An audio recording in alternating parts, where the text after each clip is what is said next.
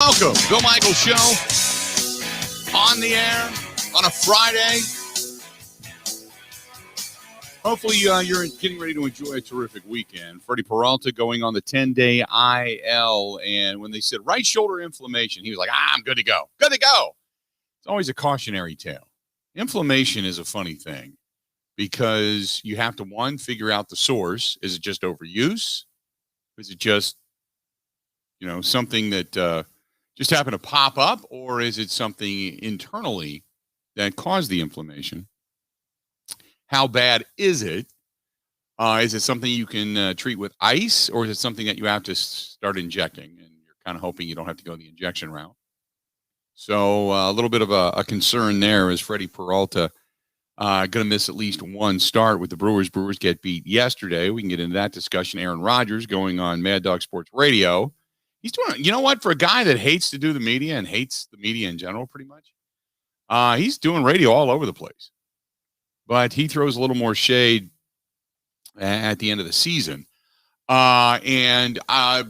Between now and then could be the tale of two totally different narratives. And we'll talk about that coming up. Mike Clement's going to join us in the final hour of the program today as we continue to talk Packers and Jets. Those two teams getting ready for the contest tomorrow afternoon up at Lambeau Field. But yeah, a lot to get to today. By the way, also, the considered to be at one point in time the greatest player on the planet does not get one vote via executive. Not one. As to be considered the best player in the league. We'll talk about that coming up as well. Ebo producing the program today. Correct me if I'm wrong. Ebo, you're behind the microphone back in Madison? I am behind this mic. That's my sultry voice you're hearing, Bill. So what happened to the wife? So she hates sports. Does not care to watch sports, to participate in sports, but wanted to do a charity event because we love giving back to charity stuff. Yeah. So she was doing this charity event where they play a flag football game, and she had her first practice. Oh, no. And in her first practice, it was like Jordy Nelson, a non-contact injury. She jumped up in the air, and when she landed, her knee popped. That was about 4 years ago, and just iced it, swelled up big, and then it never felt right per se. And then 2 months ago, we were outside at the park doing like a circuit workout. And there was this kid running around, and she was kind of like having fun with this kid, messing around with this kid. So she was jumping around him, to make him laugh and whatever. And then she, again, jumped and then landed on an uneven surface on the ground and heard a really big pop. And then it was a big inflamed knee for about a week, 2 weeks. And then we were at this concert, and she loves this song by America, Sister Golden Hair. She's like, oh, it's my song. Let's go dance. So we went and danced, and then there was I think it was the final blow to whatever was in her knee. So that it was already weak to begin with. She got an MRI. Golden Hair popped the rest of the knee. Sister Golden Hair put her down, Bill. That's from the 70s, man. I know. It's a great song. Wow. Great tune. No, I still love the song. Hey, I'll tell you what, Brad, America, and all those bands back then. Hell yeah. Listen, America may or may not have blown out my wife's ACL and meniscus completely, fully torn both of them. I still love the band, still love the song. No hard feelings towards America. Love America. And now she's got surgery coming up on I think it's the 17th of September, and the surgeon who does UW football is doing her knee, so she's out for a while. So here's the question. Now when I had mine done, I had both meniscus and ACL. They did it arthroscopically. They didn't have to do the zipper thing. Are they cutting her open, or are they actually doing arthroscopic? Yeah, arthroscopic, I guess, is what she told me the other day. That's good. Yeah. So I mean, I don't know what the recovery is like, but was that like 6 to 9 months or something like that? It's before you're even doing much, it's at least 8 weeks. So, yeah. Well, Bill, I got a lot of my plate coming up. I'm gonna be doing it all around the house, which is fine. It's as long as she gets back on the mend and we can go dance to America again. Yeah. Well, that's the goal, That's Sister Golden Hair, baby.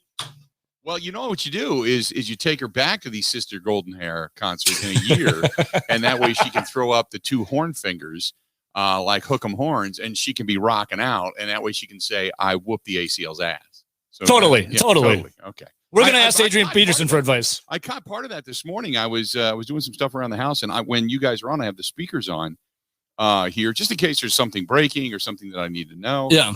And I was walking past, but believe it, this is God's honest truth. I had just a buttload of laundry from all the traveling, and it's just, I come back and my problem is, and I don't know if you guys are like this or not, but I'll buy stuff. If I forget because I get packing so fast, I'll just go buy a shirt. I'll go buy pants. I'll go whatever. I just go buy. Yeah. Yeah. So, because what do? You're on the road, you pack quick. And so I've been traveling so much. So I had this whole giant hamper full of clothes. And I got up yesterday morning and I'm like, man, Elmo, you stink. And then I was downstairs with Elmo last night on the couch and Kristen's over. And I said, boy, Elmo stinks. And I leaned over to smell him. And I'm like, no, it's not Elmo. I walked through the through the living room, or through the bedroom, and I'm like, oh no, it's the clothes. I haven't done wash in like 2 weeks. So I got this nasty thing in the hamper as I'm walking past, and I hear you said, yeah, the wife's got surgery, and I'm like, what? Wait, what? And that's kind of how I heard it this morning. So, well, Bill, I'll be doing a lot of laundry myself coming up once the surgery happens. So if you need anything done, just chop it off, right? Well, this is the thing. Is when there's a lot of laying around, there's a lot of sweating unless you're sitting here on towels and such. Because you sit on couches all day with your leg in the air. 2 words: swamp ass. That's my God, I know. Yeah. She told me this. She's like, I want to start painting when I'm recovering. I'm like, what, are you gonna be like the next Picasso? What do you mean painting?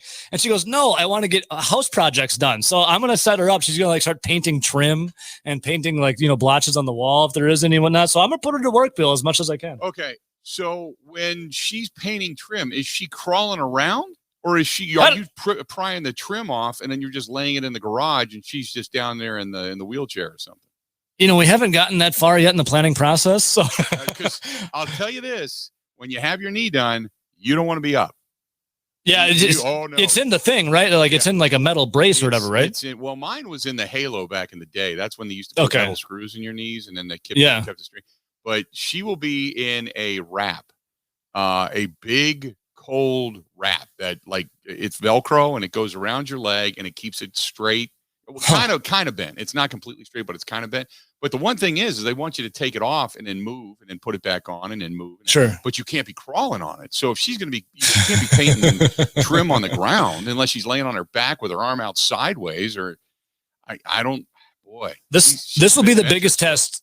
This will be the biggest test for my wife ever. If she sits down for 5 minutes to quote unquote relax, that's too long for her. Always got to be moving. Always got to be doing something. I'm like, honey, just relax for 10 minutes. She can't do it, Bill. Right. So this will be the biggest test for her yet to see if she can sit her ass still for, I guess, a couple weeks. So do you have Hulu? Do you have Netflix? Do you have Prime? Because you're going to need all that. She didn't watch it. She didn't get down with any of that either, though. What does she do for? She's a dental hygienist. Oh crap! So she can't even do her job. No, she's out for she's out for a while. Yeah, she can't even do. I was gonna say if she was like a graphic designer, she could work on her laptop, and then you buy her one of those lap desks, and those things are good to go. I mean, I don't know. She said she's gonna go to the gym and work out and stuff. We'll see. That ain't happening. I'm just telling you right now, that ain't happening. I'll let her come produce. She could come do my phone screener. She can be a phone screener. If this happened to Kristen, and she wanted to work out, I'd be like, you know what? I'll buy you some hand weights. You can do things sitting in a stiff back chair, or I'll put the bench. I'll buy just a bench. I won't buy, like a full blown, tilted bench. I'll just buy a flat bench, and you can come over and sit down on it. You can do curls, you can do lat presses, you can do some bench and flies, but you're not going to the gym. Well, Bill, I feel I maybe do that for her too. But my question for you is, we both have very beautiful, significant others. Do we really want them looking like Popeye though with those arms? No, that's just it. That's why you buy the 3-pound weights. You don't buy the 10 or 20. So the ones for toning, not the ones for bulking. No, you don't want that. You buy just the 3-pound weights. Maybe a PIO type of thing. You can say here, look at this. You can do some stretches and some core work. But you can't do anything with the legs, man. I'm telling you, it's just. But I'll say this: when they repair it. Now I know with the meniscus, when I had the ACL done, which was back in '86. They ended up, you get up within 24 hours and they move you so you don't start developing scar tissue. But when I just had recently the meniscus done, they came and got me out of bed 3 times in the middle of the night to walk me around. So, they don't want that thing stiffening up at all because it could create scar tissue and make it much worse. So tell her she's going to hate it, but she's going to have to move. She can't sit still ever. So I guess that's a good thing. Yeah. Well, get ready with a lot of a leave. First, I'm looking really forward to. I was supposed to be on and going to Utah and Vegas next week. We had to cancel that because we can't go hiking. So now here's what I'm going to do: backsplash, countertops. I'm going to be clean out the garage. I got the big honeydew list, Bill. So that's my vacation. No, you know what? I did that, especially like when we went into the lockdown. I like doing that stuff, though. I like doing that stuff. It. When we went into the lockdown, now you've never been to the house either, but when like the house itself early on was just boxes and crap and stuff everywhere and storage. And then what I started doing was I started going through box. I don't know about you, but I do all my bills online. Yeah. So same. I get paper bills and I stack them. I'm like, I don't need that. Same. I still have a checkbook though. Yeah. I still have a checkbook. I do have a checkbook, but I just do everything online. And it's just I've got my credit cards and my bills, and that's all I have. So I don't have anything else. So I don't read my mail very rarely. I mean, I read like letters that come to me, but I don't read like the stuff that. So I get all kinds of crap, and then I'll get a notification like just the other day, I'm paying my mortgage because I just refinanced again. I'm paying my mortgage. Yeah, the company sends me a notification saying, "We don't even have your mortgage. What are you doing?" And I'm like, when the hell did that happen? So finally I'm going through my mail, and here it went from Homeside Financial to Chase. I had no idea. Like a month ago, I'm still paying. Oh, another bank bought it. Yeah. So it was, I got it. My whole thing is I'll sit down and go through mail like once a month. And then my favorite thing about the mail is because I can't stand the mail either. It's all junk mail. My favorite thing ever though was like during the campaigning season, before the elections, it was like we're gonna save the earth, green, everything green. Don't kill the trees, and they're sending me nonstop pamphlets of how they're gonna save the earth. But it's like 4 pamphlets of not killing trees, but here they are killing every tree. Yep, absolutely. Hey, by the way, let me ask you this: do you get this in your neighborhood? Do you get neighborhood watch letters? No, I'm on the like Nextdoor app or whatever. So people like post stuff on there. I'm getting that. I'm getting email or mail, and it says from your neighbors on my street. But I'm looking, and I don't recognize any of these names, so I don't know if it's real or not. Because I've got security cameras that hook into a network within the neighborhood, so I get notifications about anything that would happen to go wrong. And a lot of people are nuts. Oh my God, I saw something move outside my window, and I'm like, yeah, it was windy that day, and a bag flew. Newsflash: people walk on the sidewalk. Right, exactly. So I'm in that, but they want us all to like join this app where we can all talk about things in the neighborhood and progress and buildings and sites and But I'm like, is this for real? Because I don't want to like join up and then realize I've just given all my information and downloaded my entire phone to somebody that I don't know. Yeah, I'm in the Nextdoor app. I like rarely ever look at it. It's always like, oh, Bob's got chickens now. How do we make that stop? Or someone walked by my house. Who is that? It's like, This is annoying. So I barely check it. I got one. It was like 1 a.m. And my phone goes off, and I get alerts that go bzz, bzz, bzz, bzz. That way I know somebody's on my property. The other ones are bzz, and then it goes when it's an alert. Okay, and it actually makes this alert like siren sound. Somebody puts on it loud boom near Arcadian. Does anybody know what's going on? And like 20 seconds later, somebody must have got really pissed off by being woken up in the middle of the night, because every now and then the trains stop. There's trains nearby, and that's what makes the boom. It was to sleep. It's like, leave me alone. Leave me alone. Stop it. Okay, well, best of luck to the wife, and if you need anything, you let us know. Thanks, man. I appreciate that. I'll send the wishes to her. Yeah, thank you. Absolutely. So let's do this. We're gonna go ahead and take a quick break. We got more of the Bill Michaels Show next. This is the Bill Michaels Show on the Wisconsin Sports Zone Radio Network.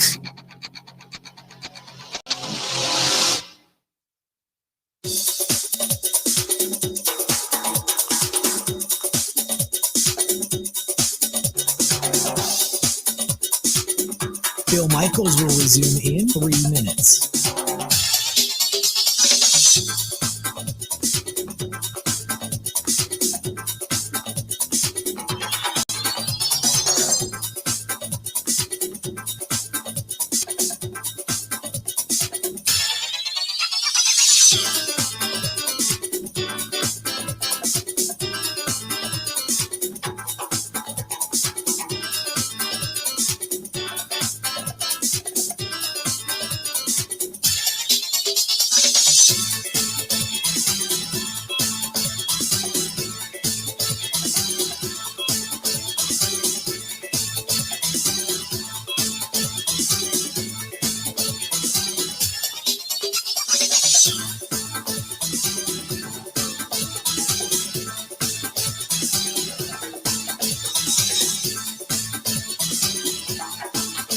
Bill Michaels will resume in 2 minutes.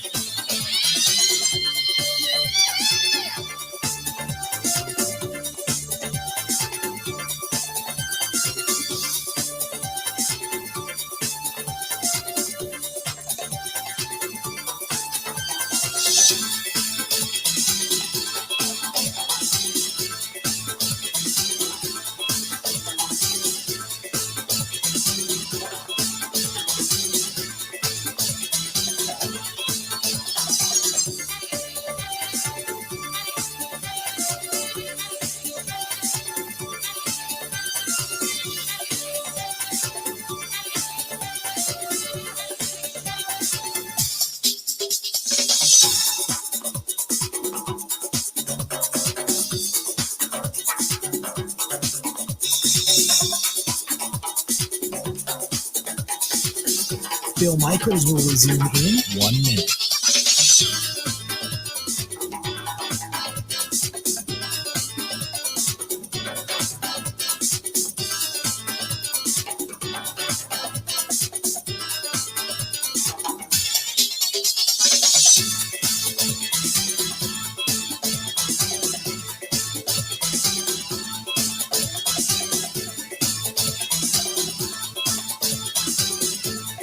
Bill Michaels will resume in 30 seconds.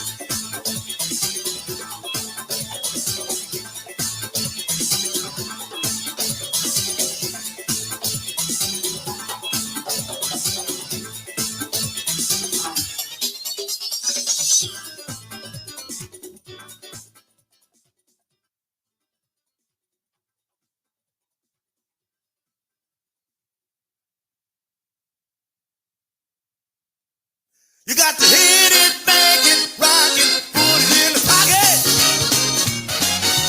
Hit it, bang it, rock it, put it in the pocket.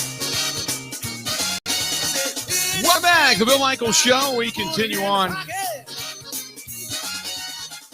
Brewers take it on the chin yesterday, back at it against the Nationals at American Family Field coming up tonight. And, well, trying to continue to extend that lead over Cincinnati. Cincinnati getting the win yesterday. So the standings back to 8.5 games, which is still, a sizable lead. And the Washington Nationals come a-calling. Cincinnati continues their four-game series with the Miami Marlins. In the meantime, you still have, and by the way, Cincinnati gained a half game in the standings last night for the wild card. So they're only a game back in the wild card as of right now. 877-867-1670 for Freddie Peralta. He goes on the 10-day IL with the shoulder inflammation. Hopefully that does not linger in any way, shape, or form. The Brewers don't really have to make a move. Hauser gets the nod for the start on Sunday. The Brewers don't have to make a move until later this week. Until Sunday, I think, is the actual day that they have to make a move. In the meantime, Aaron Rodgers goes on Sirius XM radio, and I'll say this: it certainly sounds like he has not closed off the ability to come back. But it sounds like he is, if the decision was made right now, he's gone. He's absolutely gone. But he continually leaves it open that we'll wait and see. We'll wait and see. Now, this was asked, Joseph asked me just a little while ago when we were chatting. He said, do you think Aaron Rodgers even wants to come back and play in Green Bay? Yes, I do. I really do. I think that he would like nothing more than to finish his career in Green Bay. I don't know what that would entail, having him be able to do that. But I think that there would be I really think that that's what he wants. It's kind of like you're pissed off at the girlfriend that made you feel bad in any way, shape, or form. And you want to say to hell with it. You and I had plans to go to the prom together. we're going to do that because it's too late to change things. But, after that, we're going our separate ways. But in your heart of hearts, you really want to stay. You want to stay together. So, and he knows that he didn't have an option to play anywhere else this year. So he had to come back to Green Bay. So you got to kind of put your feelings in your pocket. And whatever those feelings may be, whether it's angst, disgust, anger, whatever, you got to put them away and do what's best for yourself, do what's best for the guys that you're coming back. And he's got a pretty good head on his shoulders when it comes to the sense of team, because he really does give two blanks about the guys around him. But for him to be able to come back, he would have to take either a sizable pay cut or a drastic restructure and get rid of a lot of guaranteed money or something to that effect. I mean, I don't know what specifically would have to happen, but you couldn't come back for the amount of money that he's going to make. But it would have to make something incredibly sensible for both sides to bring him back. This would, if he was, like I said yesterday, if he was making $20 million, this is a no-brainer. You do anything and everything you can to bring him back, but not $40 million. You can't do that. There's just no way that this team could then turn around and say, okay, we're legitimately going to go after Devontae Adams and we're going to try to sign him. We're going to go legitimately after Jair Alexander. We're going to try to sign him. In the meantime, you've got other guys taking restructures. So there's just no way. There's no way you can do that. Aaron Rodgers next year is scheduled to make $46.1 million. $46.1 million. The last year his deal is voidable. But there's no way you can afford to pay that. Jordan Love, on the other hand, next year is scheduled to make 3.3. I mean, that's a vast, vast, vast difference. 877-867-1670. And then this year, don't forget, Devontae Adams scheduled to make $16.7 million. So, he's looking, at least rumor-wise, he's looking for anywhere from an additional $7 to $9 million a year. You've got, by the way, somebody had asked me about Randall Cobb's deal. Randall Cobb has, now this year, he is scheduled to make, I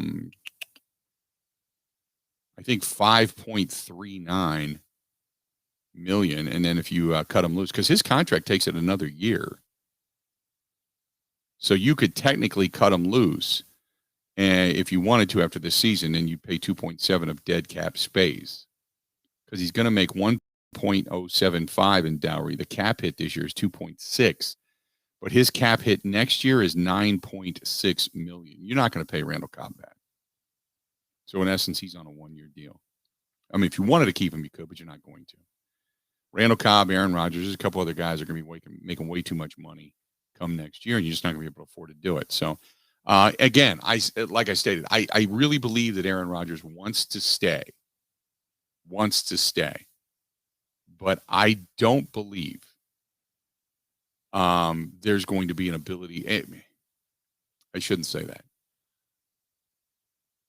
I think this, how do I put this? I don't know if they're going to be able to work out a contract that's acceptable to both, if indeed the Packers want him around. Does this make Mark Murphy look bad in the sense of, remember the statement at the end of the season when they said, is Aaron Rodgers going to be your quarterback? And they were more referencing this next season, meaning this season, but more so down the road. And he went, what, are you crazy? Or what, you think we're idiots or something? Does this then throw more and more eyebrow raise on Mark Murphy's statement? You look at Mark Murphy and go, oh, God. See, I think Mark Murphy has done a fantastic job business-wise in developing Titletown, although there's so much construction around Lambeau Field and the fences and Titletown. And I mean, I know they're expanding. I know there's a lot of projects going on. There's a lot of things that are driving revenue, but, and that's what they have to do to remain viable. So business-wise, I appreciate it, because that means the Green Bay Packers are unbelievably entrenched into that community in the sense of money, and they don't have that ability to leave. because they continue to make money and they continue to generate revenue. And that's what it's all about. Not having a single owner basically states that, there's always that down the road possibility, should economic times fall hard, that this team may end up going to an actual owner who could then have the ability to move the team. Not that I think they would want to, but because you have this incredible fan base built in, but there's always that possibility. But I think Mark Murphy's done a great job business-wise. Where I think the question comes into play is, you've had now, granted, on his watch with the Brett Favre thing, that was Bob turning the reins over to Mark, who had already turned the reins over to Ted. And that was Ted more than anything. And that was Ted making Mike McCarthy more of the, you're going to follow in lockstep with me. This is what we're doing. And knowing that they had Aaron Rodgers waiting in the wings and how good Rodgers could be, and kind of the ego and the waffling of Brett, it made it easier. Because Brett kept saying he wasn't sure if he wanted to stay. All Aaron Rodgers has ever said is he wanted to stay. And Gary says Murphy has to say that. He doesn't have to say anything. He can be very politically correct. He didn't have to say, what do you think, we're idiots? He could have said, we have every intention of having Aaron Rodgers as our quarterback, but we all know that different circumstances dictate different times. And we got to work it out. He could have said something to the effect of, hey, yeah, we would love to have him back. It takes two to tango. And left it at that. And that would have basically said, hey, Mark Murphy wants him back, but you have to be able to work something out. He could have said anything other than that statement. 877-867-1670. So Rodgers, I say right now, if today was Judgment Day and they said, Aaron, are you staying or are you going? Aaron would say, I'm out. Talk to you later. If he had the keys to the car and said, you're out free and clear, what do you want to do? I think he's going. But I think it's going to be what the season dictates as to whether or not at the end of the year there's the ability to work out a deal. And Rodgers knows he is 100% right now in the driver's seat. Unless he goes down with injury or unless he just has an awful season, Rodgers, as of right now, is 100% in the driver's seat when it comes to what it is he would want. Because Jordan Love is not going to play this week. So for everything that we were hoping to see, we're not going to see it. Jordan Love had one okay performance. Everybody talks about athleticism, and there's something there. But if you don't realize it, and you're talking about a guy, again, you jumped up you traded up to get in the first round of the draft, and you still don't know what you specifically have.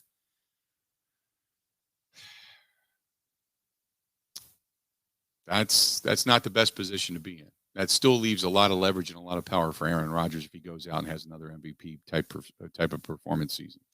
877-867-1670. 877.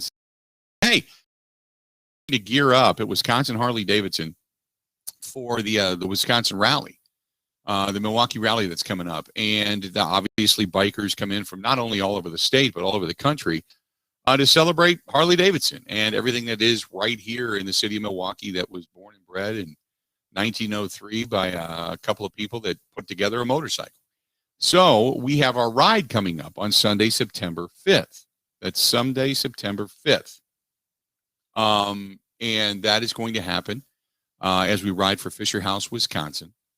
And we are going to enjoy not only a great ride, but doing it for a very worthy cause for those that are in the military and veterans and their families.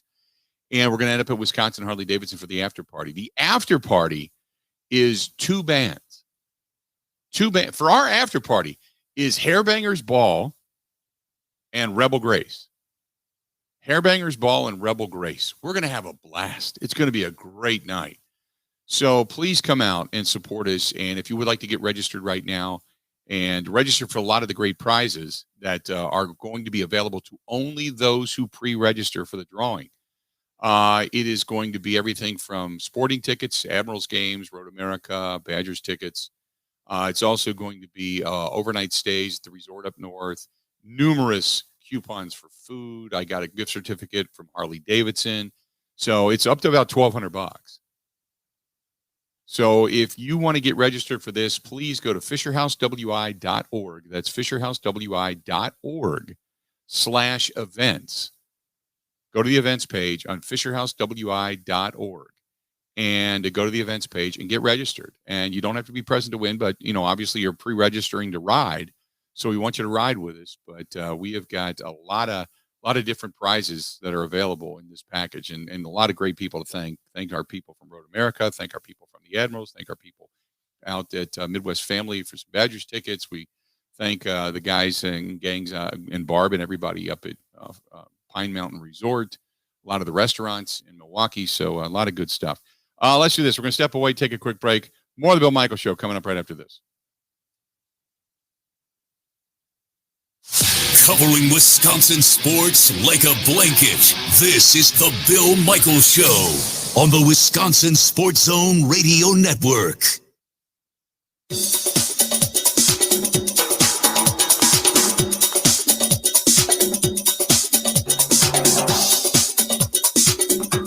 Bill Michaels will resume in 5 minutes.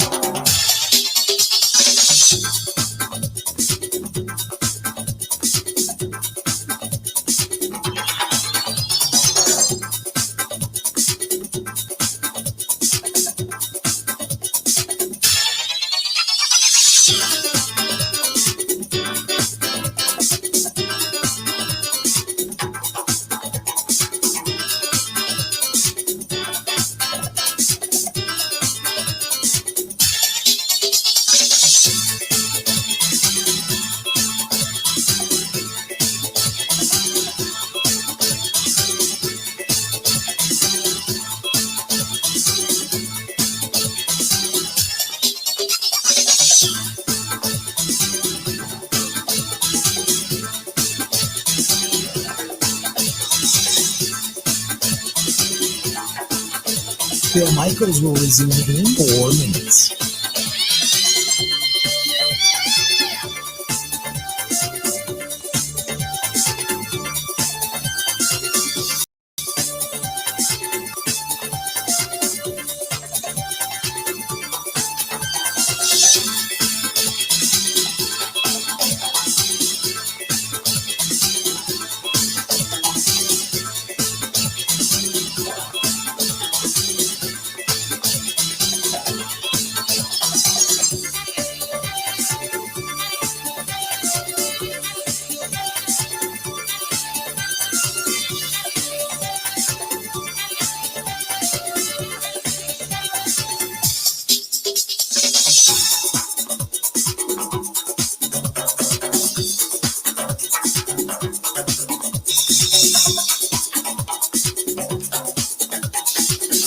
Bill Michaels will resume in 3 minutes.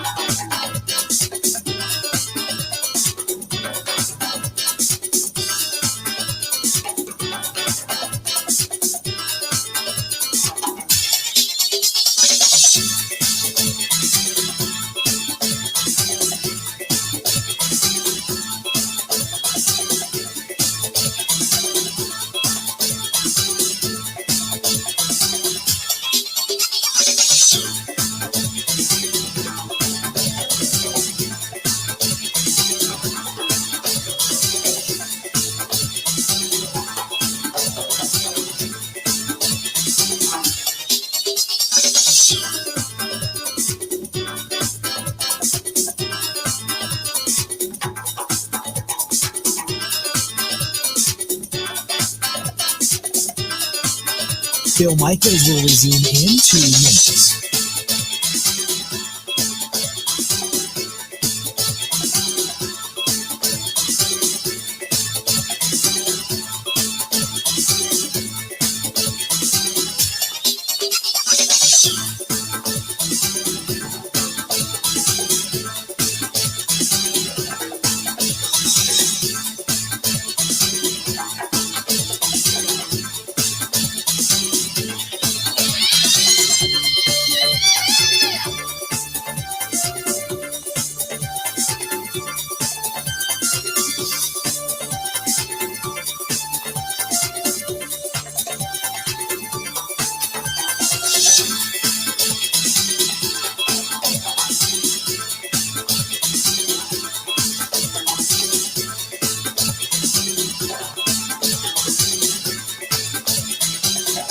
Bill Michaels will resume in 1 minute.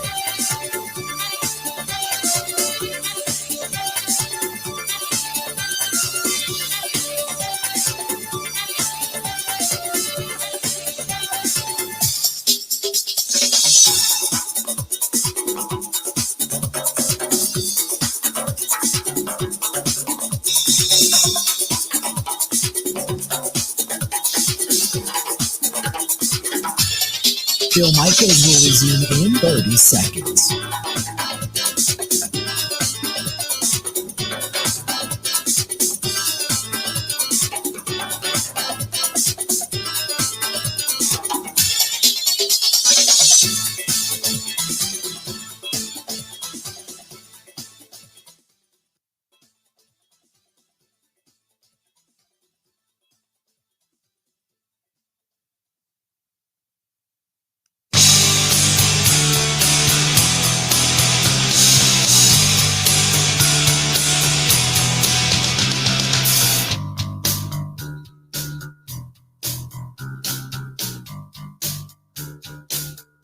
Welcome back. So we've been somewhat following the Trevor Bauer case out in California, and the nut that is Trevor Bauer. But his hearing when the woman that he apparently brutalized had requested a restraining order, it was denied.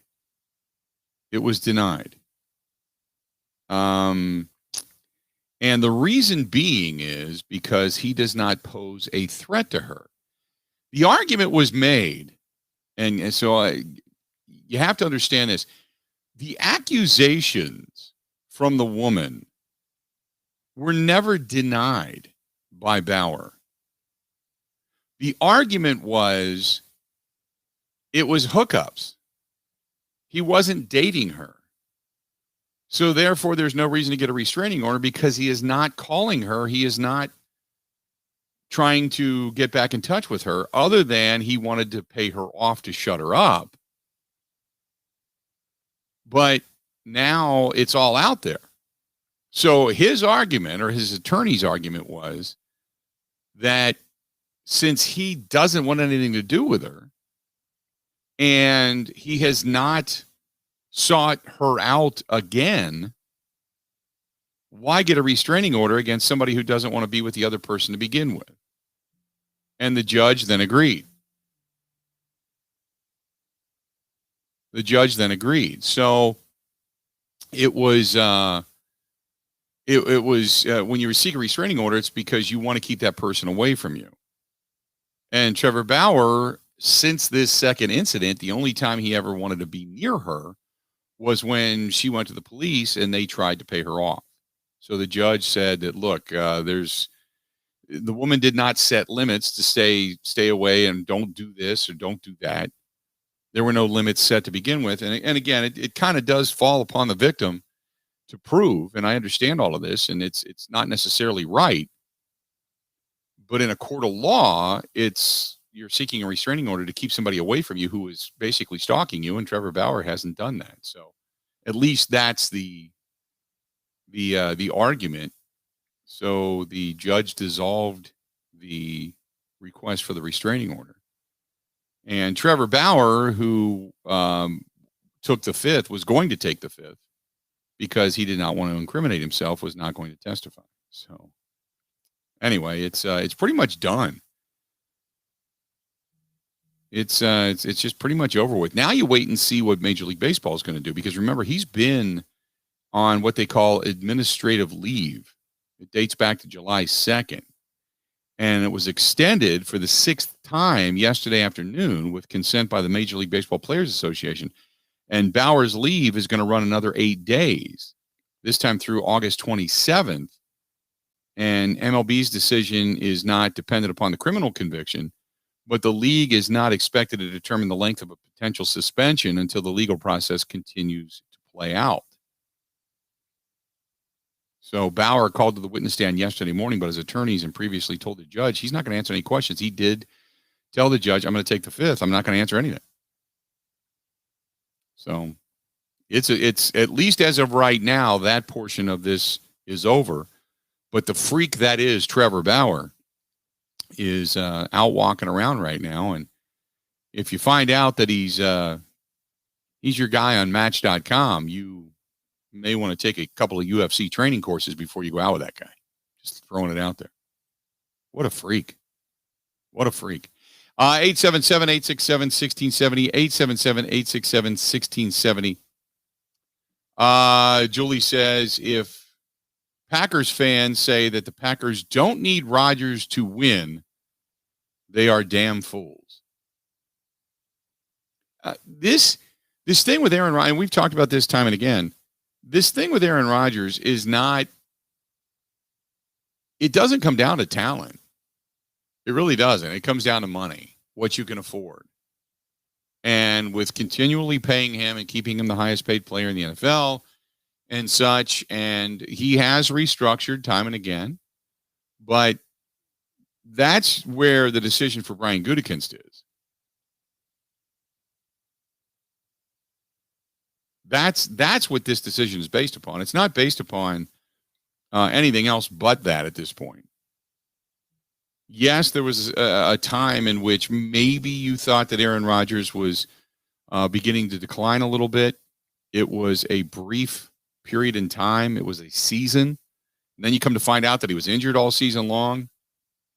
And then he comes back and plays with a vengeance. I mean, just lights the world on fire. So you can't expect Aaron Rodgers to just drop off the table. Sitting at 37 years old, they're going to be 38. I would say 5 more years before Aaron Rodgers, who has done a terrific job of taking care of himself, really begins to kind of decline. I mean, the old adage was at the age of 38, you were done. There wasn't 40-year-old quarterbacks. It wasn't until Warren Moon really started playing until after he was 40 that, some general manager started to go, wait a minute, this guy, he can still get it done if they take care of themselves. So, you can look in that sense. And kind of look at Brady and Manning and Breeze and even Favre and say, okay, quarterbacks can play after 40. Quarterbacks can get it done. The cerebral will make them even better. So now we'll wait and see what happens with Rodgers at the end of the season. 877-867-1670. Mark writes, hey, Unit, great show. Let's hope that Freddie Peralta can come back sooner rather than later. Don't want to see the Brewers miss any of their pieces down the stretch. This could be one of the best things for him. Get a little bit of rest, have the inflammation go down, and be ready for the postseason. All for it, go Crew. As far as Aaron Rodgers goes, I think Rodgers is the best quarterback in the league, and to just push him out the door and not try to restructure and not talk to him about it would be stupid. We don't know what we have in Jordan Love, and if the Aaron give Jordan Love the keys to the car and say, go make us great again. I just don't think it's going to happen. Is there anybody out there that's reported Jordan Love is on the path to be a Hall of Fame quarterback? I don't know, but you're not going to make that guarantee. You're just not. I knew, and I'm on the record as saying it. I knew that Aaron Rodgers was going to be good. I didn't know how good. Had you told Aaron Rodgers is going to be this level of Hall of Fame good, back then I said at the time, and I'm trying to remember my exact words, but I remember the conversation. I sat down with Aaron they used to do this rookie thing where we got to have lunch with him. And nobody sat with Rodgers because, the Packers had a quarterback. There were other players in that draft that you wanted to talk to. I mean, the Packers already had Brett Favre in the stable, so there's no reason to go and sit with Rodgers. Nick Collins was coming into the mix, and Terrence Murphy was into the mix, and Popinga was there. And remember, there was a guy named Junius Costin. Will Whitaker was another one they picked up. So they had some offensive linemen. They were trying to build the offensive line up for Brett. But Aaron Rodgers was sitting there at this table.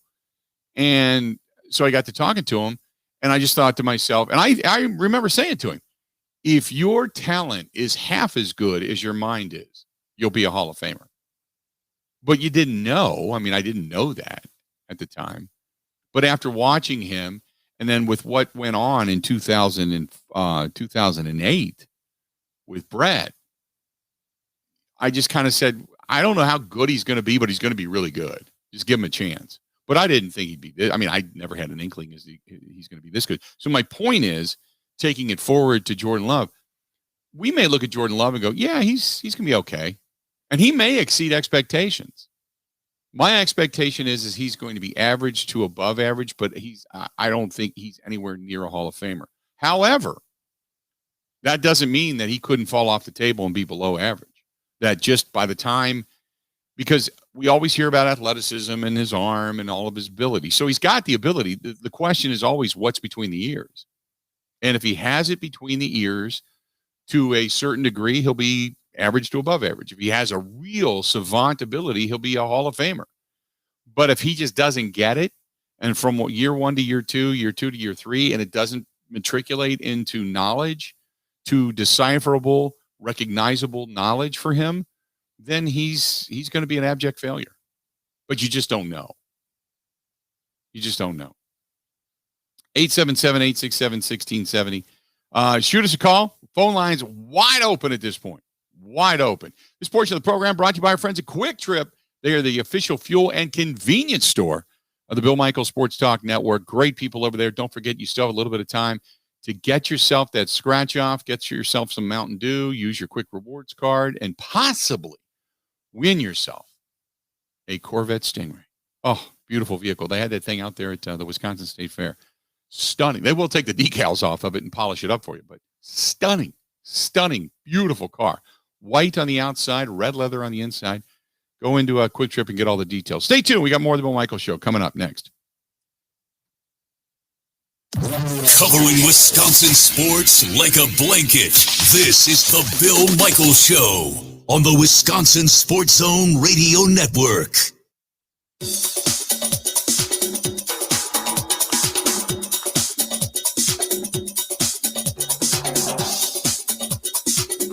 Bill Michaels will resume in 3 minutes.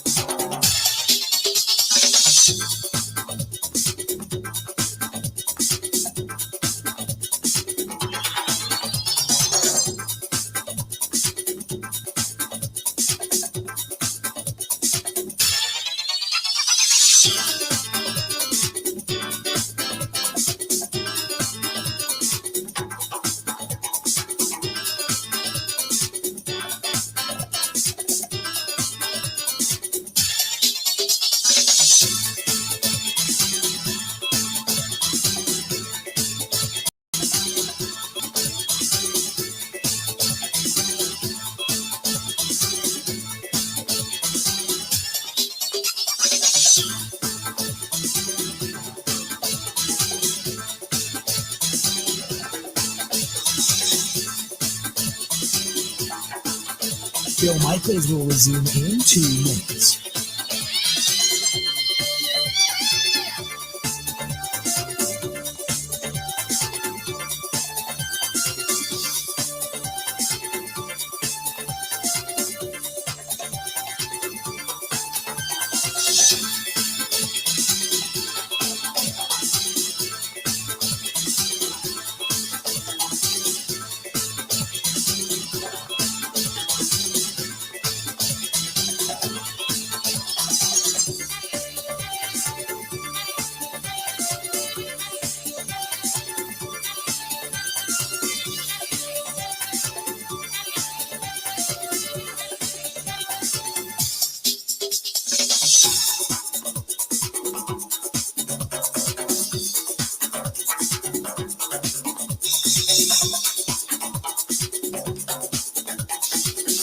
Bill Michaels will resume in 1 minute.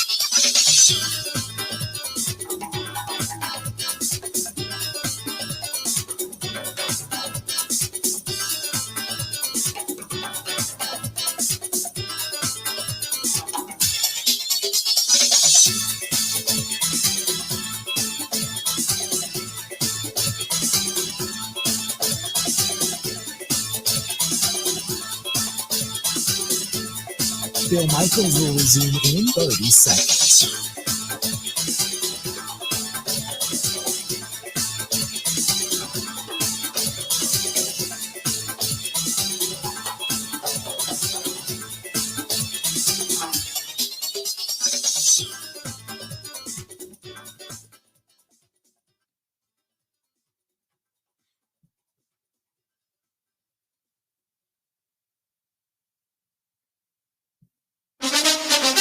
Now, a training camp update. In Green Bay, here's Mike Clemens. It's the Packers and the Jets, 3:25 tomorrow afternoon here at Lambeau Field. Packers quarterback Jordan Love missed practice this week with a shoulder injury. Will he play on Saturday? Matt LaFleur. I don't want to rule him out yet, but I would say it's probably unlikely. The Jets suffered several injuries in yesterday's joint practice, including safety Zane Lewis with a torn patella and sprained MCL, and their top pass rusher, Carl Lawson, had to be carted off the field during a red zone drill after suffering a ruptured Achilles tendon. Both players done for the season. I spoke with Jets wide receiver Corey Davis. Yeah, I actually just heard about it at the end of practice. He's one of our guys, you know what I'm saying? You never want to see anyone go down, especially a guy of that caliber. It happens in this game, unfortunately. Yeah, man, it's always tough to see that. The Packers have a battle going on at receiver. After Randall Cobb arrived, you have to wonder if Devin Funchess or Equinemius St. Brown will be the odd man out. How good are these receivers in camp? Devontae Adams. I like it a lot. I think that this year has been the most competitive that room has been in probably since I first got here. Coaches made it pretty apparent that they were going to let guys duke it out and see what happens based on how they performed, how they picked up the offense and all of that. So, It's been good, man. That's Devontae Adams from training camp in Green Bay. I'm Mike Clemens on the Bill Michaels Show.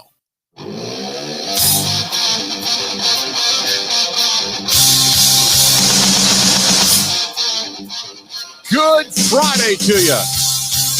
Getting ready for the weekend. Packers, Jets coming up tomorrow afternoon. And you've got that going on. You got the Brewers back at it tonight. American Family Field, they're back home after a pretty successful road trip, I might add. Back home, taking on the Washington Nationals tonight. And you've got practice continuing on for training camp. Mike Clemens will give us the full report coming up here in the last hour of the show. Got some significant news about the Las Vegas Raiders coming up. Also, a player, so it doesn't matter if at once considered, by the way, the best player in the planet, now not getting a vote from any front office executive as to be considered one of the best players in their league. So we'll talk about that coming up as well. 877-867-1670, 877-867-1670. If you want to hit us up, do it. Do it. Phone lines wide open, and we might as well go ahead and go to the phone lines. Talk to our buddy Tom, listening to us in Stillwater, Minnesota. Tom, how you doing today, buddy? What's up? Bill, you've been a busy cat this summer. I have been, and I love it compared to where we were last year, So before I get to my questions on the Rodgers saga, I wanted to go back to an analogy you made a little bit earlier regarding, Rodgers' perspective that the Packers are like the prom date, and they know it's going to be over after the prom, but they still go ahead and do it. From personal experience, let me give you what I think is the Packers' perspective using that prom analogy. I think what the Packers have is they've invited the best looking girl in the class, but they find out that they got to put up with a lot of nonsense. And they've come to the realization that even though she's a stunningly good-looking young woman, it just isn't worth it at the end of the day. That's a good point. Remember going back to that Bleacher Report article when Mark Murphy was reportedly saying to Aaron Rodgers, "Don't be the problem," insinuating that prior to with Mike McCarthy, he was the problem. So no, I'm not denying that at all. I would say that. You're probably spot on right there. I mean, if let's be honest, how much do you put up with when it comes to money? Because if Aaron Rodgers is making $15 million a year, you don't care if he's pooping in the middle of Lambeau Field at that point if he's putting up the kind of numbers that he is. But if he's making $40 million, then every little intricacy of craziness seems to be a pain in the ass, and you want to get rid of him.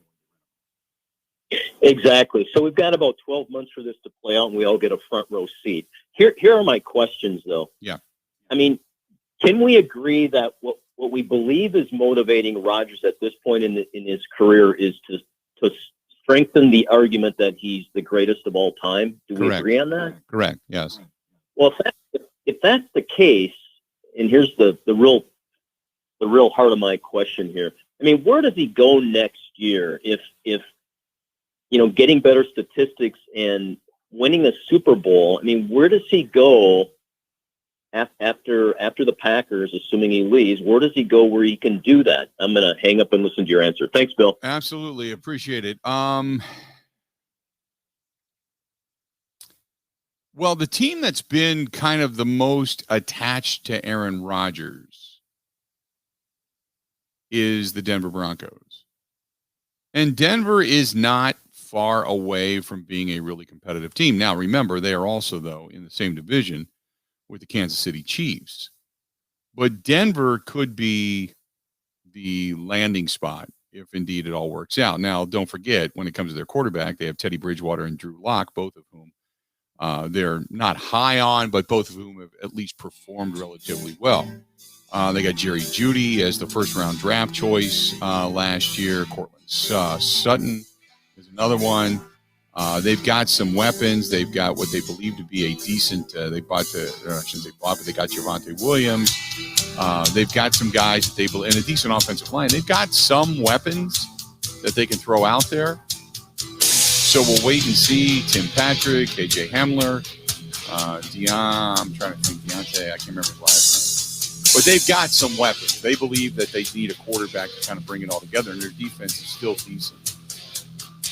With Bradley Chubb coming in that linebacking position, they still have Von Miller and Shelby Harris and those guys up front. So they Kyle Fuller out of Chicago at that corner, Kareem Jackson. So they picked up some decent defensive players. Stay tuned. We got more of the Bill Michaels Show coming up next.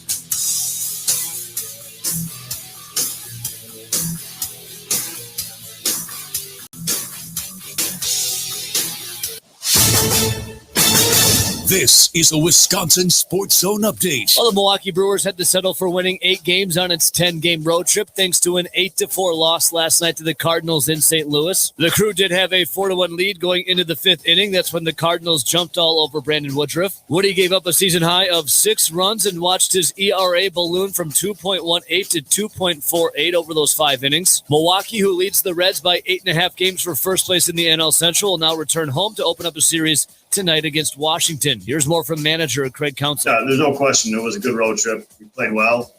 3 road series, and you win all 3 series. Throw a sweep in there. So a good result all in all, and on to the next challenge. Some injury news for the Brewers. Freddie Peralta will be missing at least 1 start after all. Yesterday, the pitcher was placed on the 10-day injured list with right shoulder inflammation. Milwaukee brought lefty reliever Hobie Milner back from AAA to take Peralta's spot on the roster. Want to save even more at Fleet Farm? Well, now you can with Fleet Rewards. No credit required. It's easy. Earn points every time you shop. Plus, get exclusive member offers, birthday and anniversary perks, free tire rotations, and more. Download the Fleet Farm app or create an account at fleetfarm.com/rewards to start earning points today. Fleet Farm, proudly serving the Midwest since 1955.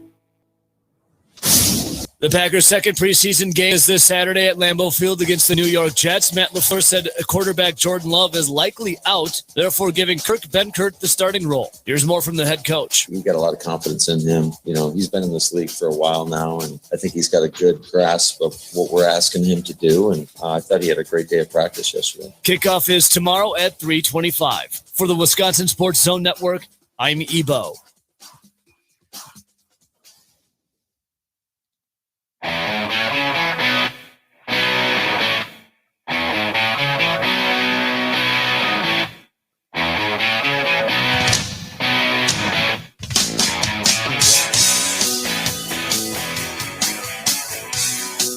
Hour number 2 on this Friday, August 20th. Bill Michaels Show. Continuing on today and enjoying the day, warm day, sunny day. Looks like it's going to be pretty much picture perfect throughout most of the state. A few showers coming into the area tomorrow, and then Sunday's going to be back to good. We kind of run the gamut when it comes to weather. I mean, we go for stretches where we had 7 or 8 days out of 9 where we had rain and showers and thunderstorms and just a deluge. And now we go another week where not a drop, nothing. So it's kind of like the faucet is on or the faucet is off. So, but enjoy it while it lasts, because we were sitting there talking last night. I can't believe we're approaching September. I mean, Labor Day weekend is less than 3 weeks away. School is getting ready to start back up. And I'm looking forward. This is the 40th anniversary for the Tomahawk Fall Ride. I can't wait. We're going up this year again. And actually going to be in Wausau the week of, on that, I believe it's a Tuesday. Going to be there for a golf outing and a cigar dinner and doing the show from up in Tomahawk. But I can't wait. I look forward to it every year. But last year was cold. It was in the low to mid 50s at best. And I'm kind of thinking to myself, man, we're only 4 weeks away from that. Ugh. Get out and enjoy it while it lasts, because this is not going to last much longer, I would assume. And I'm knocking on wood that it does. But usually once you get to Labor Day weekend, right after that is when things begin to cool off. Got Friday night football, a lot of high school football coming up tonight as well. I know they canceled some games in the city of Milwaukee, but it was not due to COVID. It was due to other things. But you got Friday night football back. So get out and enjoy that as well. Got Summer Sounds tonight, going up to Cedarburg. Gonna go enjoy the Summer Sounds. They put some bands in the park up there. Gonna go up and do that tonight. We just kind of hang out, listen to the ball game, enjoy some of the Summer Sounds, and then tomorrow it is out and about all day long as we work even more on the motorcycle ride and get everything ready, and just get that done. So it's gonna be good. Looking forward to it. What is this? Wayne says, happy Friday. How do you think we look at the Brewers the next few weeks, he says, before the playoffs? What do they need to do to be ready for the test? Here's the thing. Do exactly what you're doing. Don't do anything different. Now, if you need, like Freddie Peralta, obviously you need to rest him and get rid of the inflammation.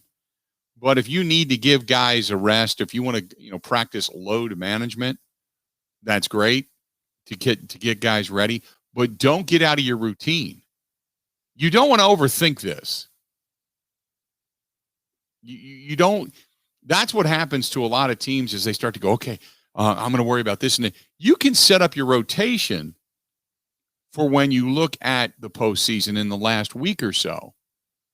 But don't do anything different, because it's telling your team something's different. They know it's coming.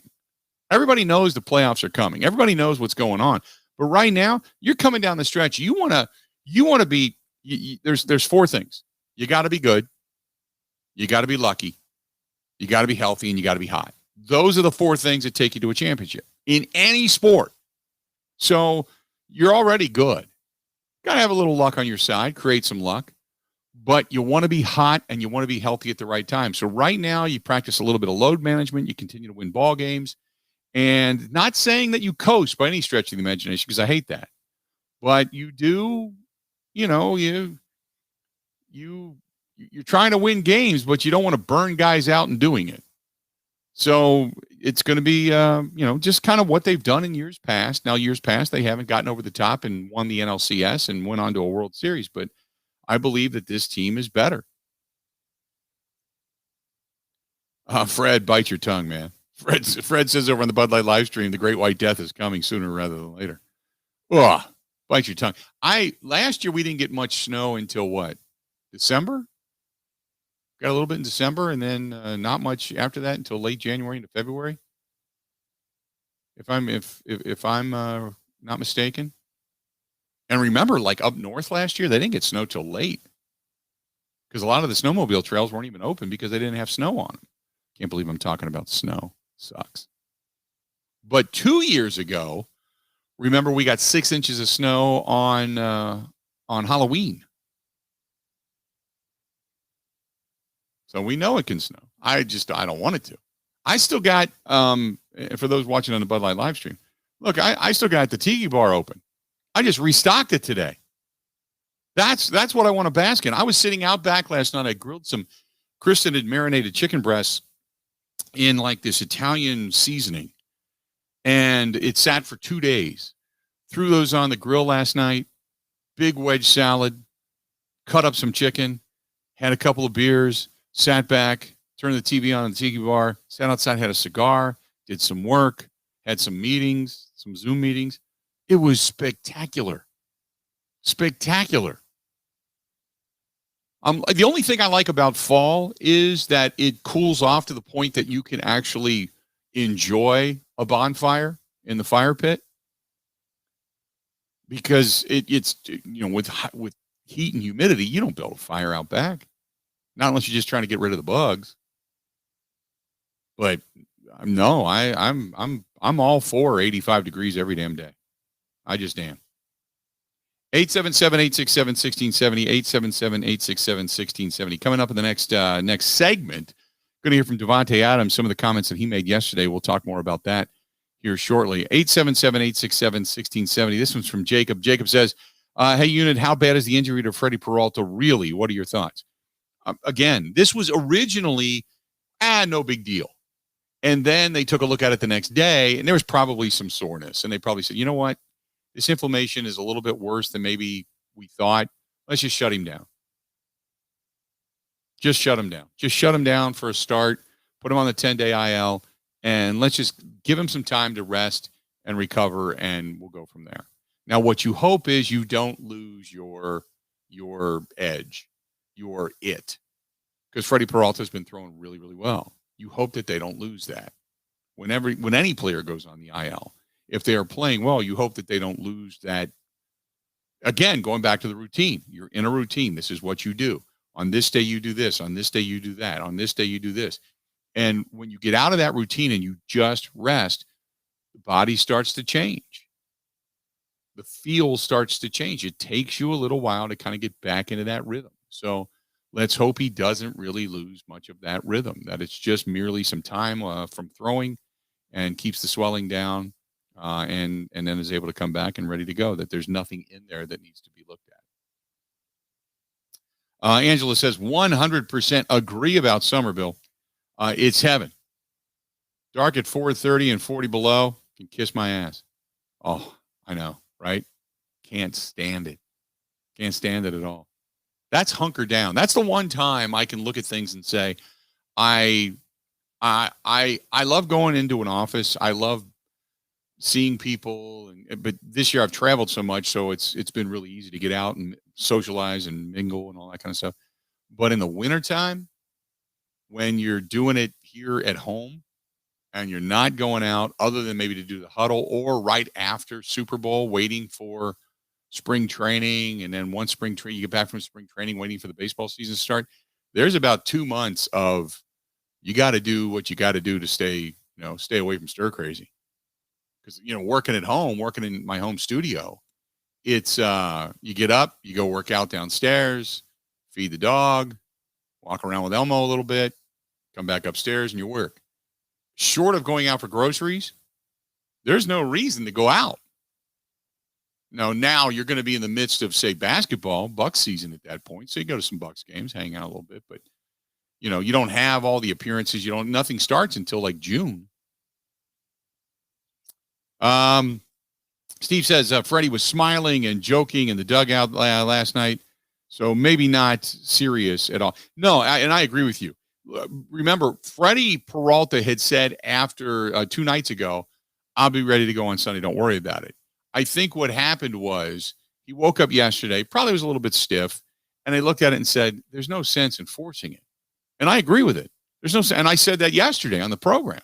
Before all of this came out, I said, there's no sense in rushing it. There's no sense in forcing it, because you're coming up on the end of the season. You want to, again, got to be good, got to be lucky, got to be hot, got to be healthy.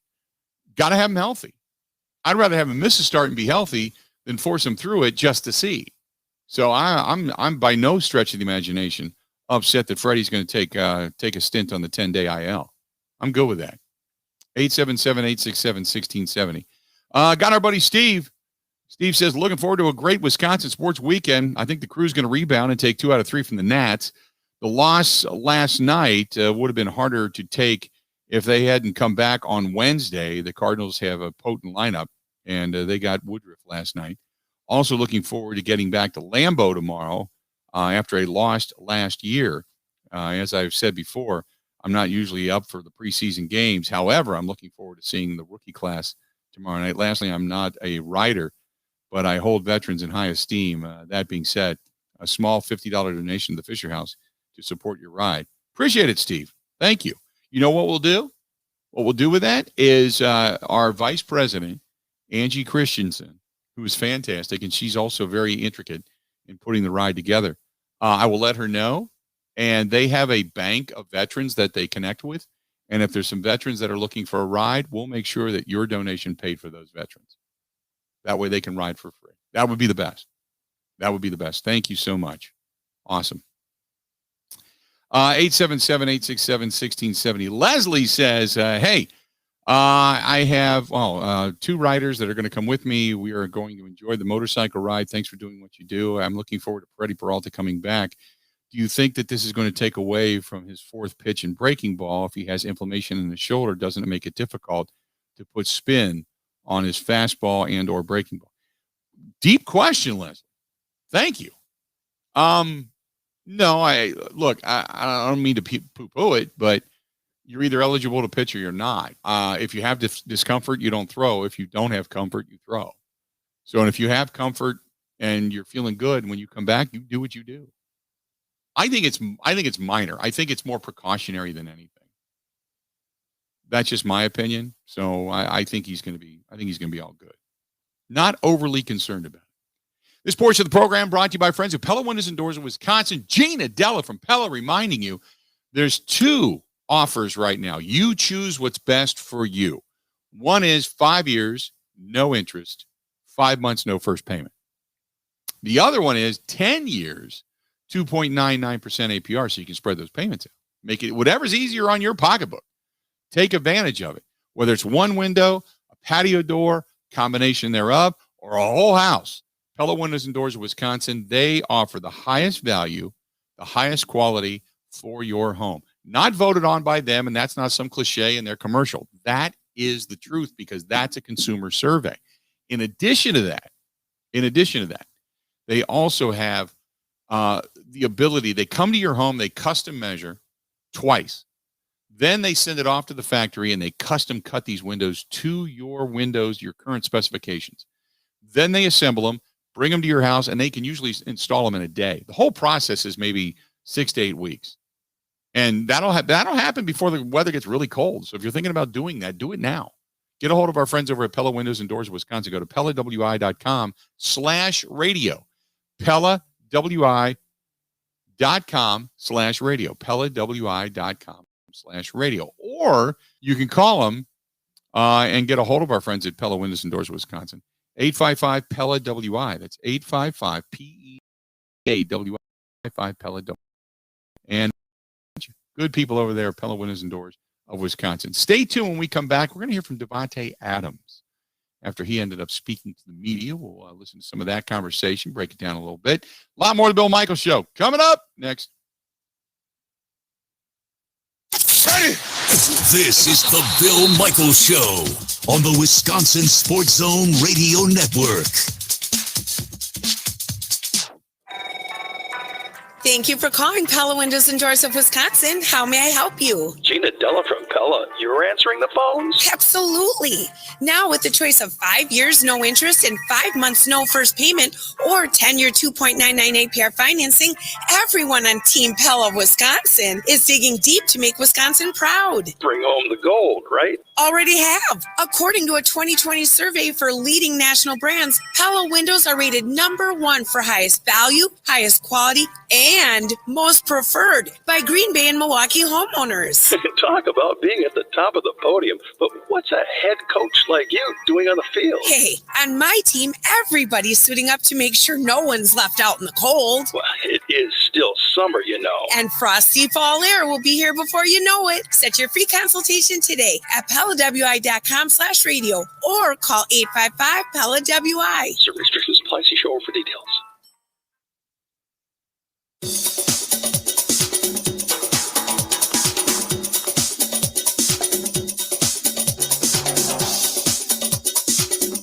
Bill Michaels will resume in 3 minutes.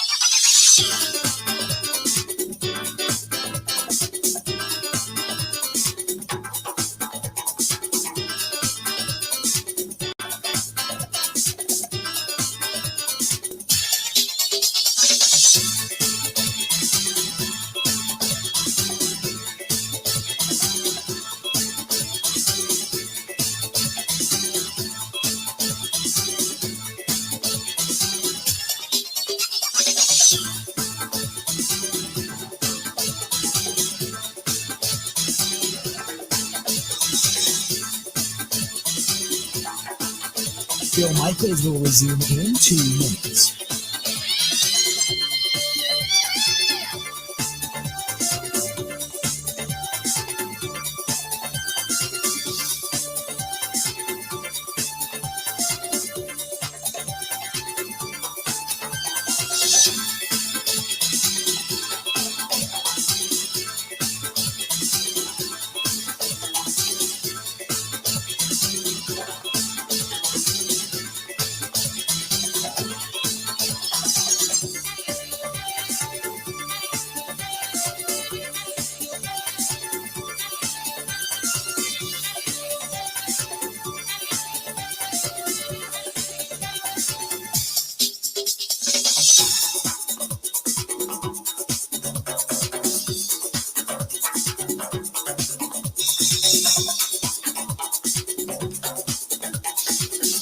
Bill Michaels will resume in 1 minute.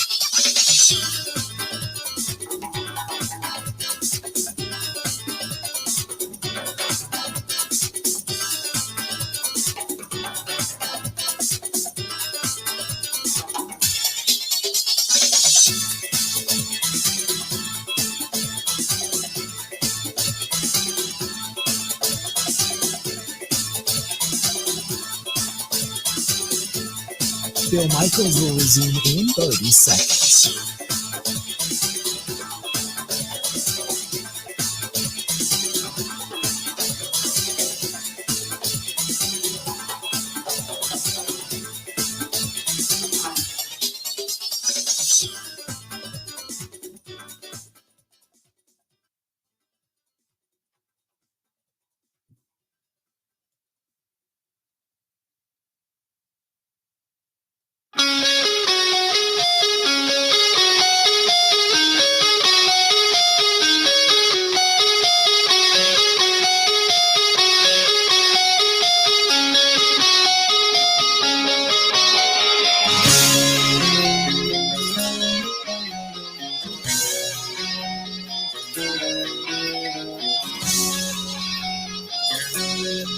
Welcome back to the program.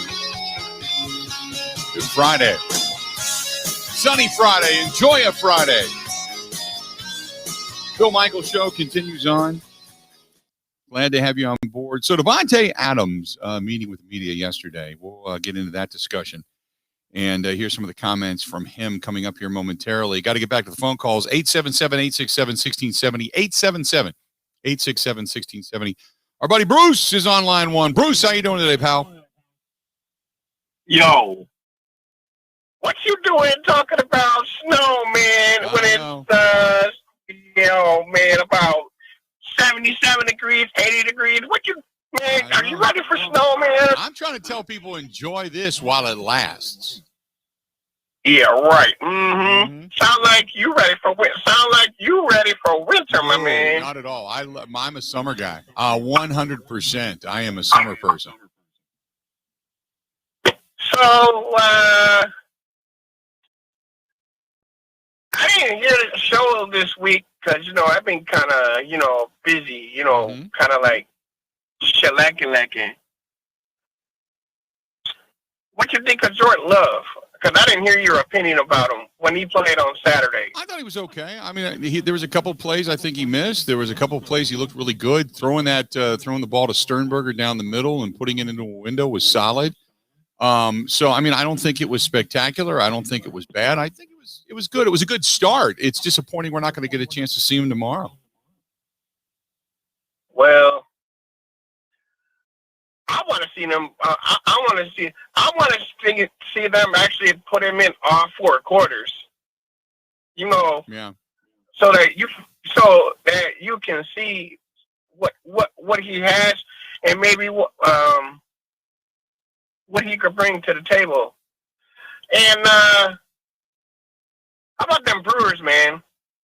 8-2. Yep. When's the last time when they were this good? Well, when was the last time they were this good on the road, too? That's the other thing. And their road record is fantastic.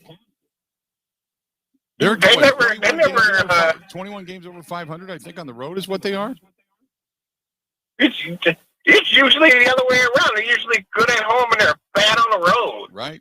I agree. But, there's still 5 games over at home, and there are 21 games over on the road. And let's just hope the Washington Nationals, who are 12 and a half games back in the standings, and they're really not in a wild card hope, and they've kind of packed it in. Hopefully they can beat up on the Nationals this weekend.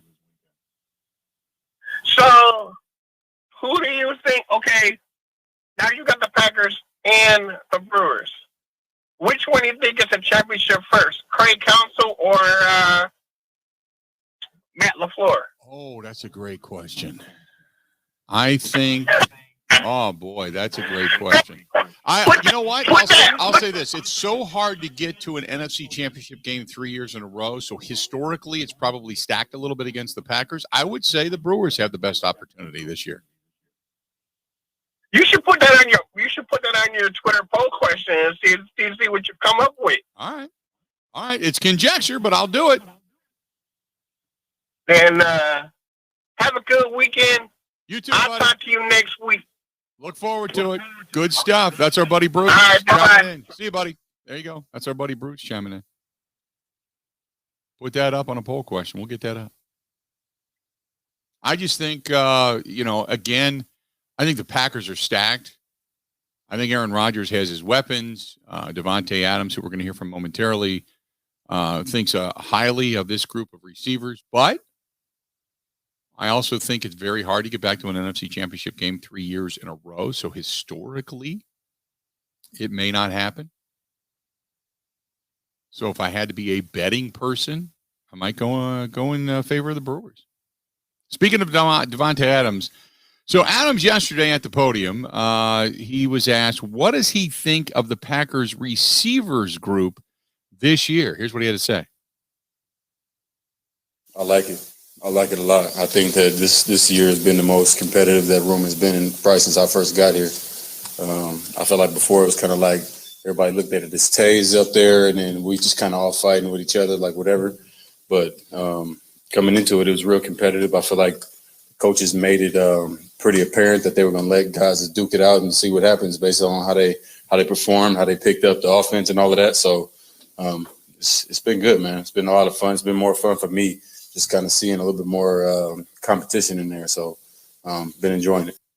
And then the question specifically about Marquez Valdes-Scantling. Marquez Valdes-Scantling was a guy last year that started to kind of have a second half of a season that was better, had a couple of drops, but this year has, as Davante Adams says, he's been improving every day. I think he's in a good spot right now where, 2015, I obviously had struggles catching the ball in the games for whatever reason. And I think that the confidence issue made it tougher coming back to the next ball because of that. But I think where he is now and what he's done so far during camp, how he ended the season last year has put him in a good spot to where now, like, if I go out there and drop a ball, I'm not going to catch every ball. So if I go out and drop a ball, it's like, damn, I just dropped that. It's more so internal. It's not about worrying about the other stuff because that's the stuff that starts to affect your confidence. And he knows he's proved it to himself. I mean, the way he's been practicing, the intensity, the consistency with the technique, working his releases and stuff like that. His mind is going to a different place this year, and I feel like it's going to help this team out a lot. So dropping the ball is going to happen playing wide out, especially you get a lot of targets, which he will get much more this year if he continues to show what he's been showing so far. So, going out there and putting the ball on the ground one time is not going to be too big of a deal for him or, anybody else. So he's going to get more targets. It's interesting because who's going to lose targets? Is it Davante? I mean, that Randall Cobb coming back is going to get targets. Marquez Valdes-Scantling. There's Robert Tonyan. You start to go through that list. You got to get the young slot receiver Amari Rodgers up to speed. But the question posed to Adams was, what is it like having that veteran Randall Cobb back in camp?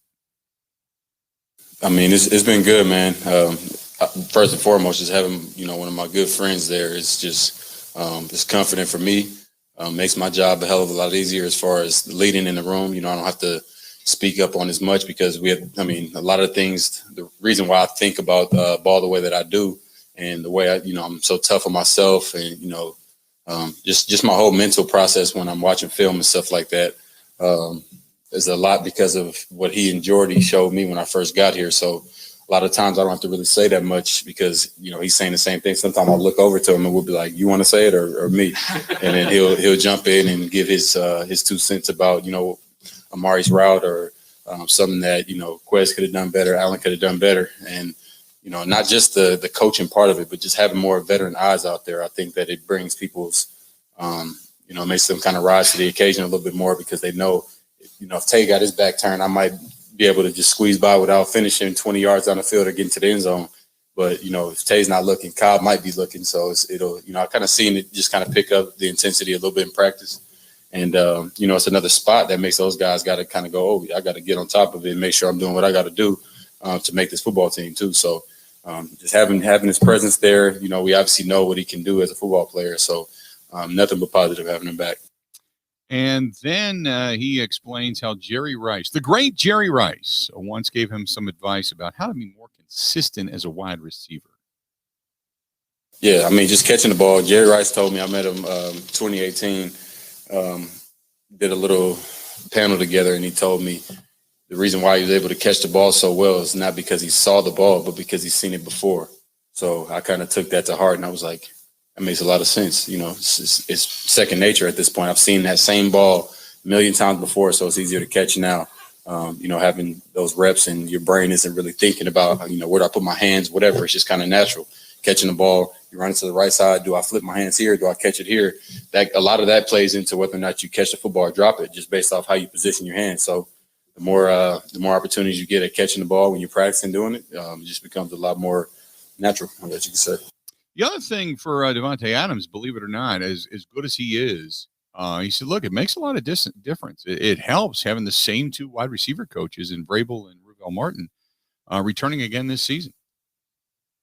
It does a lot, man. They got it's a great 1-2 punch. They're kind of like Nick Chubb and Kareem Hunt in there.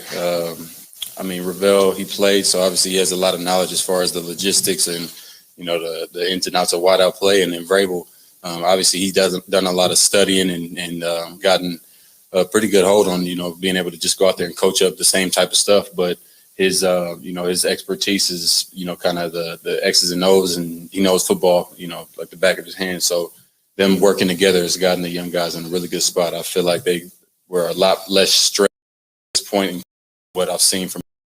So great team between those two. He was asked how many mistakes, third year in Matt LaFleur's offense, how many mistakes are still being made now that most people have been able to absorb what it is this offense is supposed to be?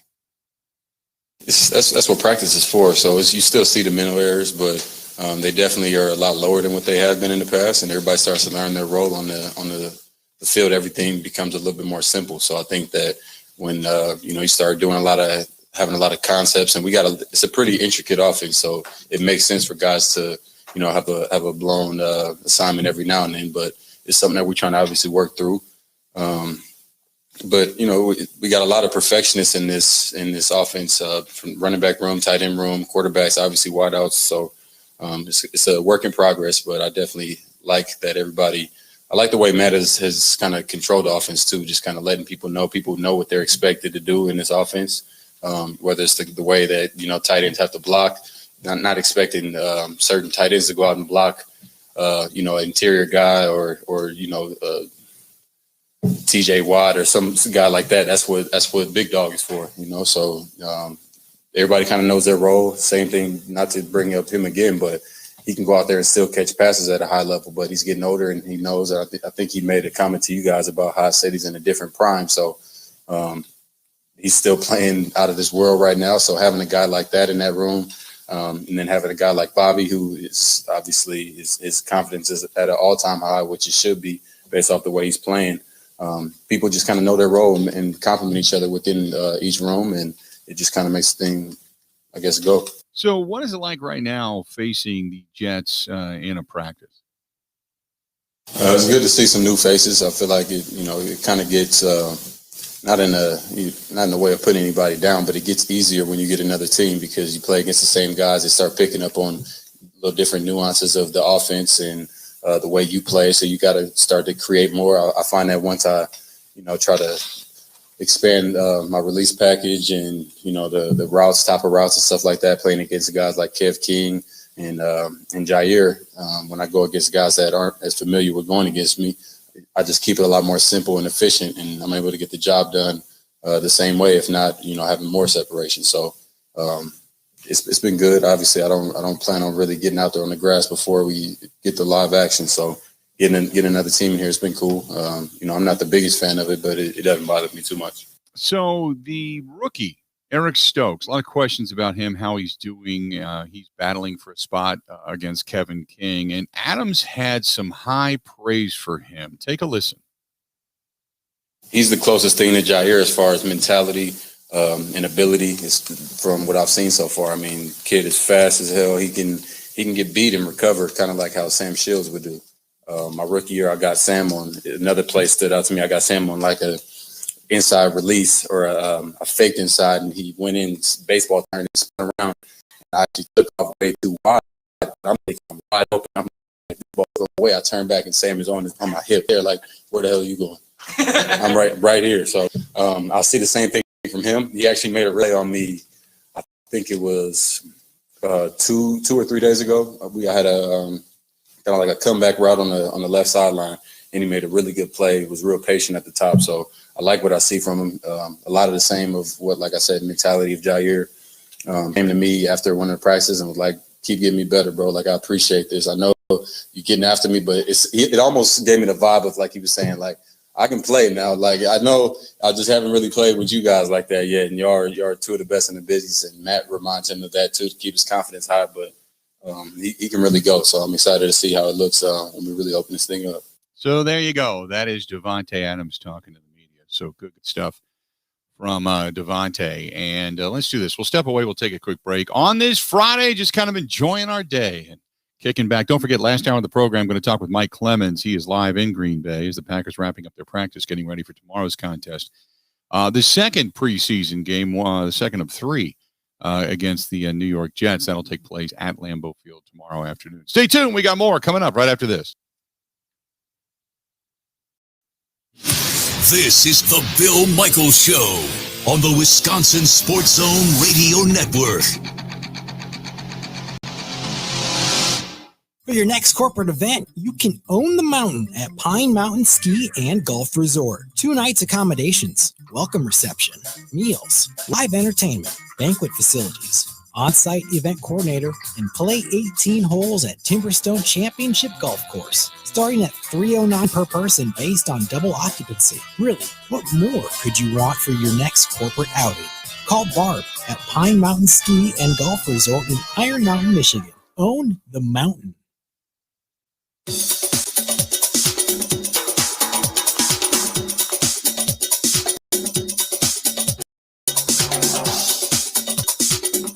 Bill Michaels will resume in 5 minutes.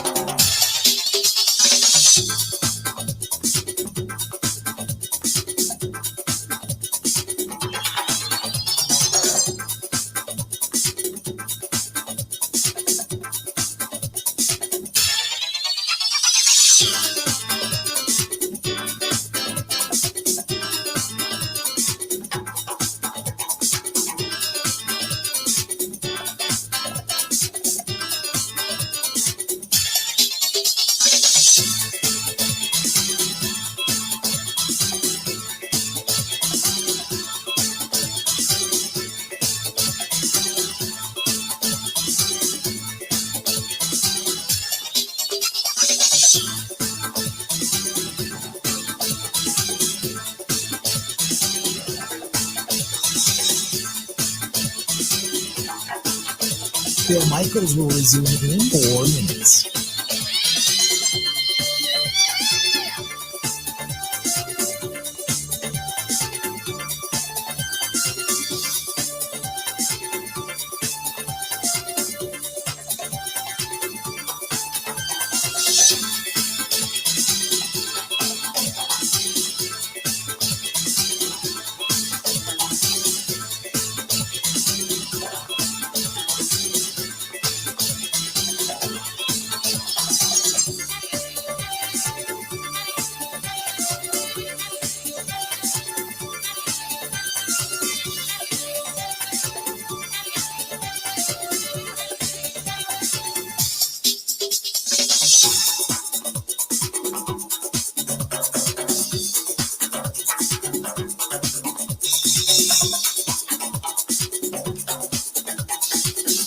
Bill Michaels will resume in 3 minutes.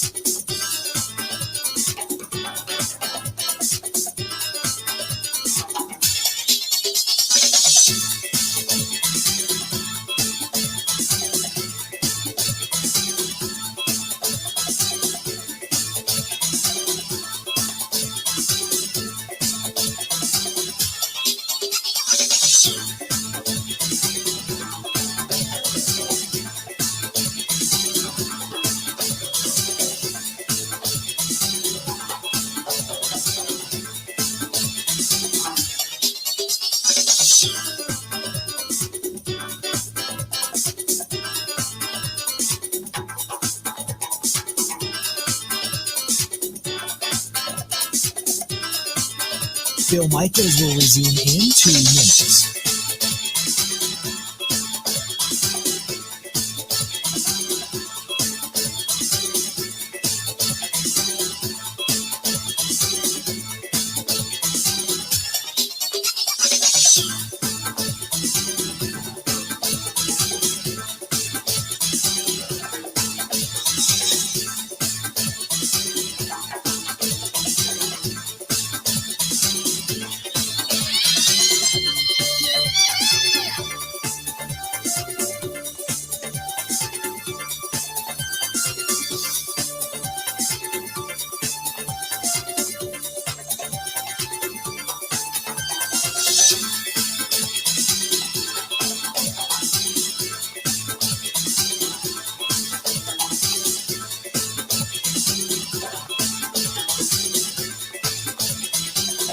Bill Michaels will resume in 1 minute.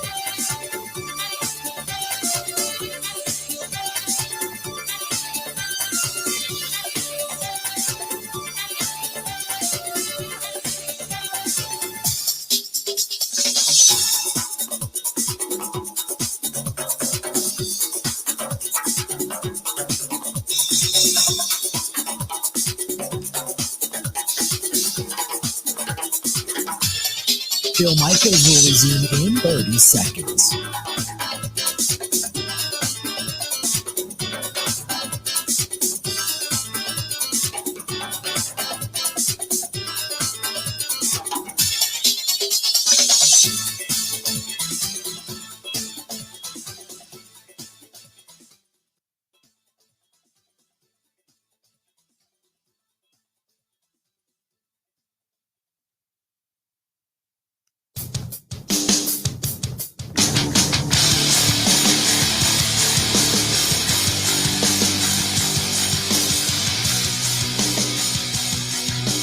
As we travel around the great state and well beyond the borders, after we headed out to Sturgis, South Dakota, we did it in the Cunis RV. They're the official supplier of the RV we used to cruise around in, and they're Wisconsin's fastest growing RV dealer, and they're your travel and camping experts. And if you're looking for a motorhome, a fifth wheel, a camper van, travel trailer, Cunis RV, they got you covered. Got you covered. Jayco, Alliance, Coachman, Catalina, Dutchman, Forest River, beautiful. Nexus, that's what we travel around in. Gulfstream, whatever it happens to be. Stop in at one of their 9 in the state of Wisconsin, 1 in northern Illinois, many of their Cunis RV locations right now. And you could take advantage of the summer deals and the end of summer deals with low APR financing on most models right now. Cunis RV offering top dollar for your trade, and also they offer consignment. So if you have one and you're looking to get rid of it, they're taking on the inventory right now. If you're looking to sell your camper, but you don't want all the hassles and headaches of trying to sell it yourself, take advantage of Cunis RV's consignment program with free pickup within 50 miles of a dealership. So you got to have one near you, right? No commissions or upfront fees, no hassles. Cunis RV, they take all RVs on consignment. Big or small, doesn't matter. Big or small, Cunis RV consigns it all. Go to Cunis RV, K-U-N-E-S, CunisRV.com. That is CunisRV.com, and they are the official supplier of the big unit cruiser, which just, we love it. Everybody that comes in it loves it. It draws rave reviews, and we can't say thanks enough to our friends at Cunis RV. Thomas Hamill and Scott and Ricky, and I mean, everybody. They're just Great people over there at Cunis RV. This is from James. James and Jason and Mark all have the same sentiment. We were talking about who is going to win that championship. Who's got the best shot at winning it, the Brewers or the Packers? I think they both have a legitimate shot. If you had to pick the Achilles heel of each, what would it be? Maybe the offense of the Brewers isn't always as potent as you would like. And then you look at the Packers and you say, you know what could hurt you? Special teams. Special teams could be the downfall of the Green Bay Packers by the time it's all said and done. Not necessarily the defensive front or the linebacking core or, a new center on the offensive line. None of that. It could end up being ultimately special teams before it's all said and done. So I understand it. I think both teams are very much poised to make a run. I really do. I get asked all the time, what do you think of, what are the Packers? What do you think of the wins? And I start at 12-5, fourth toughest schedule all in football coming off of last season. 12-5 would be a hell of a start. If they go better, great. Game better or game worse, it is what it is. But 12-5 is where I start, and I kind of go backwards. Go from there. 877-867-1670, 877-867-1670. Mark says, listening to you right now on my way to the airport, dog in the back seat. Great seeing Elmo laying next to you as you work, which is true. You must be watching on the bottom. If you're driving, be careful, man. Don't be watching YouTube. I guess if you're glancing up at it, it's one thing. It's no different than watching your map on your car if you've got navigation. But be careful. Says, I think the Packers are going to get to another NFC Championship game. As to whether or not they win it will be determined by how healthy they are. We all know it comes down to health. Last year, things might be a little bit different had Bakhtiari been able to play, which is true. The offensive line did not look good. They got pushed around a little bit. Pushed around a lot for that matter. You are correct. This one's from Tricia, who says, Packers all the way. I have a question about the Brewers. How serious do you think Craig Counsell is going to get when it comes to votes for manager of the year? I really like what he's done this season. It seems like every year he gets a little bit better. Tricia, I would agree. This year specifically, it started alluded to this out really good and a grip it and rip it mentality.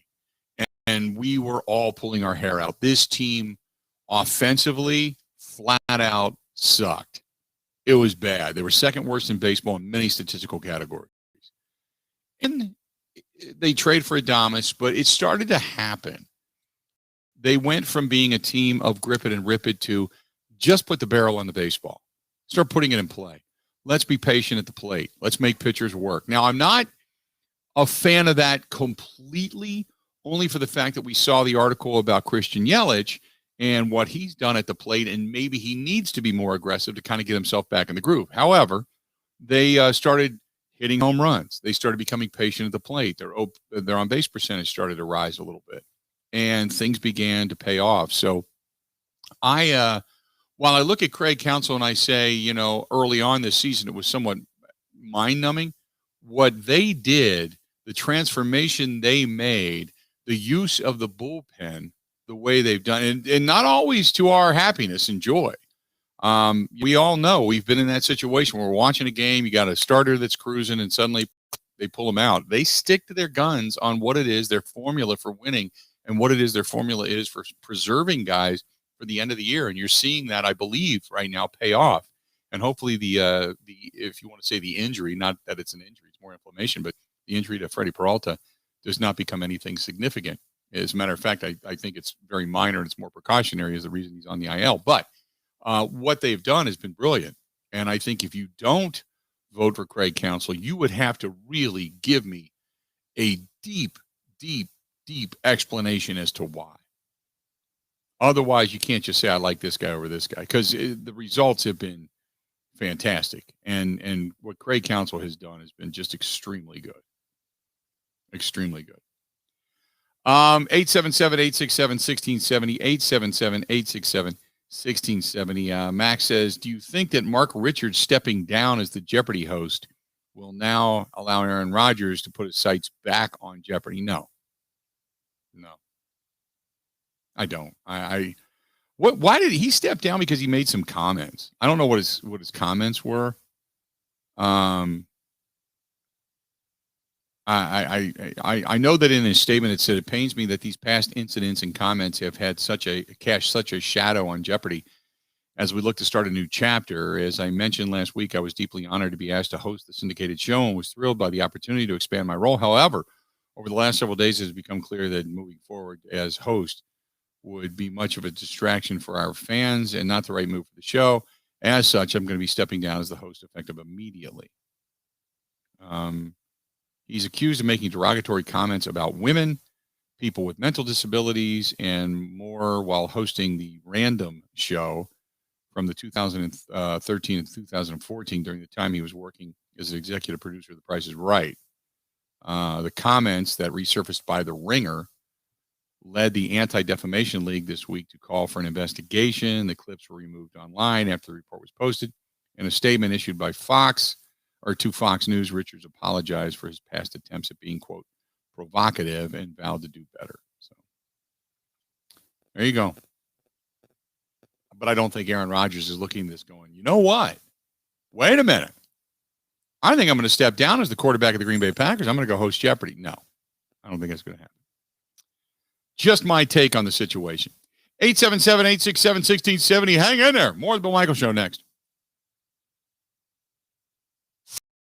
Covering Wisconsin sports like a blanket. This is the Bill Michael Show on the Wisconsin Sports Zone Radio Network.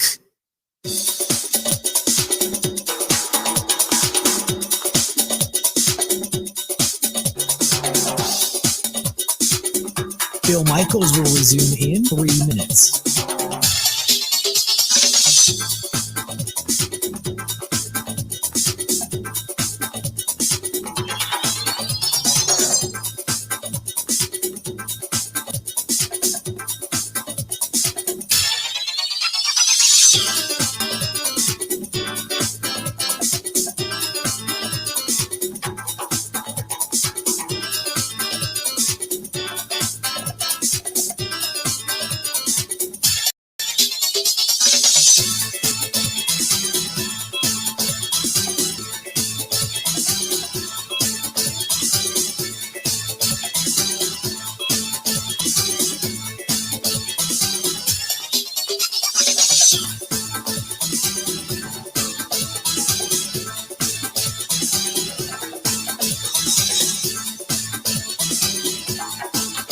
Bill Michaels will resume in 2 minutes.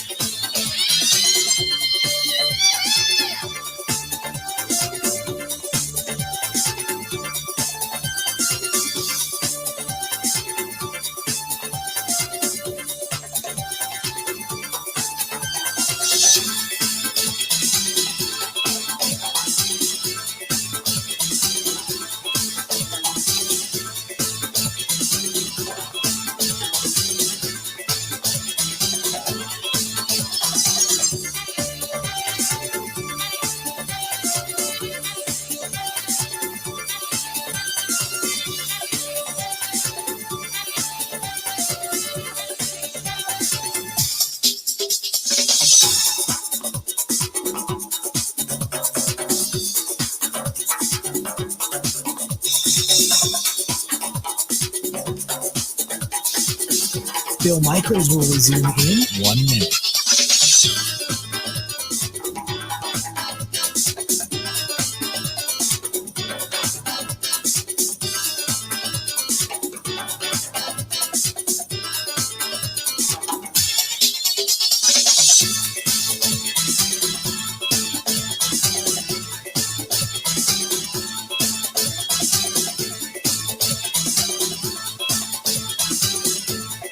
Bill Michaels will resume in 30 seconds.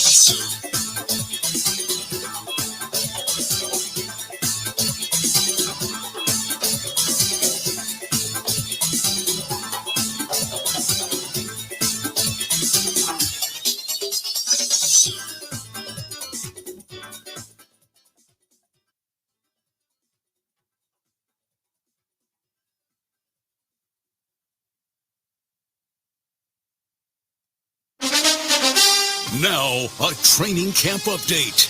In Green Bay, here's Mike Clemens. The Packers host the New York Jets, 3:25 Saturday afternoon here at Lambeau Field. Jordan Love unlikely to start after missing practice all week with a strained shoulder. That means Kurt Benkert gets the start at quarterback. What did Benkert see from the Jets defense during the joint practices? It's a different defense than we see obviously every day in a different front. Like they're more 4 down and stuff, but third and long, they have a pretty exotic rush package, which for me helps test my rules and know what I need to do.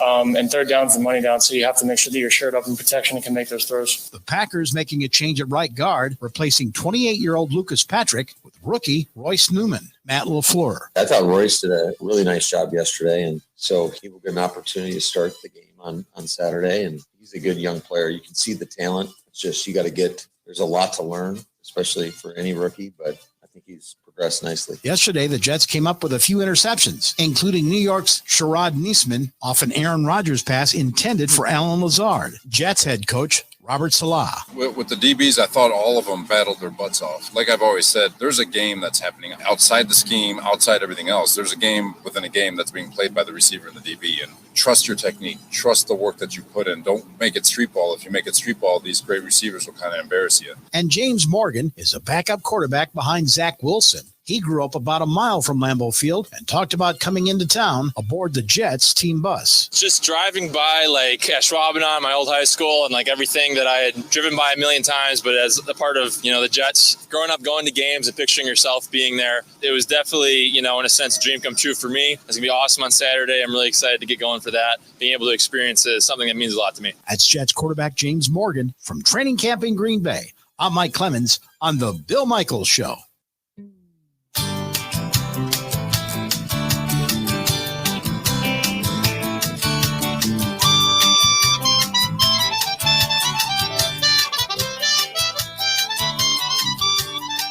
Good stuff by our buddy Mike Clemens. Don't forget Mike's reports are brought to you by the Bay Motel Green Bay. Bay Motel Green Bay. Go to baymotelgreenbay.com where it's cozy, quiet, comfortable.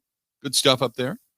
Our good friends at the Bay Motel Green Bay. Go to baymotelgreenbay.com. That's baymotelgreenbay.com. And we'll talk with Mike coming up at the last hour of the program today.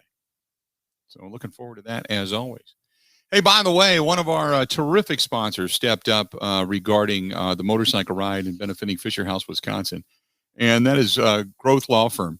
They are fantastic people and supporting and sponsoring Wisconsin motorcyclists for over 10 years, and they take care of life's difficulties when you concentrate on getting back on the open road.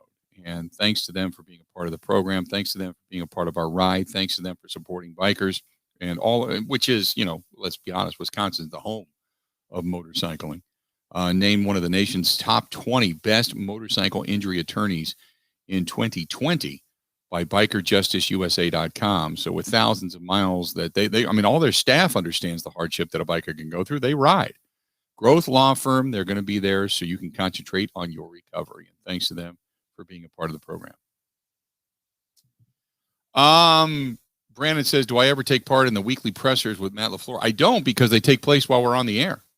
If they were taking place now, there was one earlier when it was a Saturday at the beginning of training camp, and yes, I was a part of that. I dial into those, but most of those take place while we are on the air, so I'm doing the show. So that's why we have our guy Mike Clemens on the ground. 877-867-1670, 877-867-1670.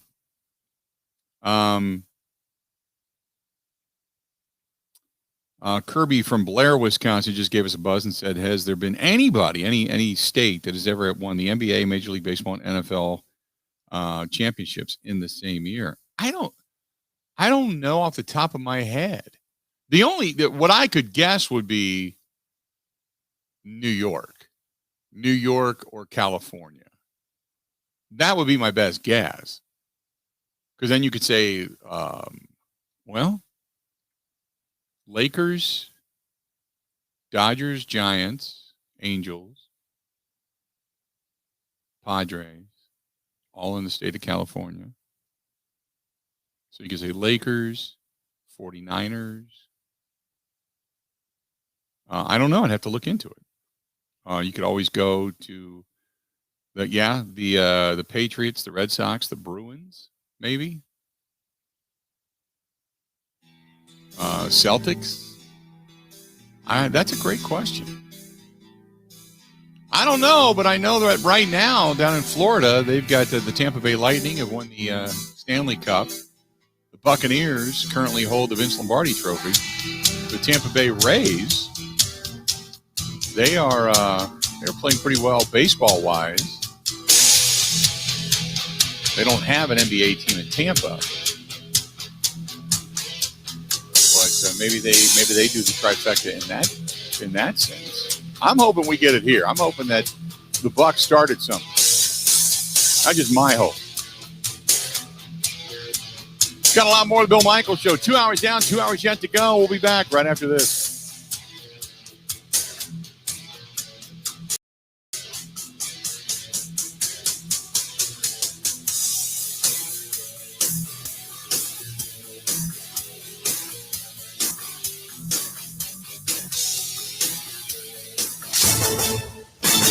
This is a Wisconsin Sports Zone update. Well, the Brewers had to settle for taking 8 of 10 on the road trip following an 8-4 loss in St. Louis last night. Milwaukee actually up 4-1 in the fifth inning when things fell apart for Brandon Woodruff. Gave up 5 runs, including back-to-back homers. Still, the club managed to win all 3 series on the road trip, including a 4-game sweep of Chicago. That's what's important, says Woodruff. We've been playing good baseball. There's no question about it. I mean, we can't win them all. Tonight we just didn't have things, go our way.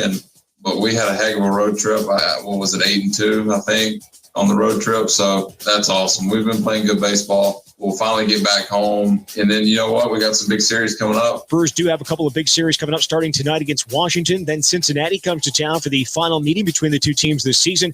Milwaukee currently leads the Reds by 8.5 games in the NL Central. Meanwhile, before the game last night, the club put pitcher Freddie Peralta on the 10-day IL with right shoulder inflammation. Peralta told reporters he's confident he won't miss any more than one start due to the injury. Want to save even more at Fleet Farm? Well, now you can with Fleet Rewards. It's free to sign up, and there's no credit card required. Using Fleet Rewards is easy. Earn points every time you shop. Plus, get exclusive member offers, birthday and anniversary perks, free tire rotations, and more. Download the Fleet Farm app or create an account at fleetfarm.com/rewards to start earning points today. Fleet Farm, proudly serving the Midwest since 1995. Well, the Packers and Jets going to face off in preseason action tomorrow afternoon at Lambeau Field. Quarterback Jordan Love will not play due to his shoulder injury, so Kurt Benkert going to get the start and play a ton. Aaron Rodgers, the rest of the offensive starters and defensive starters not expected to see time this preseason. And Wisconsin was back in the practice field this morning. They're going to hold an open practice fans tomorrow at Camp Randall and open the season September 4th against Penn State. With this Wisconsin Sports Zone Network update, I'm Zach Heil.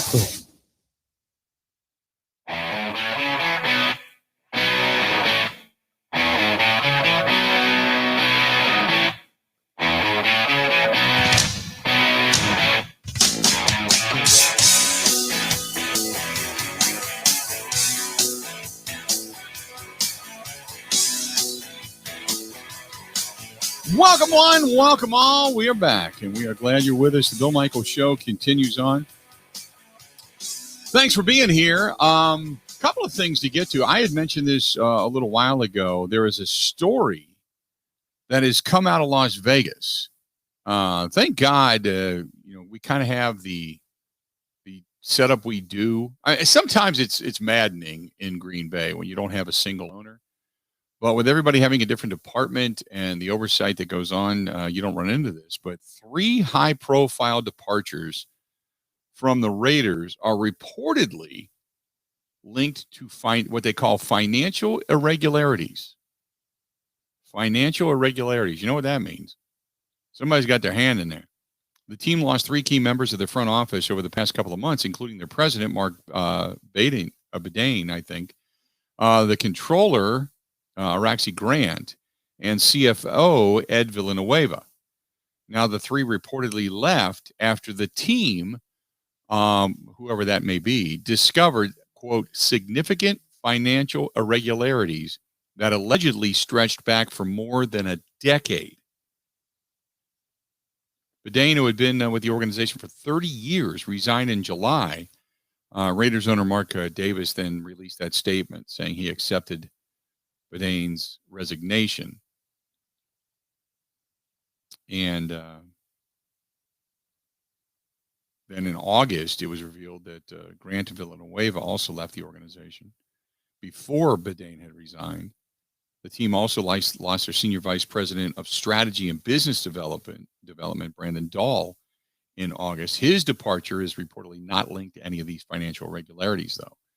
But the Raiders have reportedly launched an investigation to look into the situation. And there's an outside legal team now looking into this. And while the executives have left the organization, the Raiders could still end up having to pay. The team now is reportedly facing huge tax implications because of this, and as a result of this issue. It's not good for the Raiders, given the severity of the situation. More information likely is going to come to light regarding what actually caused some of these teams' most prominent front office members to suddenly resign. It's either because you missed something and money was leaving, or you had your hand in the till and you were fudging the books. One of the two when all of this comes down. But that's significant.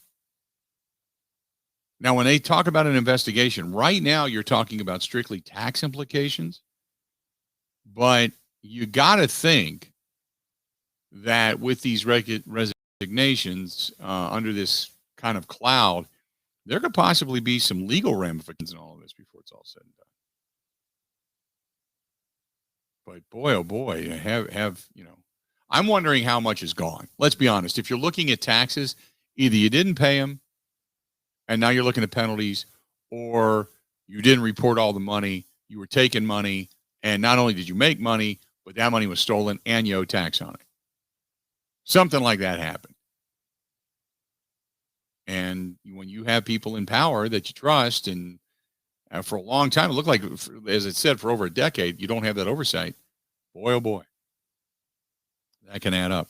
So we'll see what happens to the Las Vegas Raiders. In the meantime, in another story that came out, I don't know if you happen to see this one, but LeBron James, at one time considered the best on the planet. The best on the planet, did not receive one vote.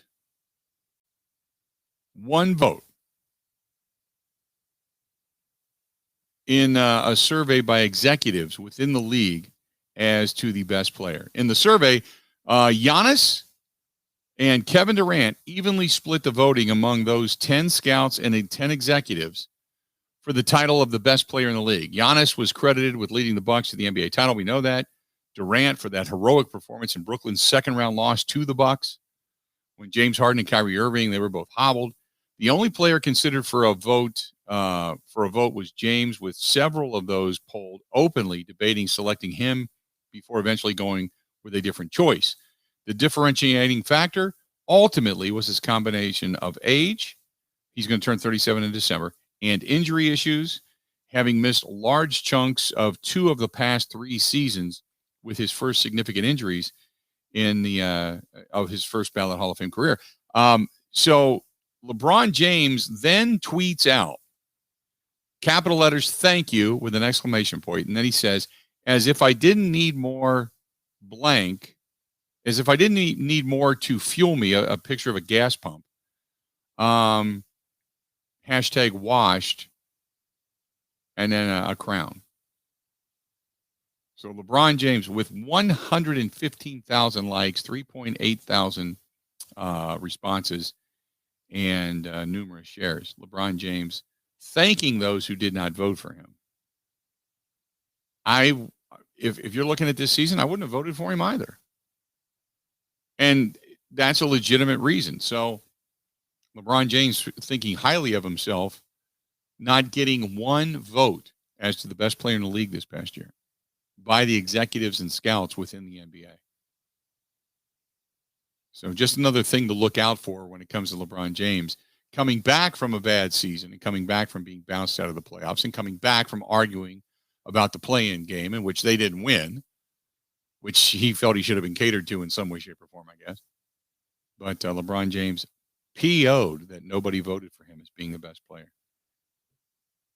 There you go. Now, LeBron James did. He led the Lakers to the 2020 NBA title inside the league's bubble down in Walt Disney World. So he's still that guy, but he was firmly in the discussion for the season's most valuable player award when he suffered a high ankle sprain.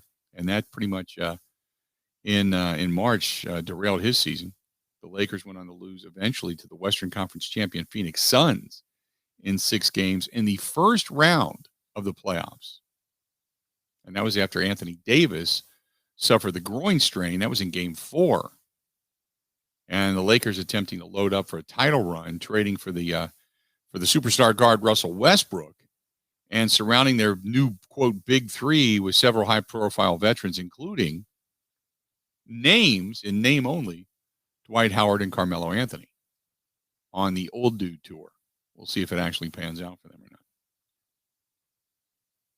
877-867-1670, 877-867-1670. So in the world of the NFL, when you got Jerry Jones, who wants to do his own radio shows and run around making his own decisions, and you've got Daniel Snyder and his own issues over in Washington and the lawsuits that came out about the cheerleaders and all the problems that they have had. And then you look at the Green Bay Packers and obviously at the Las Vegas Raiders and the money situation. You look at the Packers and you go, you know what?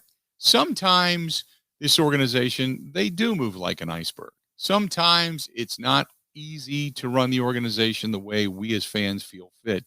But I also think sometimes you need to look at it and say, we're pretty damn blessed with what we have. Would you not agree? And I think we all would, right?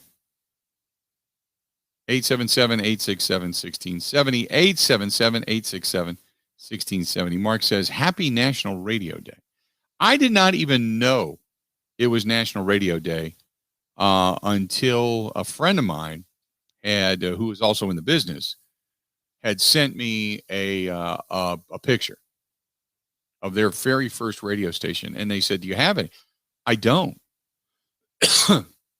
I don't even think it's there anymore. The very first radio station I worked at, officially worked at, was WRCR in Rushville, Indiana, going back years and years and years and years ago. And I think WRCR now has different call letters in a different state. I don't even think that station exists. Whether it has different call letters or not, I don't know. But it's I don't even think it's there anymore. How I don't have like a second head growing out of my neck, I don't know. Because, and I kid you not, the footprint of the building and the footprint of the radio tower overlapped. The tower was on the same property as the building. The one leg of the tower actually came through the ceiling and into the radio booth. So in the morning, and it was a day timer, and by that it means it's only on during the day, and we powered it off at night. But my first job there, I would go in the morning. I was a morning guy. I would go in the morning and I would turn it on, and you would hear. And as it would power up, you could feel the hair on your arm stand up. And then you'd sit down and you'd do all your work in the morning. And then it was small town. Small town radio. You'd come in and you'd say, hey, last night you had a break in at the Napa store.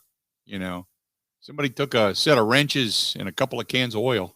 And then they'd find him the next day because it's the guy broken down on the side of the road that needed a wrench for a strip nut on his oil pan because his car was out of oil or something like that. It's so easy. The weirdest story I ever did was a guy in Rushville had smuggled 3 car batteries out in his pants.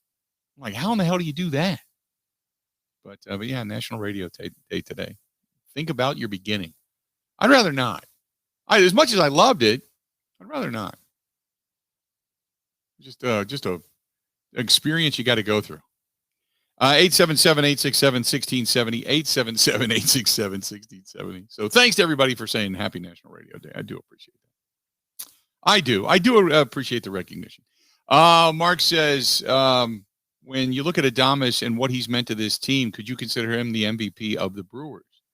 You could, absolutely. You would look at Adames. You would look at Corbin Burns. You could look at, Hader's had a successful season, even though he has had, the stint on the IL because of COVID. Woodruff. You could look at a couple of different players, and I don't think you could be overwhelmingly wrong. But if you look at the numbers since they traded for Adames and what he did offensively for this team, him and Escobar for that matter. But yeah, it's one of those three, probably more so than anything, between Burns, Woodruff, and Adames, if I'm going to go with a Brewers MVP. 877-867-1670 if you want to hit us up. Hey, if you're looking for a great getaway, maybe you're going to go up north and you're going to check out a game at Lambeau Field, but you want to just get away a little bit beyond that, about an hour north in the UP even. Maybe a little bit further than an hour, but in the UP. A beautiful resort called Pine Mountain Resort. A great place. If you're looking for a corporate getaway, kind of a team building thing, they can handle it. If you're looking for golf, maybe you and your buddies want to go up, or you and your significant other want to go up and play some rounds of golf on a championship-style golf course cut into the side of a mountain, considered one of the best courses in America. Go there. If you're looking for the fall tour colors, they got that too. Maybe you want to start looking towards January, February. You want to start snowmobiling. You want to go out and snowmobile all day, come back, heated indoor pool, relax, sauna, all that kind of stuff. Oh, that's nice too. They've got it all. Kayaking, canoeing, fishing, everything up there. They have ski jumping coming this year, skiing, tubing, so much for everybody. Go to pinemountainresort.com. That is pinemountainresort.com. Or just get a hold of our girl Barb and make sure you tell them that you heard it here on the network and you get something, anything. Just say, hey, I heard it on the Bill Michaels Show, and they will give you a deal, whatever the deal happens to be. Call them 906-774-2747, 906-774-2747. Again, 906-774-2747.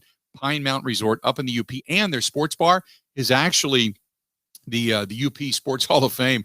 A lot of Steve Mariucci stuff in there. There's a lot of stuff up there. It's pretty cool, actually, when you get a chance to look around. But again, pinemountainresort.com. That is pinemountainresort.com. Or get a hold of our girl Barb and ask for Barb. 906-774-2747. 906-774-2747. That is the Pine Mountain Resort. Great people up there. Stay tuned. We got more of the Bill Michaels Show next. Covering Wisconsin sports like a blanket. This is the Bill Michaels Show on the Wisconsin Sports Zone Radio Network.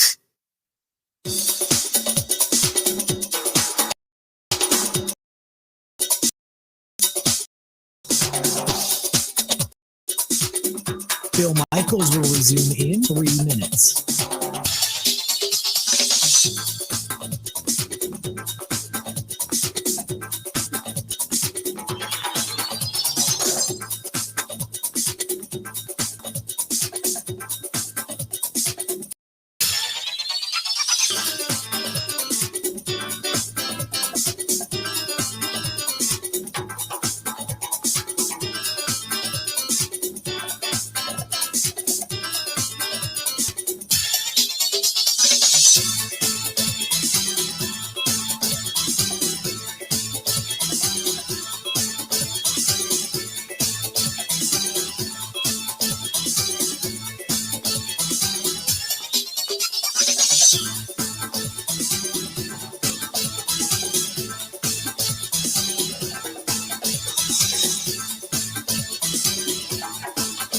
Bill Michaels will resume in 2 minutes.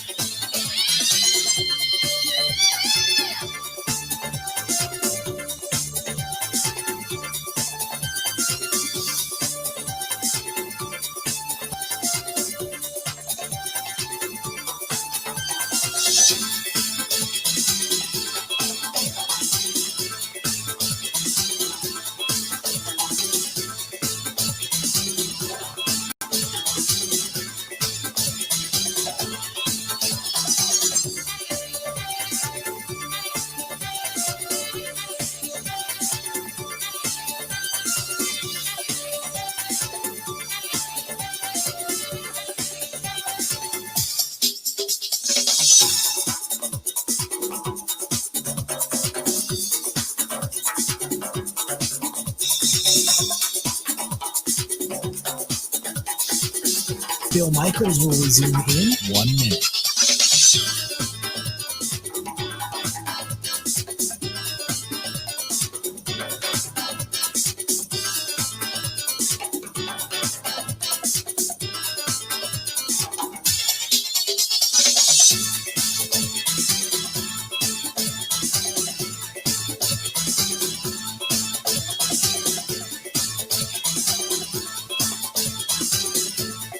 Bill Michaels will resume in 30 seconds.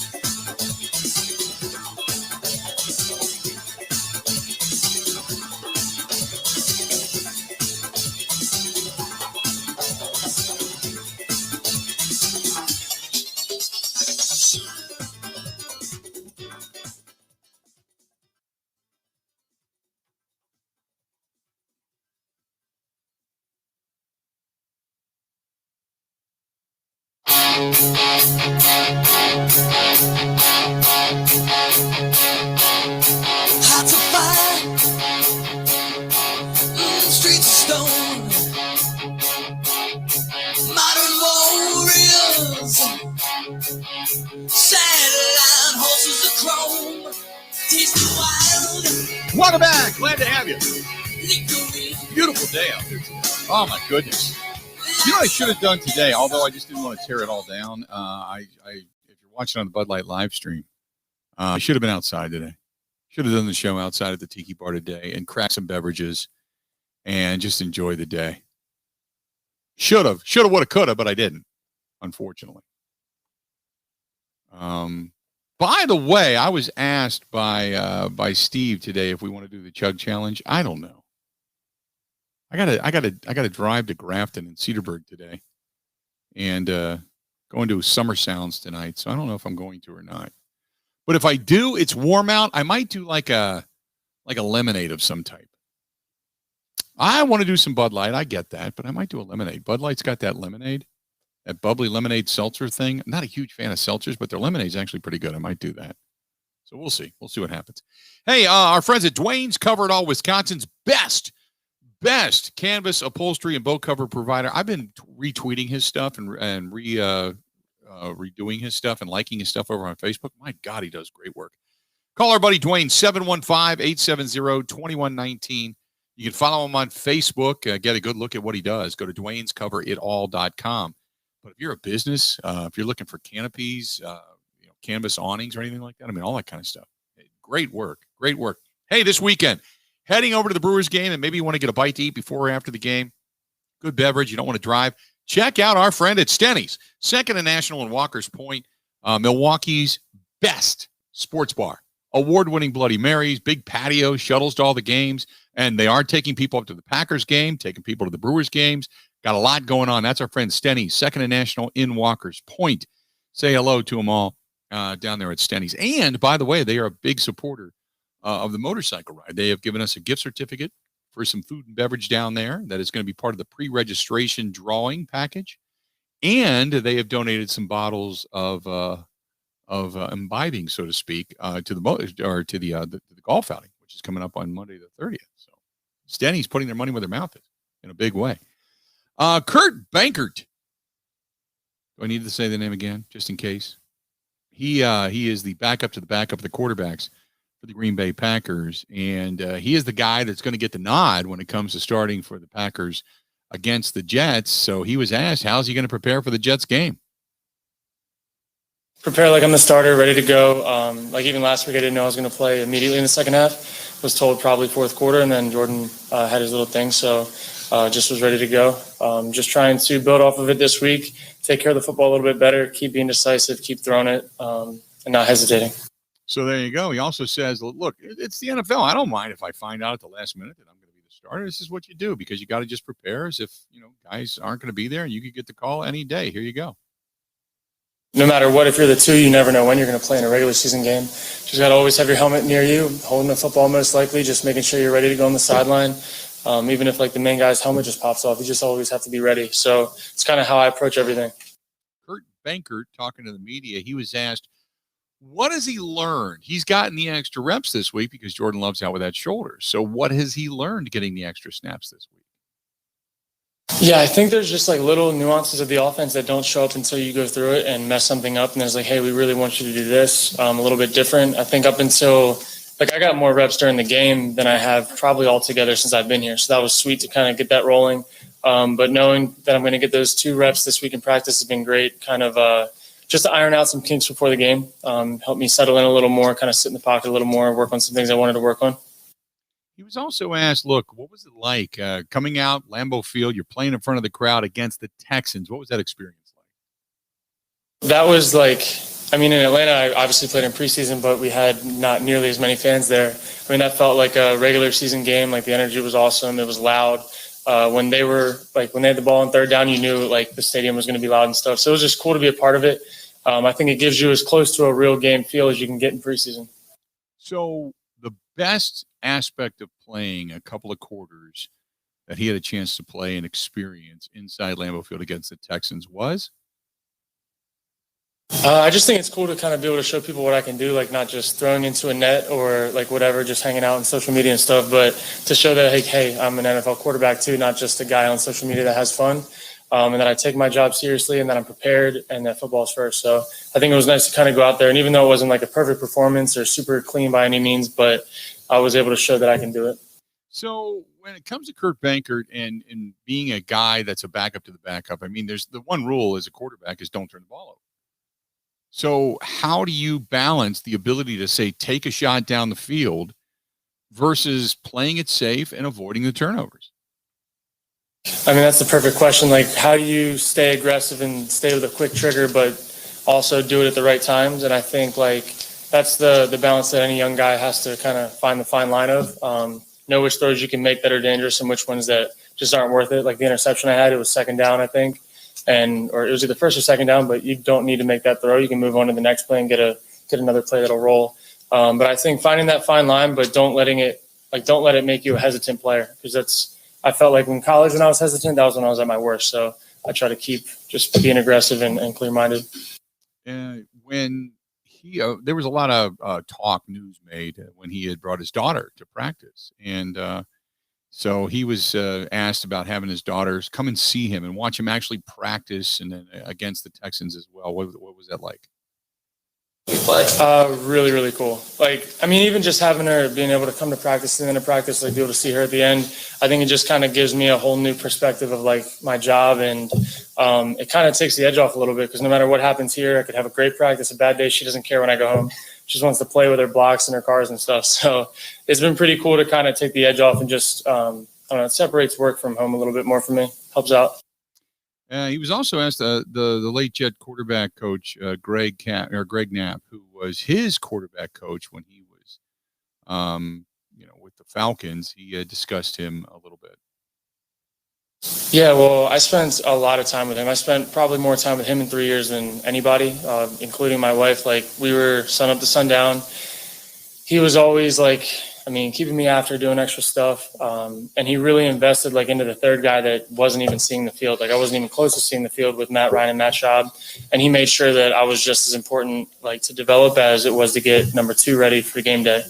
But I attribute a lot of like my success, and coming out of college, I was just like the gunslinger, just trying to make plays. And I didn't really play super clean. And I think he helped me blend my game a little more towards, hey, this is how you play quarterback in the NFL. And then you can also mold your skill set around that. But this is like the base of what you need to know to be successful. And I attribute a lot of my success to him. So obviously that was really tough. I was talking to him that morning about this practice we were supposed to have with him. And it was tough. It was tough. So he was also asked, what did he learn that he can do with the quarterback position? Here's the issue. Because you have personnel, it keeps changing. You're playing with the 3s, you're playing with the 4s, you're playing with the 2s. Now you're getting the starters reps. So what is he learning as a quarterback when you continually shuffle personnel in and out? I think for me, I was a little antsy in the pocket when I didn't have like play action pass and things that kept me in rhythm. So I got a little bit, I think one of the sacks was definitely on me. I think I only got sacked once, but like that was bad on me. And then I had one that I threw away. I think that was on me. But I think this week that was something I really tried to work on no matter who's in there, to like sit in the pocket, stay ready, like stay going through your progressions and not get too excited and ready to go make the scramble play. but just take what they give me. So I think it's more important when you get new guys in just to kind of keep going through the basics. Now, remember, Mike Clemens talked about him. He is not only a backup quarterback in the NFL, he is like an online gamer phenom. And he's got 250,000 followers that follow him on social media for his gaming, not even for his playing ability in the NFL. So he was asked about how many invites and such does he get for people to meet him in person at tailgates and such. I've had a lot of DMs that I haven't even gotten a chance to read yet, so it's been pretty crazy. I'm like slowly catching up, but camp has been pretty strenuous on that, so I haven't really had a chance to kind of reach out to fans and stuff. But I try to go through them as best I can. But I'm sure there's a lot of invites and stuff out there too. So, what does Banker need to work on the most right now in his career? I think footwork is the biggest thing, and I'm honestly like redoing all of my footwork that I learned in Atlanta to here because Aaron does it a little bit differently, but the same idea is there. Like you want to have certain plays that you throw in a plant, certain plays you throw with the hitch. Some you need to hitch up, some you need to hitch in place, and then some you need to reset back in the pocket. So it's just like a whole new world of footwork that is like a little more next level for me. And if you saw me in OTAs, which I didn't get many reps, but I was so uncomfortable. And now I've had more time to kind of see Aaron do it live and then try to replicate it. But I think the footwork is what's helped me become more of a pro than anything because it keeps your internal clock ready. And then knowing he's going to play most of the game coming up, does it just allow him to be a little bit more secure when it comes to knowing his place and with the football? Yeah, I think so. I mean, knowing that you're going to get a chance to get into a rhythm, and I don't know. I think I'm always ready to play, like I keep saying, but I think just knowing that you're going to have more opportunities, like you don't have to be as aggressive. I'm not like the bottom barrel guy trying to just make plays so they see me. It's more of a take care of the football, march the offense, operate, and make sure guys are in the right spots doing the right things. So it's a little bit of a different approach, but still trying to take care of the football. So there you go. Kurt Bankert, who is going to be your starting quarterback tomorrow afternoon when the Packers take on the New York Jets at Lambeau Field. We'll hear from Mike Clemens coming up in the next hour, about a little bit less than an hour from now. As a matter of fact, we'll talk with Mike for pretty much of the final hour of the show today and get his thoughts as the Packers get ready to go into that game tomorrow afternoon. This portion of the program brought to you by our friends at the Nice Ash, 323 West Main Street, downtown Waukesha. Great selection of spirits and beers and hookahs and all that kind of good stuff. If you're looking for a great place to go, watch a game, relax, a little bit of music. Sometimes they have jazz, sometimes they have rock, acoustic, whatever it happens to be on the weekends. TheNiceAsh.com. That's TheNiceAsh.com. And our bars for the motorcycle ride have been announced. We'll tell you what those are when we come. So for those participating this year, benefits Fisher House, Wisconsin, we'll tell you what those are coming up here momentarily. Stay tuned. We got more of the Bill Michaels Show coming up next. Ready? This is the Bill Michaels Show on the Wisconsin Sports Zone Neo Network.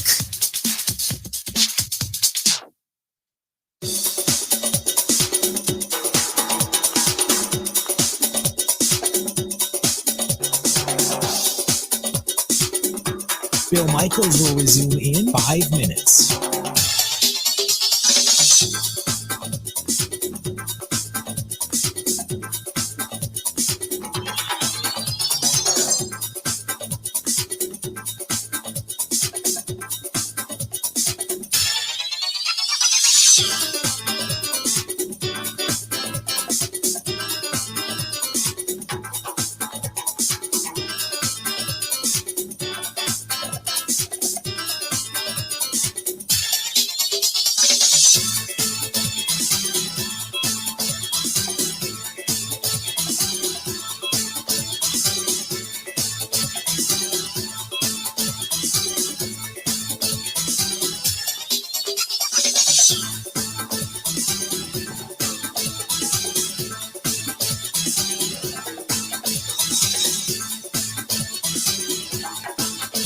Bill Michaels will resume in 4 minutes.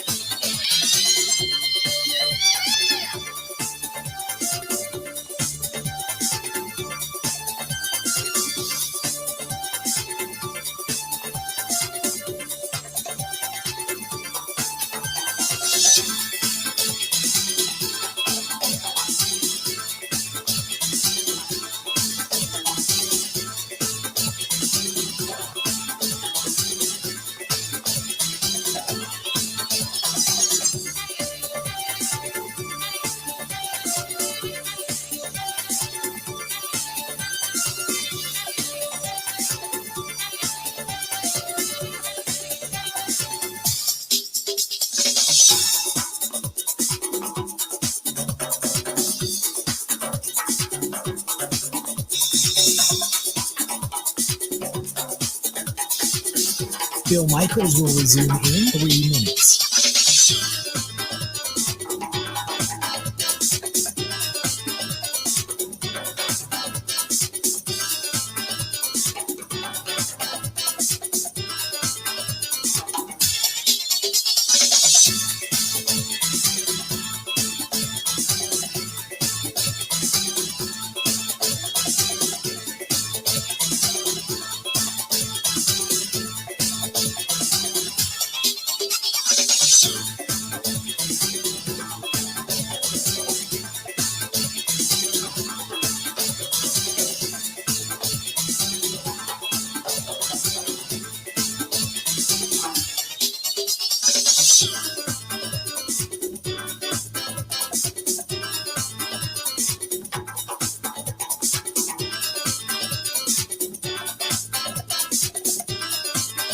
Bill Michaels will resume in 2 minutes.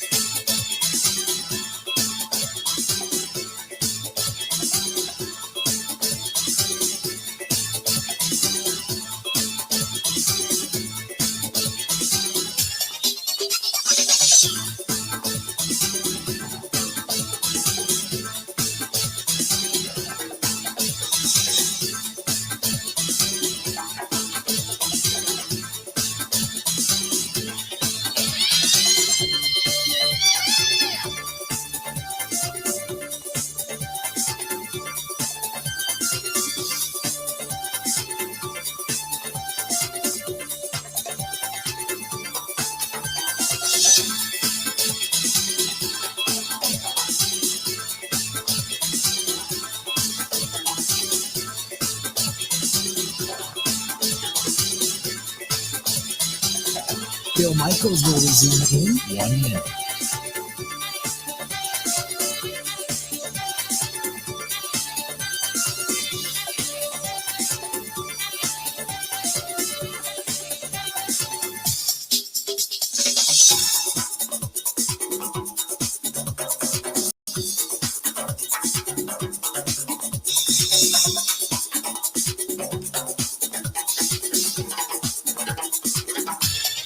Bill Michaels will resume in 30 seconds.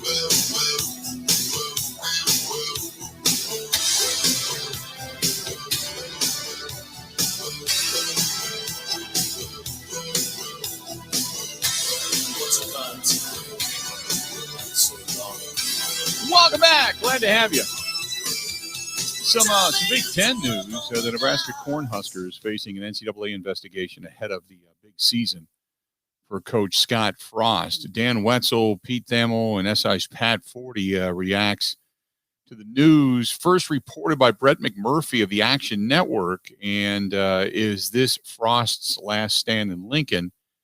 So Lincoln getting the eyes of the NCAA on the Cornhusker football program for some issues. So they got their own problems down there right now. We'll see what happens. But Nebraska football under NCAA investigation for improprieties. And it's been confirmed, by the way, just an FYI. It's not one of those rumors. The athletic director, Trev Alberts, and head coach Scott Frost, they did confirm that there is an investigation ongoing right now down in Lincoln. So now we wait and see. Again, I didn't think. I mean, Nebraska. We knew Nebraska every year. They come in with bravado. Every year, this is going to be their year. Every year, they think that this is going to be the overtaking of all that is the Big Ten, and specifically the Big Ten West. And every year we find out that it's like, nah, it's really not. They have not been the dynamic force they thought they would be at all, really, since they came into the conference, which is another reason why there's some possibilities as they may move.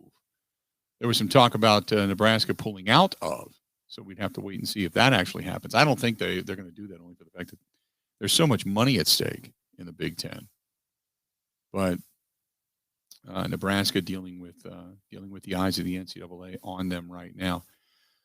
This comes to us from Jeffrey, who says, we haven't talked a lot of Badger Big Ten football. What do you think of the Badgers this season? We talked about this a while ago. I mean, I like what the Badgers have. I think the Badgers are going to win the West. I think this is the year that they could possibly win the Big Ten, only for the fact that, Justin Fields no longer with Ohio State. While Ohio State always seems to reload with quarterbacks, and they always have specialty players. They always have good wideouts. They always have that ability to kind of sustain. They're going to have C.J. Stroud this year under center, and he's solid. But he's a freshman. All their quarterbacks are freshmen this year. So everybody on their depth chart is a freshman. And until they get those snaps and those looks and such under their belt, you've got an opportunity here. They're going to be good, but they're not. I don't think they're going to be great. So you've got an opportunity if you're the Badgers with Graham Mertz in his second season with the weapons like Davis and Pryor and Jack Dunn and such, and obviously Jake Ferguson, one of the best tight ends in the league. And whether this works out to be Berger or whomever ends up carrying the football the most, I think this can be potent. I really like what they have. And, Tyler Beach and the guys up front, they've got senior leadership for the most part. You got Jack Nelson, who's a redshirt freshman over the guard position. Logan Bruss, another senior. They got a lot of experience up front. So I look for them to be good. I look for this could be the Badgers' year. So I have not gotten into a lot of Badgers talk. And I got to be honest, I don't I cover the Badgers in the sense of I watch them, I read about them, I do what I can. I don't live in Madison. I don't live in Green Bay either, but the Packers and the NFL reign supreme. We pay so much attention to that. But we get, we'll get some Badger chatter coming on next week. I promise you. We'll get some of the insiders to come and join us and just kind of see if my take and my thoughts are prevalent as well. But I really think the Badgers are going to be good. I think they're loaded. I think Paul Chryst has a real shot, barring mass injury, at winning the Big Ten. I'm excited about Badger football this year. So hopefully that answers the question for you.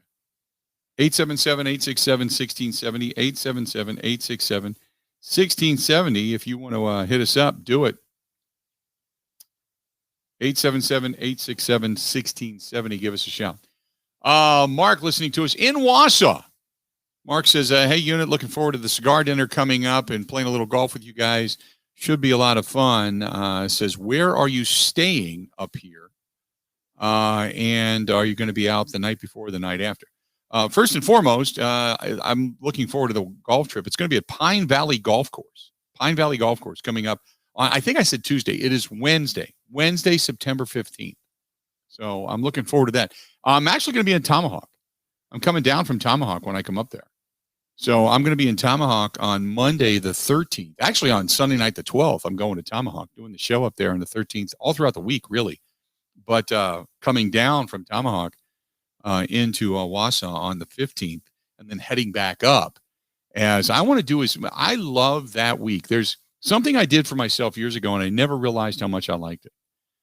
Now, Kristen's coming with me, but years ago, I am the person that likes to get a group of people together and go have fun. Okay, I think we all like interaction. We all like people around us. But everywhere I went on vacation, if I went back to see my kids, I'd always stay with friends, and I always plan parties or plan nights out or whatever. I'd see my kids and then go out.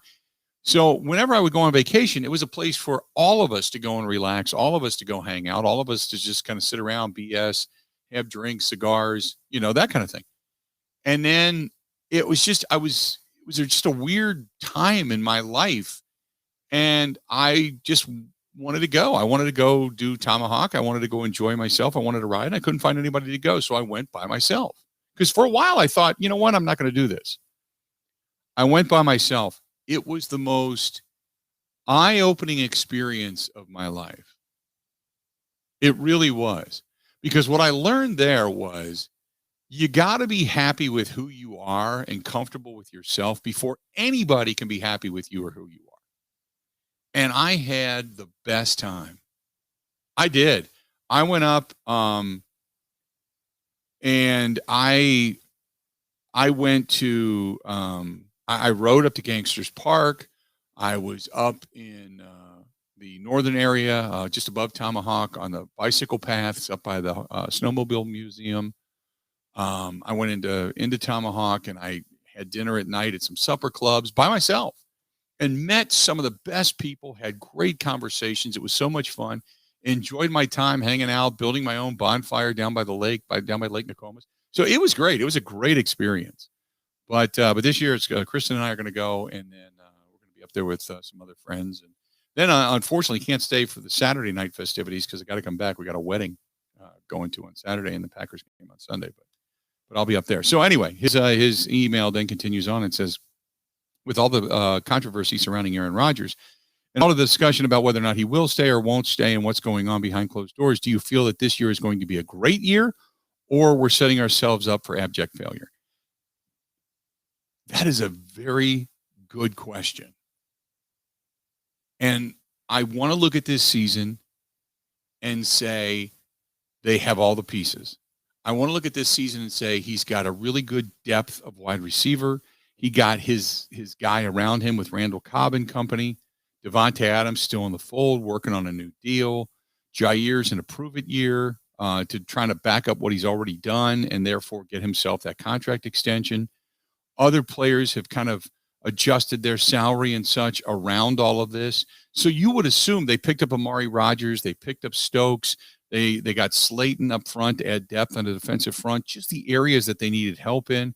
You know, Josiah DeGuara is coming back, kind of that guy who was a gadget guy. So Matt LaFleur could dream up some things and using him. You get Aaron Jones back. A.J. Dillon appears to be stronger this year. So there's a lot of things that you just think it's trending in the right direction. And tell I it won't work, but I am knock on wood. You're it's kind of like you're set up as a fan to wait for the other shoe to fall. So I'm hoping this all pans out.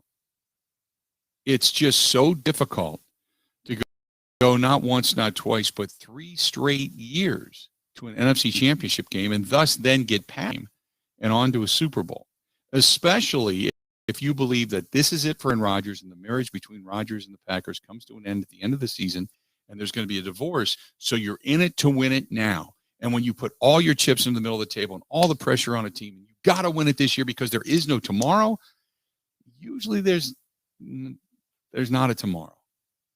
So I am praying against all odds that this has zero to do controversy-wise with anything within the Packers season, that they just go on paper, the way they look, 4th toughest schedule coming into the season, that they do what we've seen them do the last couple of years. They get 12, 13 wins. They get to an NFC title game. Only this time they get over the hump and they go on. Because let's be honest, I mean, Tampa Bay, it's going to be tough for them to repeat. It just is. They bring back everybody. So they're set up to make another run, but they're also a year older. They're aging. We all know that. So we'll see what happens. But it could be somebody else. It could be the Rams. Matthew Stafford's finally on a good team. It could be Russell Wilson in Seattle making a run. It could be Kyler Murray and company. I mean, the Texans are kind of putting it all together. They're trying to go for it. You know, there's some, who knows? I mean, I don't think the Dallas Cowboys are going to matter much, but, you know, all the talk is about Dak and what Dak can do and how offensively they're going to be better and defensively they need to get better. So we'll see what happens. But I think to myself, why not the Packers? And then I can't give you a reason as to say why not, but I can give you a reason just to say it's because it's hard to do it 3 years in a row. It just is. Stay tuned. We got a lot more of the Bill Michaels Show. It's coming up after this. This is the Bill Michaels Show on the Wisconsin Sports Zone Radio Network.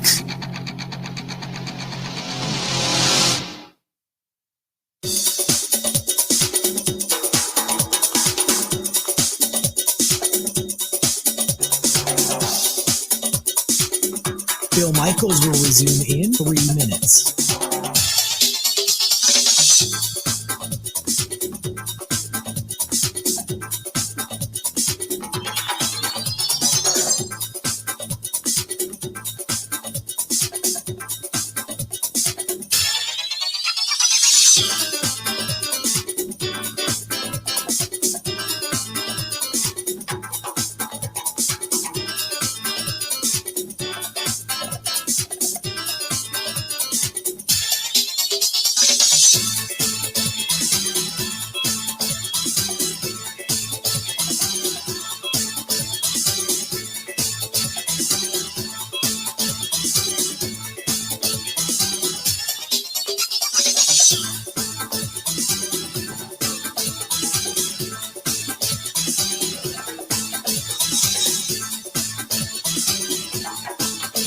Bill Michaels will resume in 2 minutes.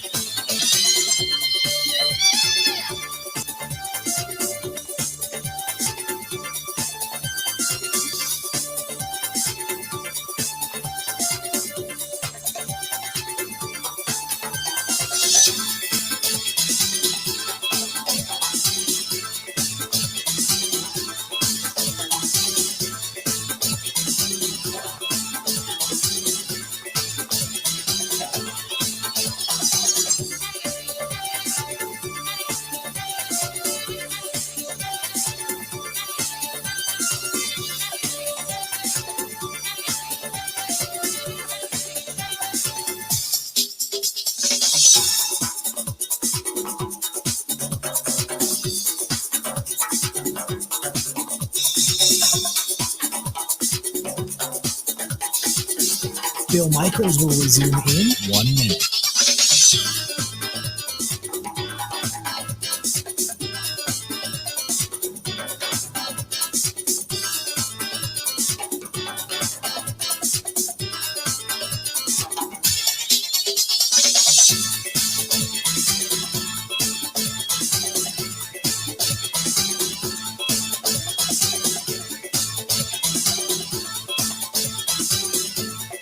Bill Michaels will resume in 30 seconds.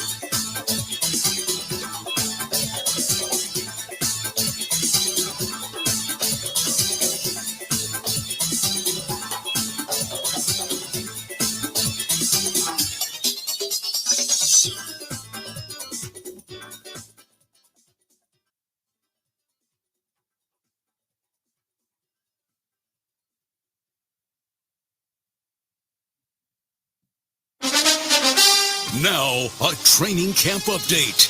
In Green Bay, here's Mike Clemens. It's the Packers and the Jets, 3:25 tomorrow afternoon here at Lambeau Field. Packers quarterback Jordan Love missed practice this week with a shoulder injury. Will he play on Saturday? Matt LaFleur. I don't want to rule him out yet, but I would say it's probably unlikely. The Jets suffered several injuries in yesterday's joint practice, including safety Zane Lewis with a torn patella and sprained MCL, and their top pass rusher, Carl Lawson, had to be carted off the field during a red zone drill after suffering a ruptured Achilles tendon. Both players done for the season. I spoke with Jets wide receiver Corey Davis. Yeah, I actually just heard about it at the end of practice. He's one of our guys, you know what I'm saying? You never want to see anyone go down, especially a guy of that caliber. It happens in this game, unfortunately. Yeah, man, it's always tough to see that. The Packers have a battle going on at receiver. After Randall Cobb arrived, you have to wonder if Devin Funchess or Equinemius St. Brown will be the odd man out. How good are these receivers in camp? Devontae Adams. I like it a lot. I think that this year has been the most competitive that room has been in probably since I first got here. Coaches made it pretty apparent that they were going to let guys duke it out and see what happens based on how they performed, how they picked up the offense and all of that. So it's been good, man. That's Devontae Adams from training camp in Green Bay. I'm Mike Clemens on the Bill Michaels Show.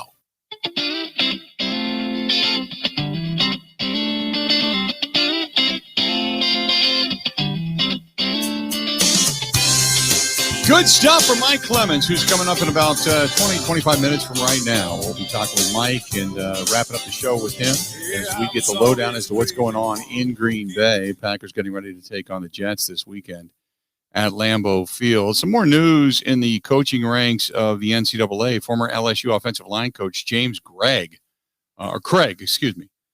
He admitted to breaking NCAA rules. We were talking about Nebraska just a while ago. Well, when he was at LSU, there's been a lawsuit that he has filed against LSU for breach of contract over his firing.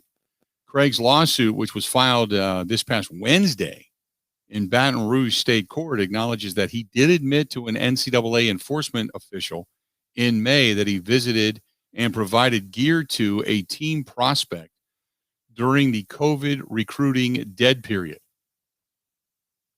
LSU announced that they were parting ways with Craig in a release back in June, and Craig's offensive line received the Joe Moore Award given to the nation's top offensive line back in 2019 when the Tigers won the national title.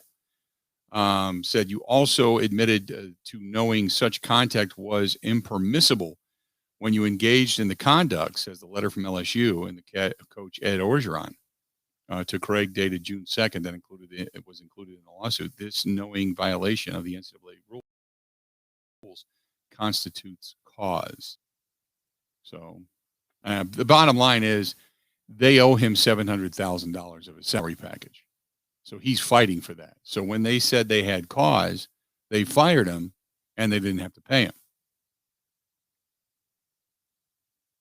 So we'll see how that ends up playing out. But not huge news out of the NCAA, but nevertheless, there you go. 877-867-1670, 877-867-1670. This is from Tim. Tim says, boo-hoo, LeBron James' feelings are hurt. He wasn't the best player in the NBA, and he should accept that and maybe strive to get better. But to say he's going to blame it on people that didn't vote for him when you clearly look at Giannis and a guy like Kevin Durant as better players, hell yes. Just another reason to hate LeBron James. Tim, I get it. I give LeBron James all the respect in the world when it comes to mad skills. The guy has been phenomenal. But when it comes to his ego, his self-importance and self-worth, jag. Just a jag. This was asked to me, and I think it was Phil who asked it. I got to remember. Off the top of my head, I can't tell. But it was Phil. He says, how do you see the NFL season playing out with players not being vaccinated and teams being forced to forfeit games? Do you see the NFL pulling the forfeit card on a team? Yeah, I do. Here's the question, though. As we find out more and more and more, you're forcing these teams and forcing players and people in general to get vaccinations. And there was a ruling today that now asking for a vaccination card is not in violation of HIPAA. So there's a distinction there. But what we're coming to find out is that the vaccination wears off, or at least is reported to wear off after like 8 months. So what happens if a player does get vaccinated and there's a COVID outbreak? Then what? Because that's our reality now.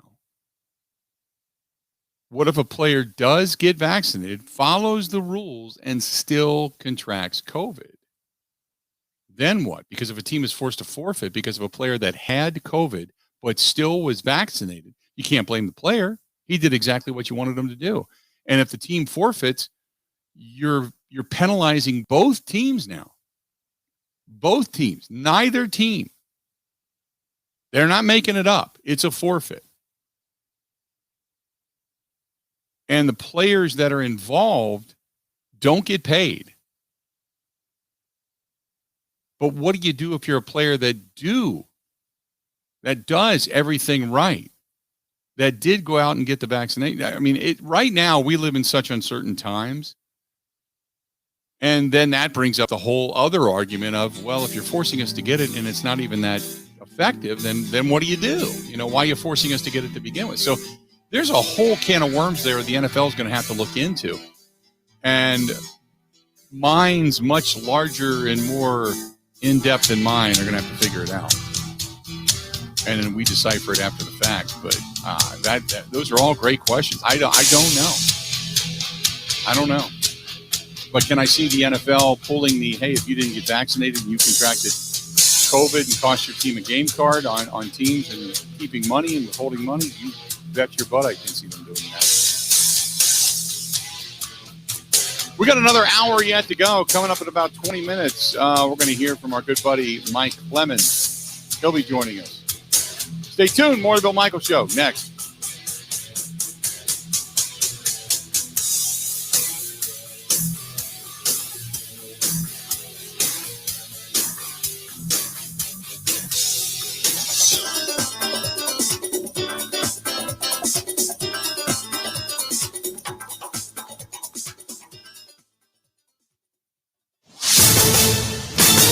This is a Wisconsin Sports Zone update. Well, the Brewers had to settle for taking 8 of 10 on the road trip following an 8-4 loss in St. Louis last night. Milwaukee actually up 4-1 in the 5th inning when things fell apart for Brandon Woodruff. Gave up 5 runs, including back-to-back homers. Still, the club managed to win all 3 series on the road trip, including a 4-game sweep of Chicago. That's what's important, says Woodruff. We've been playing good baseball. There's no question about it. I mean, we can't win them all. Tonight we just didn't have things, go our way. But we had a heck of a road trip. What was it, 8-2, I think, on the road trip. So that's awesome. We've been playing good baseball. We'll finally get back home. And then you know what? We got some big series coming up. Brewers do have a couple of big series coming up starting tonight against Washington. Then Cincinnati comes to town for the final meeting between the two teams this season. Milwaukee currently leads the Reds by 8.5 games in the NL Central. Meanwhile, before the game last night, the club put pitcher Freddie Peralta on the 10-day IL with right shoulder inflammation. Peralta told reporters he's confident he won't miss any more than one start due to the injury. Rural Mutual Insurance, keeping Wisconsin strong. All business owners want the same thing, to make their business succeed. At Rural Mutual, they help that happen. As the 3rd largest writer of commercial business in Wisconsin, they take the time to learn your business so they can properly protect you. Call your local agent today or visit ruralmutual.com. Rural Mutual Insurance, keeping Wisconsin strong. Well, the Packers and Jets going to face off in preseason action tomorrow afternoon at Lambeau Field. Quarterback Jordan Love will not play due to his shoulder injury, so Kurt Benkert going to get the start and play a ton. Aaron Rodgers and the offensive time this. And Wisconsin was back in the practice field this morning. They're going to hold an open practice for fans tomorrow at Camp Randall, then open the season September 4th against Penn State. With this Wisconsin Sports Zone Network update, I'm Zach Heil.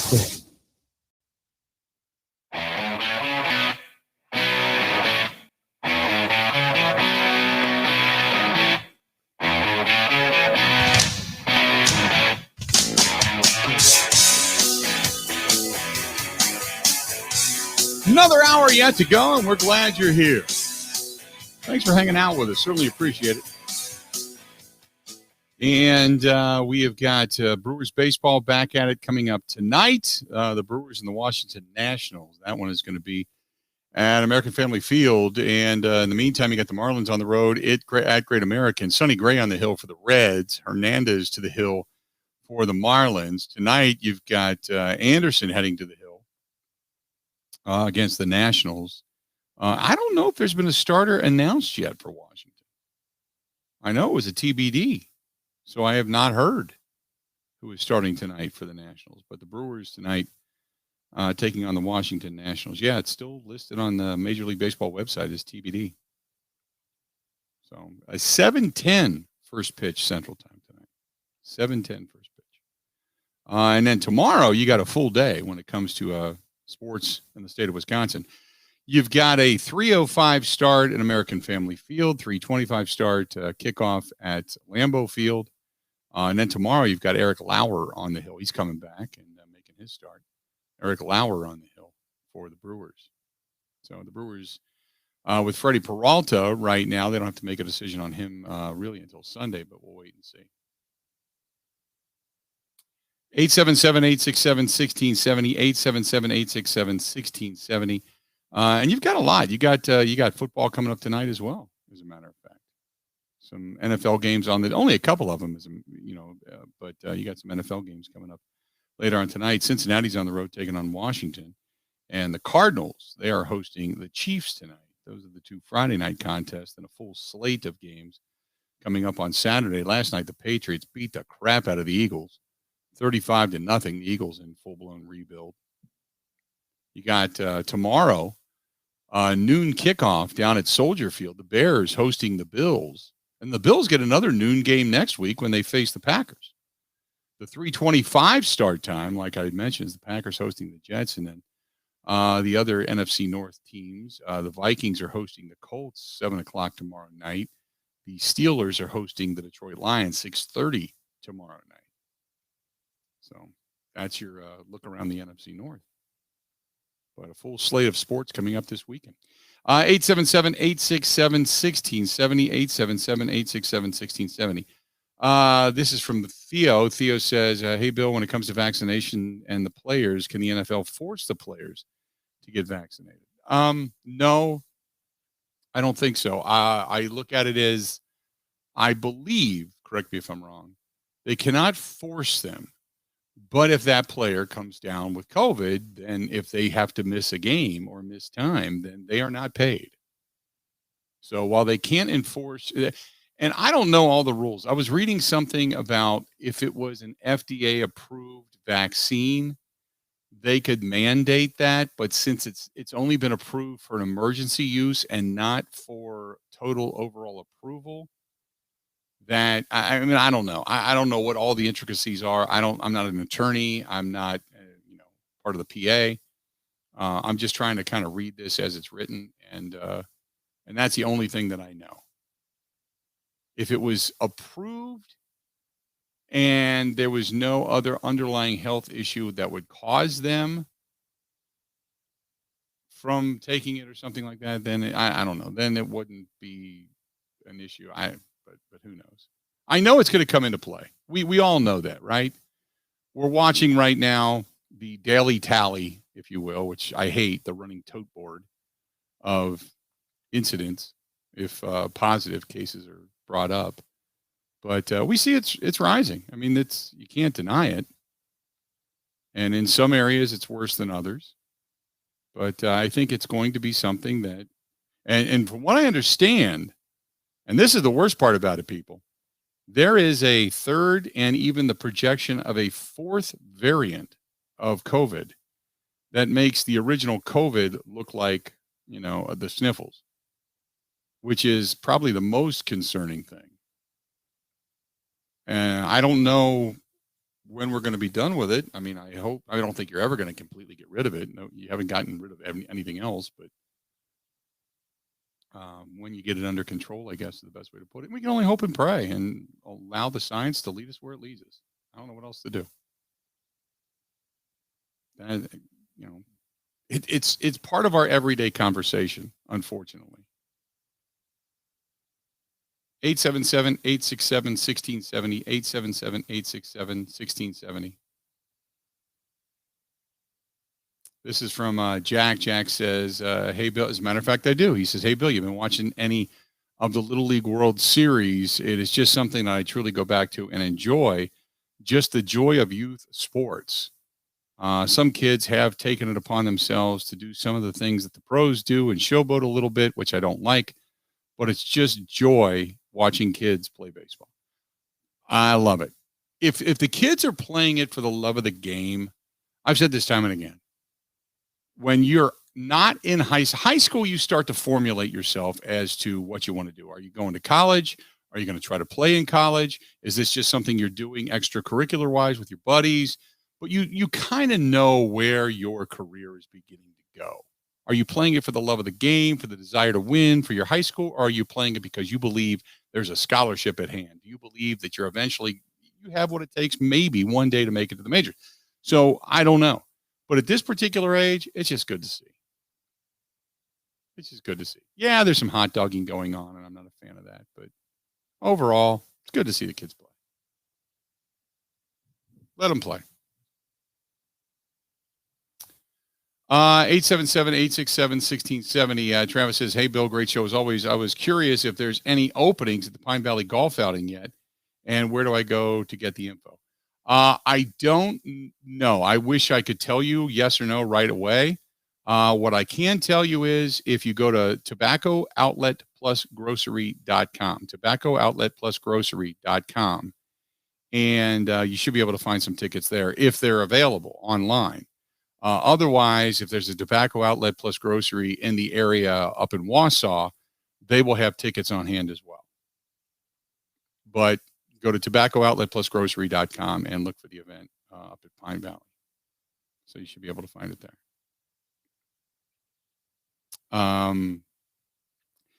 Jack writes, this is interesting. He says, with all the controversy swirling around Aaron Rodgers, do you think that he's just enjoying all of the coverage? I picture Aaron Rodgers as a very cerebral guy sitting at home watching all of his own press clippings and news stories, and everybody's speculating and giving their opinion about what he's thinking. Do you think he's that guy? I don't know. Doesn't he certainly seem to be? He certainly seems to be. I don't want to say an ego guy, but he is an ego guy. I think he watches what's said about him. I mean, he's had conversations about what's stated in the quote noise, outside noise, that he's talked about before. So yeah, I think he watches, but I don't know if he's sitting there thinking who's right and who's wrong and who's got it and who doesn't. And I think he just looks at it as, hey, they're still talking about me, and any conversation's good conversation. 877-867-1670. Hit us up. Let's go to Greg from the middle of nowhere, as he puts it. Greg, welcome to the program. What's going on, buddy? Hey, Bill. Having a great day. How about yourself? I'm doing great, man. I'm feeling good right now. Beautiful weather, too, so we'll take that. Yeah, it's a little warm, but we'll take it. Whatever. It can cool off anytime now. Talking about COVID and football and all that stuff, and you just mentioned, we haven't made anything else go away with vaccines. I don't know if I misunderstood you. Well, but, what I'm saying is there's smallpox isn't around anymore, and I got that mark on my shoulder still. I'm of that age. But I don't know what to do about this whole COVID thing. It's really weird. It is because it's every day something new develops. Right. So you don't know. And no, none of us know. I don't even think the powers that be, in quotation marks, know what's going on. I know that I've been vaccinated and I didn't have any reactions. I know people that were vaccinated and had reactions. And a good friend of mine actually got really sick. Right. Maybe permanently from the vaccination. And it's kind of scary. So now they want us to get another one? I don't really want to get I don't know. I guess there's a booster to that or something to the effect. I don't know. I have taken it upon myself to just say, what does my doctor recommend? And when I talk to him, he's kind of like, I love my doctor because he's kind of a no BS guy. And he'll look at me and he'll say, I don't know. He said, we get reports. He said, but I don't know. He said, they recommend this, they recommend that.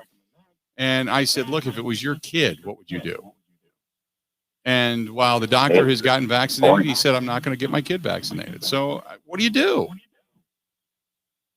Well, yeah, I guess my wife and I, my wife's also named Kristen, we got vaccinated because our parents are, much older than us, obviously, but they are, at high risk. And we just had our first granddaughter, so we wanted to do it for that reason. Right. But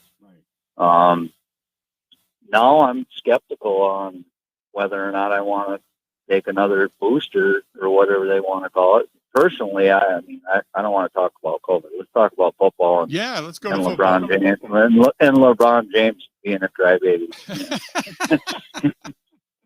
Yeah, I would love to meet LeBron James. I would love to meet him personally and say, hey, you're not Mike, you're LeBron. Right.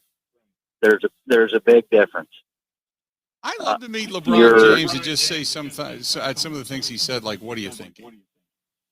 Some of the things that he's Exactly. going over, what are you thinking? Why are you so upset about this or that? And I appreciate the phone call. We got to run here, but if you had a chance to walk up to LeBron James and ask him a question, I would just say, what are you thinking?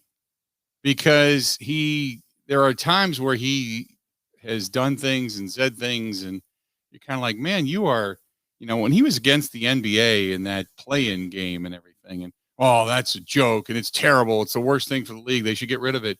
And yet he was the one that couldn't win.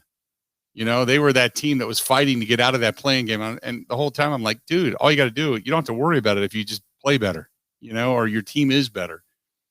Just things like that he has stated. It's just, I don't know. It just seems like there's times that if it affects him, he hates things. And if it doesn't affect him, he doesn't care. Let's do this. We're going to take a quick break. When we come back for the remainder of the show, we're going to talk with our buddy Mike Clemens. He is on the ground in Green Bay, and Mike is going to set us up for what is tomorrow's game between the Jets and the Packers over at Lambeau Field. This portion of the program brought to you by our friends over there at New Mill Medical Center, treating guys with ED all over the state of Wisconsin and beyond. They have 2 locations all over the state of Wisconsin beyond the borders. 2 locations, one in Green Bay and one in Milwaukee. One phone number, 414-455-4451, 414-455-4451. Just give them a shout. And if it's low T that you're experiencing, maybe you're tired, you're moody, you're sluggish, they can help you out. How about the all-in-one weight loss program? That too. They can help you out. Or if it's erectile dysfunction, yep, they can all but guarantee you that they're going to help you out with that as well. All but guarantee you they're going to help you out with that as well. So check out our friends at New Mill Medical, 414-455-4451, 414-455-4451. They are going to the videotape in the Little League World Series, the opening round. Yep, they have instant replay there as well. You're watching on the Bud Light live stream. I'm like, oh my God, really? So anyway, but let's do this. We're going to talk with Mike Clemens when we come back. Stay tuned. We got more of the Bill Michaels Show coming up next.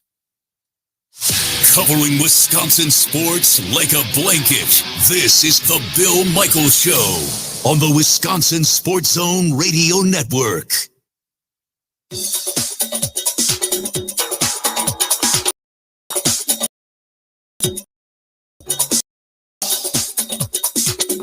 Bill Michaels will resume in.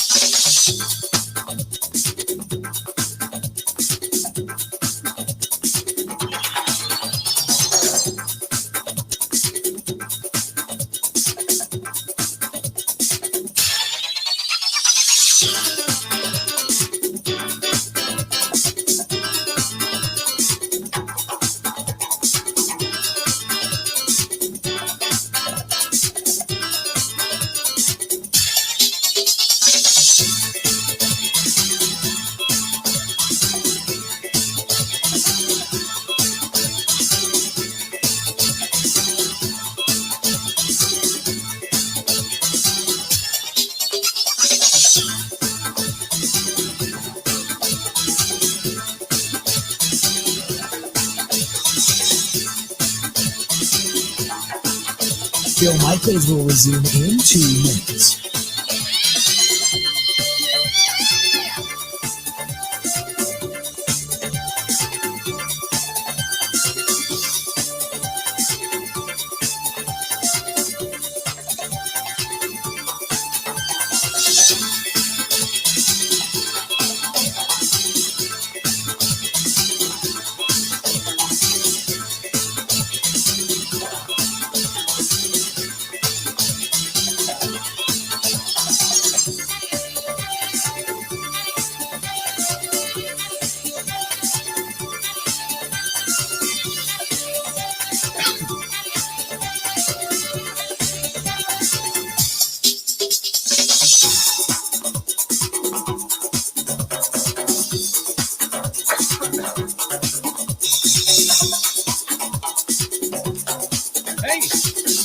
Bill Michaels will resume in 1 minute. I know. Very well could be. Can you pick it up? Oh, thank you so much. great.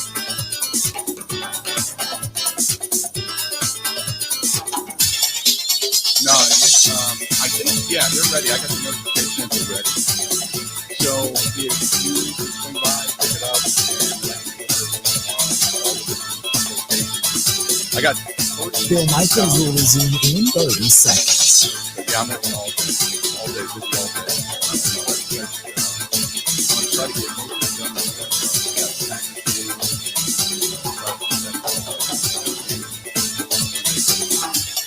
Right.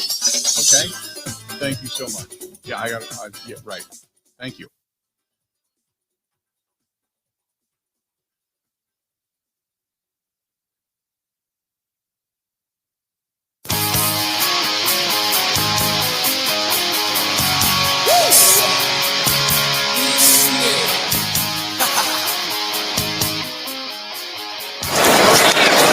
Rodgers on the move. End zone for Adams. He's got it. Touchdown Packers. Standing still and hauling it in from an active Aaron Rodgers. Maybe there's something that they see out there that you're not seeing as a coach. And they've got a lot of history together that goes back many years, and sometimes they'll dig from the archives and come up with some pretty good stuff. But it's certainly a great luxury to have a quarterback and wide receiver tandem like we do with those two guys. There you go. That is Matt LaFleur talking about Davante Adams, Aaron Rodgers, the combination thereof. Joining us now in Green Bay, brought to you by our friends at the Bay Motel in Green Bay. Go to baymotelgreenbay.com. Our buddy Mike Clemens. So, Michael, these teams getting ready for tomorrow night's contest over at Lambeau Field, 3:25 start time. And we heard a little bit from Davante Adams. He's pretty impressed with what they have. Yeah, so things to watch for tomorrow night. All right, probably, one of the most exciting parts on the field is how you're doing at wide receiver. Because the story was a couple of years ago, you got Davante Adams and a bunch of these nobodies. But Alan Lazard has played. Devin Funchess has looked good in camp, although he got carted off the field again the other day. As I've been saying, I saw him during OTAs, during mini camps, and now during this training camp. About every third or fourth day, he's got to take a timeout, and he's got to get the trainer to work on his legs. And they did say that, yeah, he's been dealing with a hamstring, a chronic hamstring thing. But then he pops right back up, so it's been interesting. Malik Taylor made the team last year. Reggie Begelton, flashes in camp. And then, oh, by the way, you brought back Randall Cobb. Equinemius St. Brown missed some of camp. Now he's back on the field. So they are so deep at this. And you asked Davante Adams, how good is this group of receivers in Packers camp? I like it a lot. I think that this year has been the most competitive that room has been probably since I first got here. The coaches made it pretty apparent that they were going to let guys duke it out and see what happens based on how they performed, how they picked up the offense and all of that. So it's been good, man. The receiving group is pretty deep. We know that.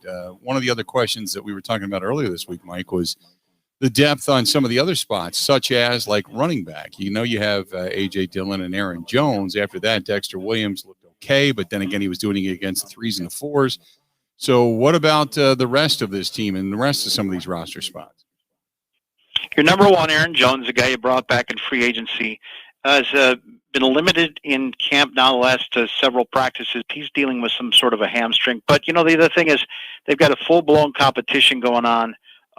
Rest this guy. He came into camp. He's ready. He didn't miss a practice during the off season. Then A.J. Dillon. Now, he had a little bit of a calf injury the other day, and of course, his calves are 3 times bigger than any other human. Huge injury. So Huge. Yeah, you got to bring in like 2 more guys to massage that thing. It's so big. But he did get back into a big roller. That's what you need. A baker with a roller. Yeah, right. Yeah. So he's, but he did get into practice yesterday. I mean, he might get some snaps in tomorrow night. Who knows? But they've got this. Who's going to be the third running back thing? Now you got Josiah DeGora back, the tight end, who's also kind of an H back. Who I think Miller Fulllight loves that kid so much at number 81. Now that he's back from his ACL, he could line up at fullback, at H back, at tight end, as a Y receiver. So what you're going to be looking for is the competition at running back. Number 27, Patrick Taylor, is a guy who injured his foot, but the Packers held on to him. He's a bigger body guy. He's a little closer to A.J. Dillon, and I like him too a lot. I think he's a smart football player. And you're also looking for a kick returner. Number 22 is Dexter Williams now. What's this, his second or third year? The late round pick out of Notre Dame, who has made mental errors in the past. Now, LaFleur did say, he's one of the hardest working kids, so, they like his attitude. But the guy who seems to be the class of who's going to win that third position is the kid that they drafted, what was it, 7th round out of Mississippi State this spring, was Kylan Hill, 5'10", 214. He got some carries last week against the Texans, but they had issues up on offensive line. But Kylan Hill has been the star in camp. He's getting lots of snaps. He's coming out of the backfield. He's returning kicks, and he says, "You know what? I am not reading my press clippings. I'm not taking anything for granted." It's so easy to get caught up in the moment, especially being a rookie. So for me, I just been taking it day by day, one at a time. When I get my opportunity, I try my best. For me, I'm a competitive person. So whenever somebody line up against me, that's just my competition. I want to outdo that person. That's just how I take life. That's just how I take the field. I try to win every rep. So I'm ready for it. I know they're going to bring it, and we're going to bring it to capitalize on the opportunity and make a play. I feel like once you get that opportunity, you got to capitalize on it in order to stay in this league that we're in. So, Mike, the other thing, when you talk about the running back position, it's dependent upon what they do up front. I know Matt LaFleur was rather critical of the offensive line, saying they didn't really open many holes, and the running backs needed to be able to fall forward and push the pile. But there's also somewhat of a shakeup on the offensive line as well, because you're looking at rookies. Lucas Patrick was shuffled in and out, and they're not settled there yet, are they? They're not. Let's go from left to right. Left tackle David Bakhtiari, working out, high stepping. He's got one of these trainers that have got the elastic ropes on him, trying to work out. So he's coming along, but he's not going to play in September. So it'll be Elton Jenkins kicking out from left guard to left tackle. Then at left guard, that's been kind of a head scratcher because they did put Lucas in there a little bit.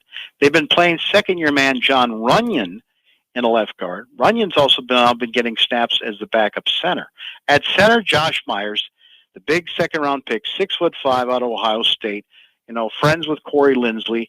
But Rodgers came off the field Wednesday and kind of shaking his head, like Josh Myers maybe hit the wall in camp a little bit, made 2 or 3 mental errors, and the quarterback not happy about that. It's a learning experience, but you're going to have a rookie starting at center, but that's where that position is. But the thing was, and then at right tackle, it's Billy Turner. He'll start at right tackle. That's where they like him at, that as best, not as a guard. His backup is this Dennis Kelly, 31 years old, 6'8", that they brought in from the Titans. But then he jacked up his knee the other day, and I did not see him out there yesterday, but I did see him leave practice. There was a big pileup in the first day of the joint practice with the Jets, and about 8-9 guys get off this pile, and on the bottom is big Dennis Kelly, and he's not getting up. He's slow to get up, and he came back on the practice field about an hour later out of his pads and T-shirt and shorts and a big ice bag on his right knee. So that's their status there at that backup in terms of veteran leadership. But the thing that's been the story is they pulled Lucas Patrick after the Texans game, and they put in Royce Newman. This is one of the guys, number 70. They picked him up in the draft this year out of Mississippi. Another one of these Mississippi guys, Elton Jenkins. And, Luke Getsy left as the Packers receivers coach after 4 or 5 years, went down there, was an OC, came back. But some of these guys from Mississippi State, Luke Getsy was very familiar with. Elton Jenkins is another one. And this running back, Kylan Hill that we just talked about. All these guys coming out of Mississippi. So they put Royce in there. Now, the difference between Royce is he's a rookie, but he's 6'5". It's like the Packers just want to keep on getting bigger and bigger on the line. 3'10" versus Lucas Patrick, who's 2 inches shorter and 28 years old. And, oh, by the way, he'll cost you more. I mean, they're concerned about the salary cap next year. So you ask LaFleur, what's going on with Royce Newman, your 4th-round pick, starting at right guard? I thought Royce did a really nice job yesterday, and so he will get an opportunity to start the game on Saturday, and he's a good young player. You can see the talent. It's just you got to there's a lot to learn, especially for any rookie, but I think he's progressed nicely. I had talked about Lucas Patrick, the other guy on the offensive line that seemed to at least catch the doghouse somewhat. So what is up with Lucas Patrick? Because I know he was back with the ones, and I know he was working out, but is he a guy that they're looking at as a veteran who just had a bad game? Maybe it was a wake-up call or what? He got in yesterday at the left guard position. So then you start to say, okay, you know what? It's the middle of camp. Maybe he had a bad game against the Texans. The other fact is they did this with Elton Jenkins a couple of years ago. Remember, it's like, Lane Taylor won the left guard position. Then they went out and played the Bears in Matt LaFleur's first game as the head coach of the Packers. And remember how, he was just getting run over by that big Bears defensive line. Yep. And they gave him the hook, and they put in Elton Jenkins for a couple of those series. And that, 10-3 win that we covered down there at Soldier Field back then. So this is, Matt LaFleur will not hesitate to give guys the hook on the offensive line, particularly at the start of the season. It is a competitive room. And so I have a feeling that this is also one of these cases where get the rookie some snaps in these preseason games now, then make your decision before you prepare for the Saints. And if you put the veteran back in, Lucas Patrick, then if one of your guys gets hurt, you can say Royce Newman and John Runyon, these guys, they all got their snaps. So you ask Matt LaFleur, well, what's the status of the veteran Lucas Patrick right now at right guard? We certainly don't want to overreact because we've got a lot of confidence in Lucas, and we know what he can do, and certainly we feel good with him in there. But just like any competition, you want to try to allow it to play out and give everybody an opportunity to go take that spot. Speaking of taking a spot, Jordan Love, 99.9% not playing unless all of a sudden he wakes up tomorrow and feels great, looks great, the whole thing. So Kurt Bankert's going to get the start. And he's going to get a lot of looks. This is kind of disappointing for Jordan Love because we really wanted to see 3 complete games of what he could do because the Packers want to make a decision at some point as to what is going to happen after this season culminates. Kurt Benkert, 6'3", 218, out of Virginia, and 2 or 3 years with the Falcons. And this guy is really smart. He's become a video game star. He's got 250,000 followers and a contract because he's so good on video games. We talked about that last week on Friday about this. And he's got a live arm. So this guy could really be a career number 2 backup in the NFL because he's so smart. And I think he could pick up offenses really quick and be a good guy in the room behind one of these top draft picks somewhere in the league. And, Rodgers was even saying, I don't know, do we keep 2 quarterbacks, 3 quarterbacks? See, 7 wide receivers. Aaron Rodgers even.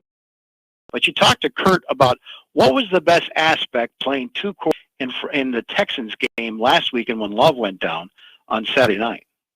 I just think it's cool to kind of be able to show people what I can do, like not just throwing into a net or like whatever, just hanging out on social media and stuff, but to show that, hey, I'm an NFL quarterback too, not just a guy on social media that has fun.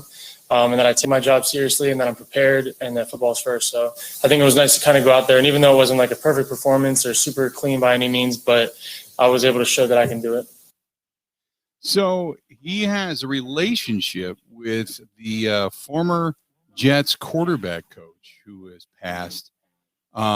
Interesting because it's funny, Mike, because it's always like the 7 degrees of separation. You kind of know everybody through somebody somewhere, someplace, right? Yeah, and what's so weird is, all these connections this week during these joint practices, which went very well. My God, have you seen some of these other teams, where the Raiders pulled their team off the field when they got into a brawl with the Rams? John Gruden just put his team on the bus. We're out of here. Enough of this crap is what he said, told the press. Yeah. But this thing went pretty well, I think.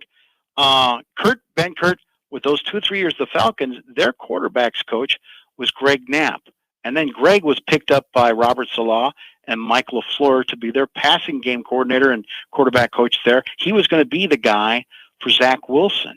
And last month, he's riding his bike at his home in California, his bicycle, when he gets clipped by a motorist not paying attention, struggled for about 10 days and passed away. 52, married, 3 daughters. This guy was in the league for 20 years. People loved him. And we asked Kurt Benkert what his relationship was with the late Greg Knapp. Yeah, well, I spent a lot of time with him. I spent probably more time with him in 3 years than anybody, including my wife. Like, we were sun up to sundown. He was always like keeping me after, doing extra stuff. And he really invested into the third guy that wasn't even seeing the field. I wasn't even close to seeing the field with Matt Ryan and Matt Schaub. And he made sure that I was just as important, to develop as it was to get number 2 ready for game day. But I attribute a lot of my success. And coming out of college, I was just the gunslinger, just trying to make plays. And I didn't really play super clean. And I think he helped me blend my game a little more towards, hey, this is how you play quarterback in the NFL. And then you can also mold your skill set around that. But this is the base of what you need to know to be successful. And I attribute a lot of my success to him. So obviously I was really tough. I was talking to him that morning about this practice we were supposed to have with him. And it was tough. It was tough. So let's do this. We're going to take a quick break on that. No, we'll come back. We'll hear more from Mike. Mike Lemons joining us and is brought to you by the Bay Motel in Green Bay. Go to baymotelgreenbay.com. Quiet, cozy, comfortable. Also, the Bay Family Restaurant, fantastic food there as well. And we're going to have more with Mike Clemens live in Green Bay coming up next. Covering Wisconsin sports like a blanket. This is the Bill Michaels Show on the Wisconsin Sports Zone Radio Network. Thank you for calling Pella Windows and Doors of Wisconsin. How may I help you? Gina Della from Pella. You're answering the phones? Absolutely. Now with the choice of 5 years, no interest, and 5 months, no first payment, or 10-year 2.99 APR financing, everyone on Team Pella Wisconsin is digging deep to make Wisconsin proud. Bring home the gold, right? Already have. According to a 2020 survey for leading national brands, Pella windows are rated number 1 for highest value, highest quality, and most preferred by Green Bay and Milwaukee homeowners.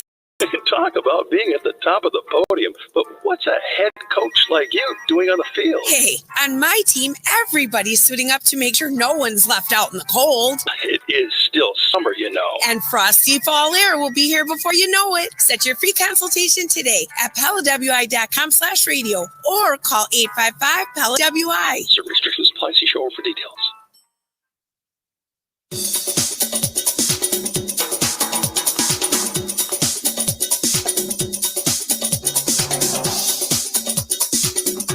Bill Michaels will resume in 5 minutes.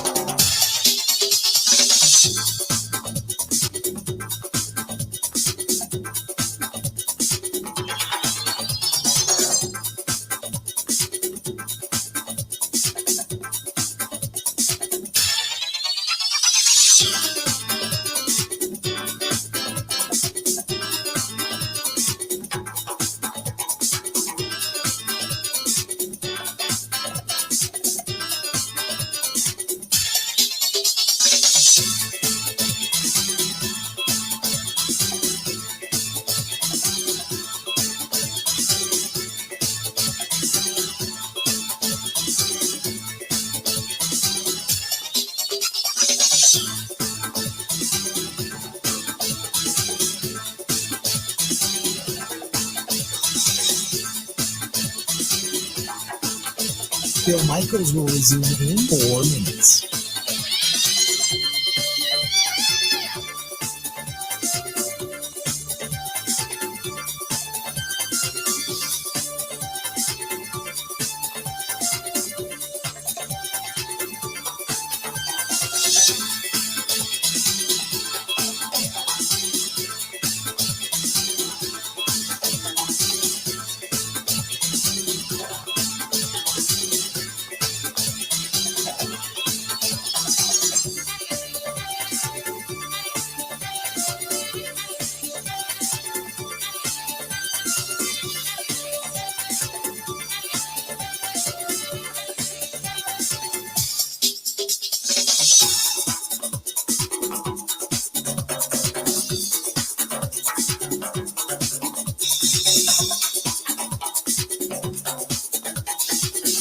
Bill Michaels will resume in 3 minutes.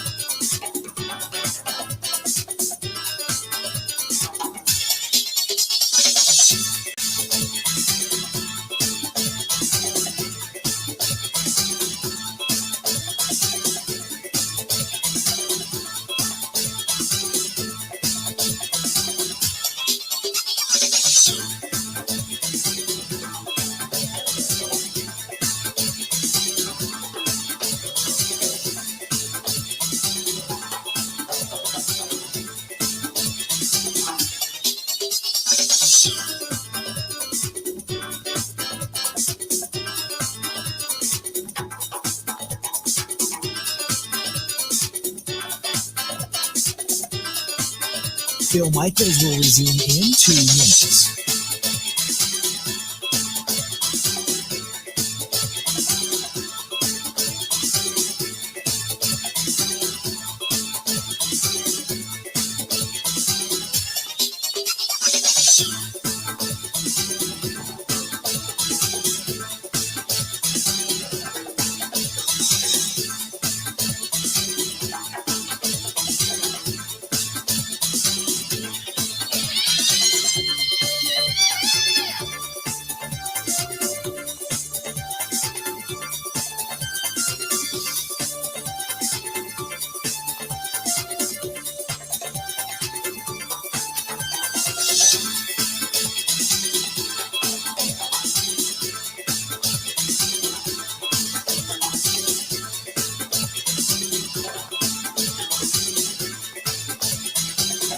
Bill Michaels will resume in 1 minute.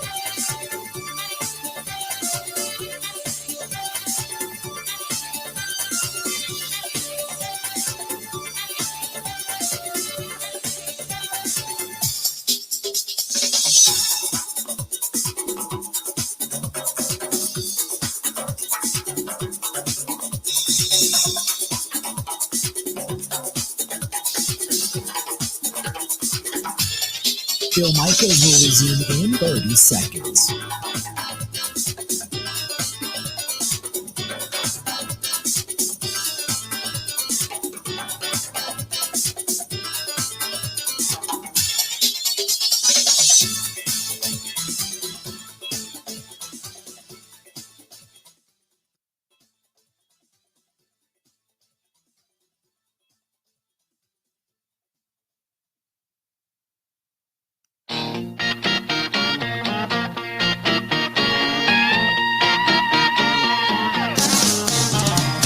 That's a great question. I don't know. It's all about, that guy meshing with the team well and what kind of guys he going to be in the locker room. You can't control what guys do when they leave, as far as what they do on social media or whatever. But, I can't control who's on the team, and I don't really have no say-so on that part. That's above my pay grade.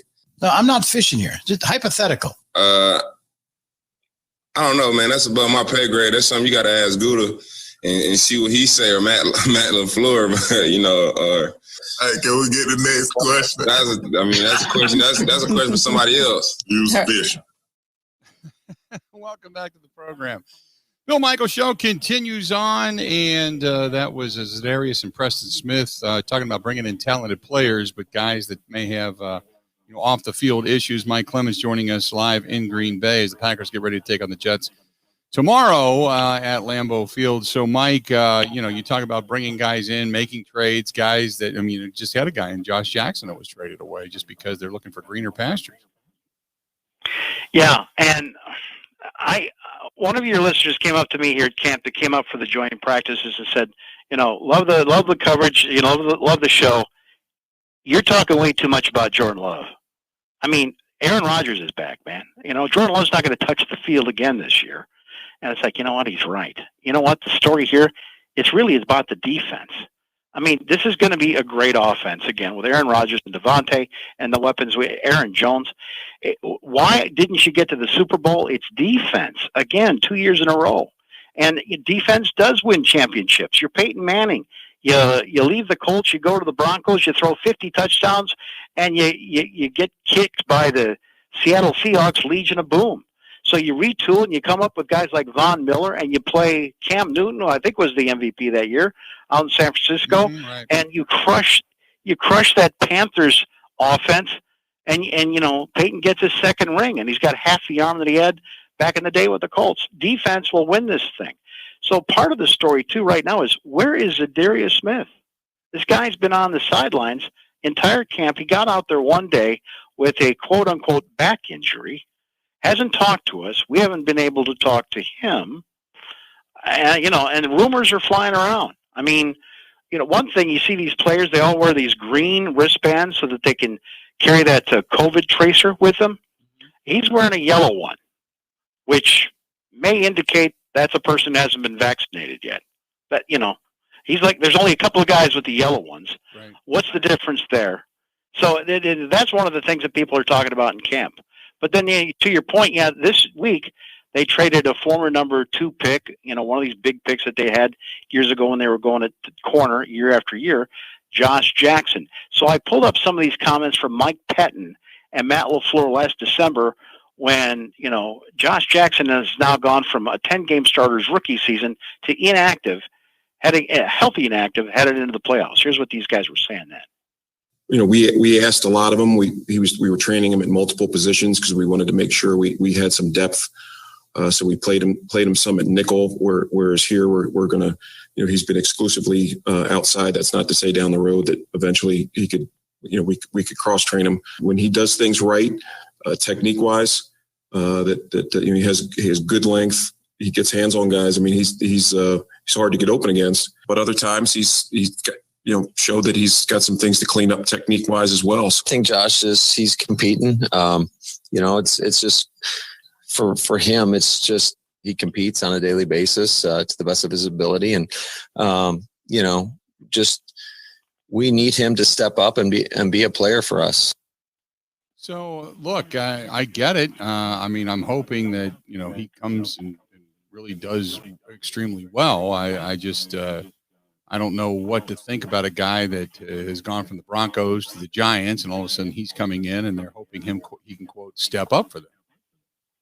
Yeah, there's Isaac Yadam. He calls himself Ike Yadam. He's kind of a Josh Jackson situation. I watched him taking some reps because I tell you, for the rest of the part of the week, I just started watching all defense. And he said, "Gosh, you're a 3rd-round pick from Denver a couple of years ago. Is it frustrating you're entering your 3rd or 4th year in the NFL and you're not a starter yet?" I don't really look at it as I'm a 3rd-round pick. I gotta meet this expectation. I gotta do this. I just try to meet Ike's expectations. You know what I mean? Like I just try to do what I gotta do, and that's getting better every single day. And I mean, it's not like it hasn't panned out or hasn't worked out. I don't see it like that. At the end of the day, I think I'm getting better every day. So that's all that matters to me. And I'm in a great place, Green Bay, and I'm ready to play. So I'm gonna help my team out here.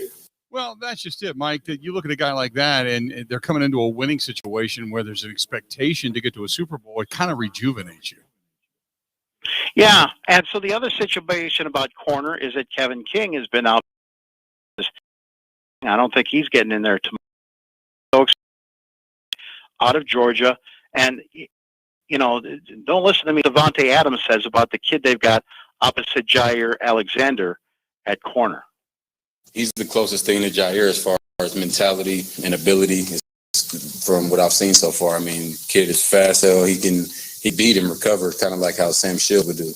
My rookie year, I got Sam on another play stood out to me. I got Sam on like a inside release or a fake inside, and he went in, baseball turned and spun around, and I actually took off way too wide. But I'm thinking I'm wide open. I'm like, this ball is on the way. I turn back and Sam is on my hip right there. Like, where the hell are you going? I'm right here. So I'll see the same thing from him. He actually made a really good play on me two or 3 days ago. I had a kind of like a comeback route on the left sideline, and he made a really good play. He was real patient at the top. So I like what I see from him. A lot of the same of what, like I said, mentality of Jair came to me after one of the practices and was like, keep getting me better, bro. Like, I appreciate this. I know you're getting after me, but it almost gave me the vibe of, like he was saying, like, I can play now. Like, I know I just haven't really played with you guys like that yet, and y'all are two of the best in the business, and Matt reminds him of that too to keep his confidence high, but he can really go. So I'm excited to see how it looks when we really open this thing up. And then the Jets continue to get ready in their side of the field for the Packers coming up. They got their own decisions to make.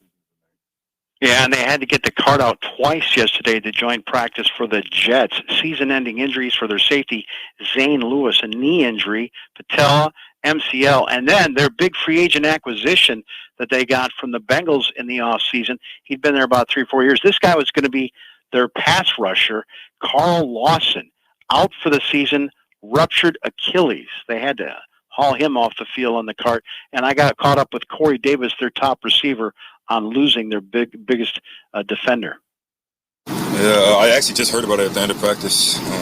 He's one of our guys, you know what I'm saying? You never want to see anyone go down, especially a guy of that caliber. It happens in this game, unfortunately. Yeah, man, it's always tough to see that. And I know we're up against a break, Bill, but I just wanted to talk about Robert Saleh and this long friendship with Matt LaFleur. I mean, these guys started out together as graduate assistants at Central Michigan almost 20 years ago. LaFleur was Robert's best man. Robert has hired his brother, Mike LaFleur. They both left the 49ers to run the Jets. And we asked Robert about his friendship with Matt LaFleur. I'm really excited for Matt. Obviously, I mess with him all the time. I know I'm older and I've technically been in the league longer, but he's the one that's 26-6, not me. So so there's always a lot to learn off of from him. He's extremely detailed, and but like I said, I think it's pretty surreal, especially when his mom and dad came out in the field and his kids, and just remembering we're raiding the refrigerator and all that stuff. Just it feels like yesterday. So it's cool. So. And then you got the Jets quarterback as well, growing up not far from Lambeau Field. There's a little bit of a connection there. Yeah, I wanted to tell that story. If you wanted to take a break here, I can come back with talking about James Morgan from Green Bay. Let's do that. We'll step away, take a quick break. We'll come back. We got one final segment. Mike Clemens live in Green Bay. Packers getting ready to take on the Jets tomorrow at Lambeau Field, 3:25 kickoff. We've got the final segment of the Bill Michaels Show coming up next. Ready? This is the Bill Michaels Show on the Wisconsin Sports Zone Radio Network.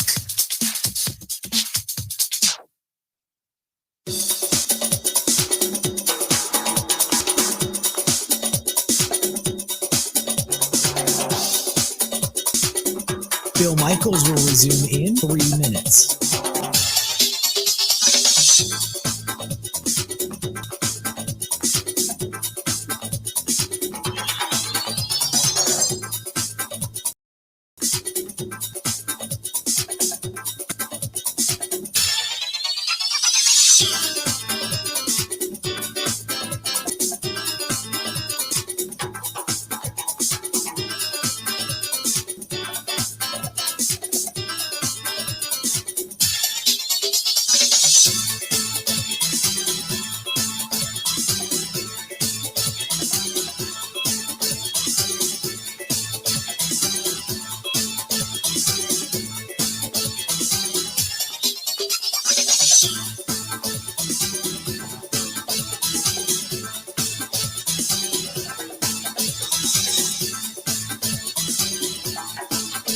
Bill Michaels will resume in 2 minutes.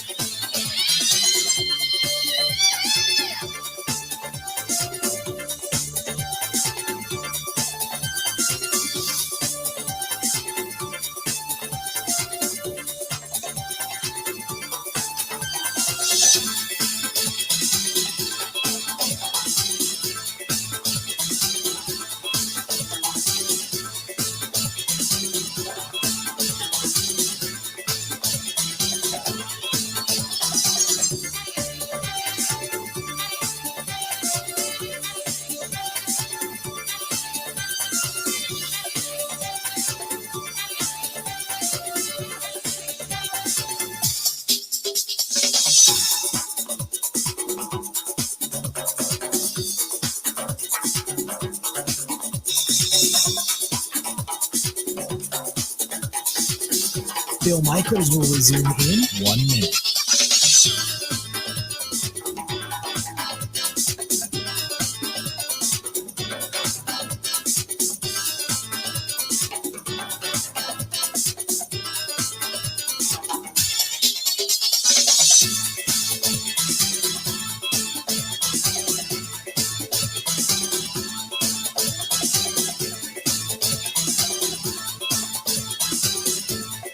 Bill Michaels will resume in 30 seconds.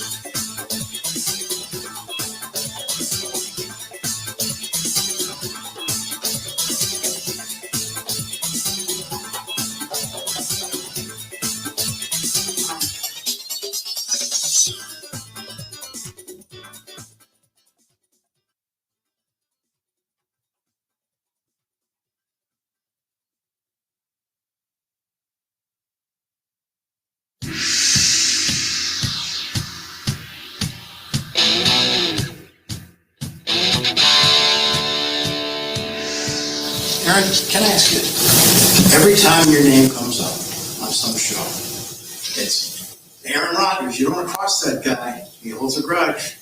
Does it come from that 60 Minutes story? And is it true? Do you use Do you use revenge for motivation? It's never been about revenge. It's about a reckoning. No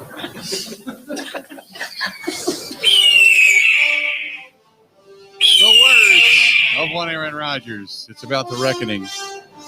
Welcome back. Final segment of the program. That was the in-depth question that was asked by our own Mike Clemens, and Thank you, sir. I was Thank you. listening to that, and I thought, boy, the way you went into the explanation, getting to the question, I could almost hear Aaron Rodgers gripping the podium tighter.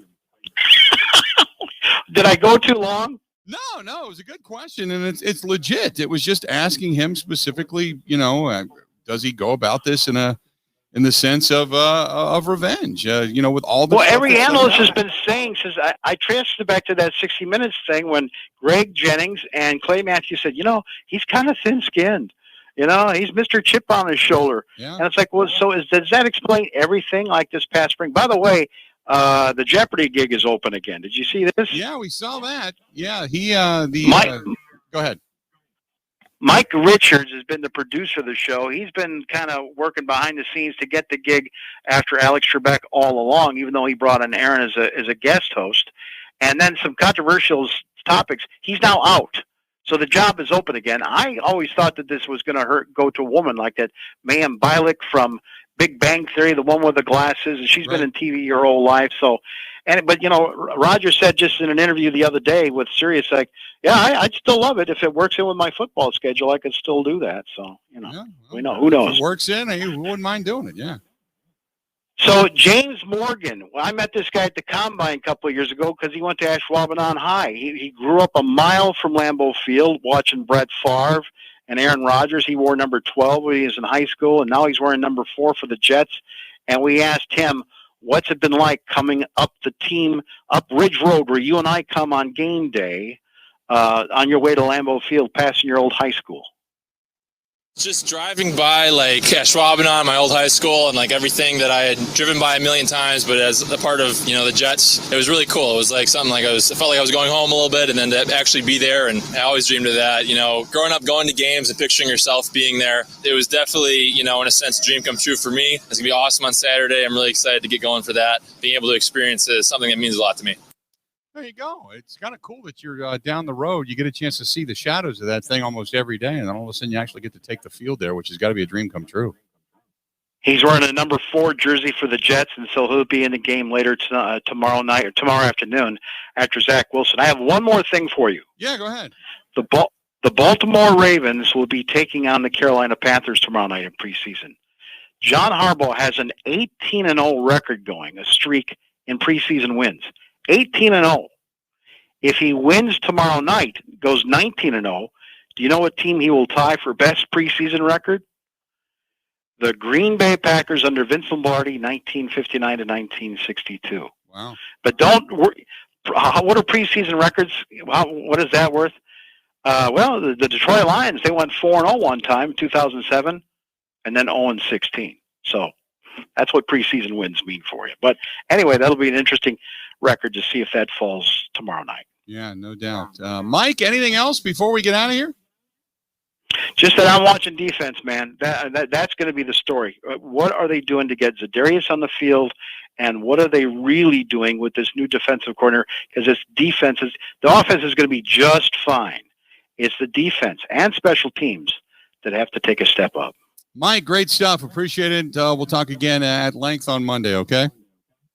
Thank you, Bill. All right, buddy. Talk to you soon. There you go. That's our own Mike Clemens joining us for a couple of minutes. 3 segments, as a matter of fact, to close the show out today. So good stuff on the reports going on in Green Bay as the Packers get ready for game number 2 of the preseason.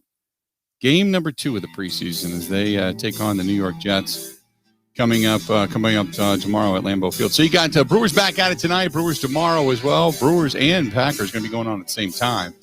And Brewers cleaning up the series against the Nationals on Sunday. We're back at it again on Monday. So my thanks to everybody involved, and my thanks to Evo as well, who filled in admirably for our good Ben Kenny buddy. Ben Kenny off a couple of days. He'll be back here on Monday as well. The band will be back together. So until then, it's time for us to get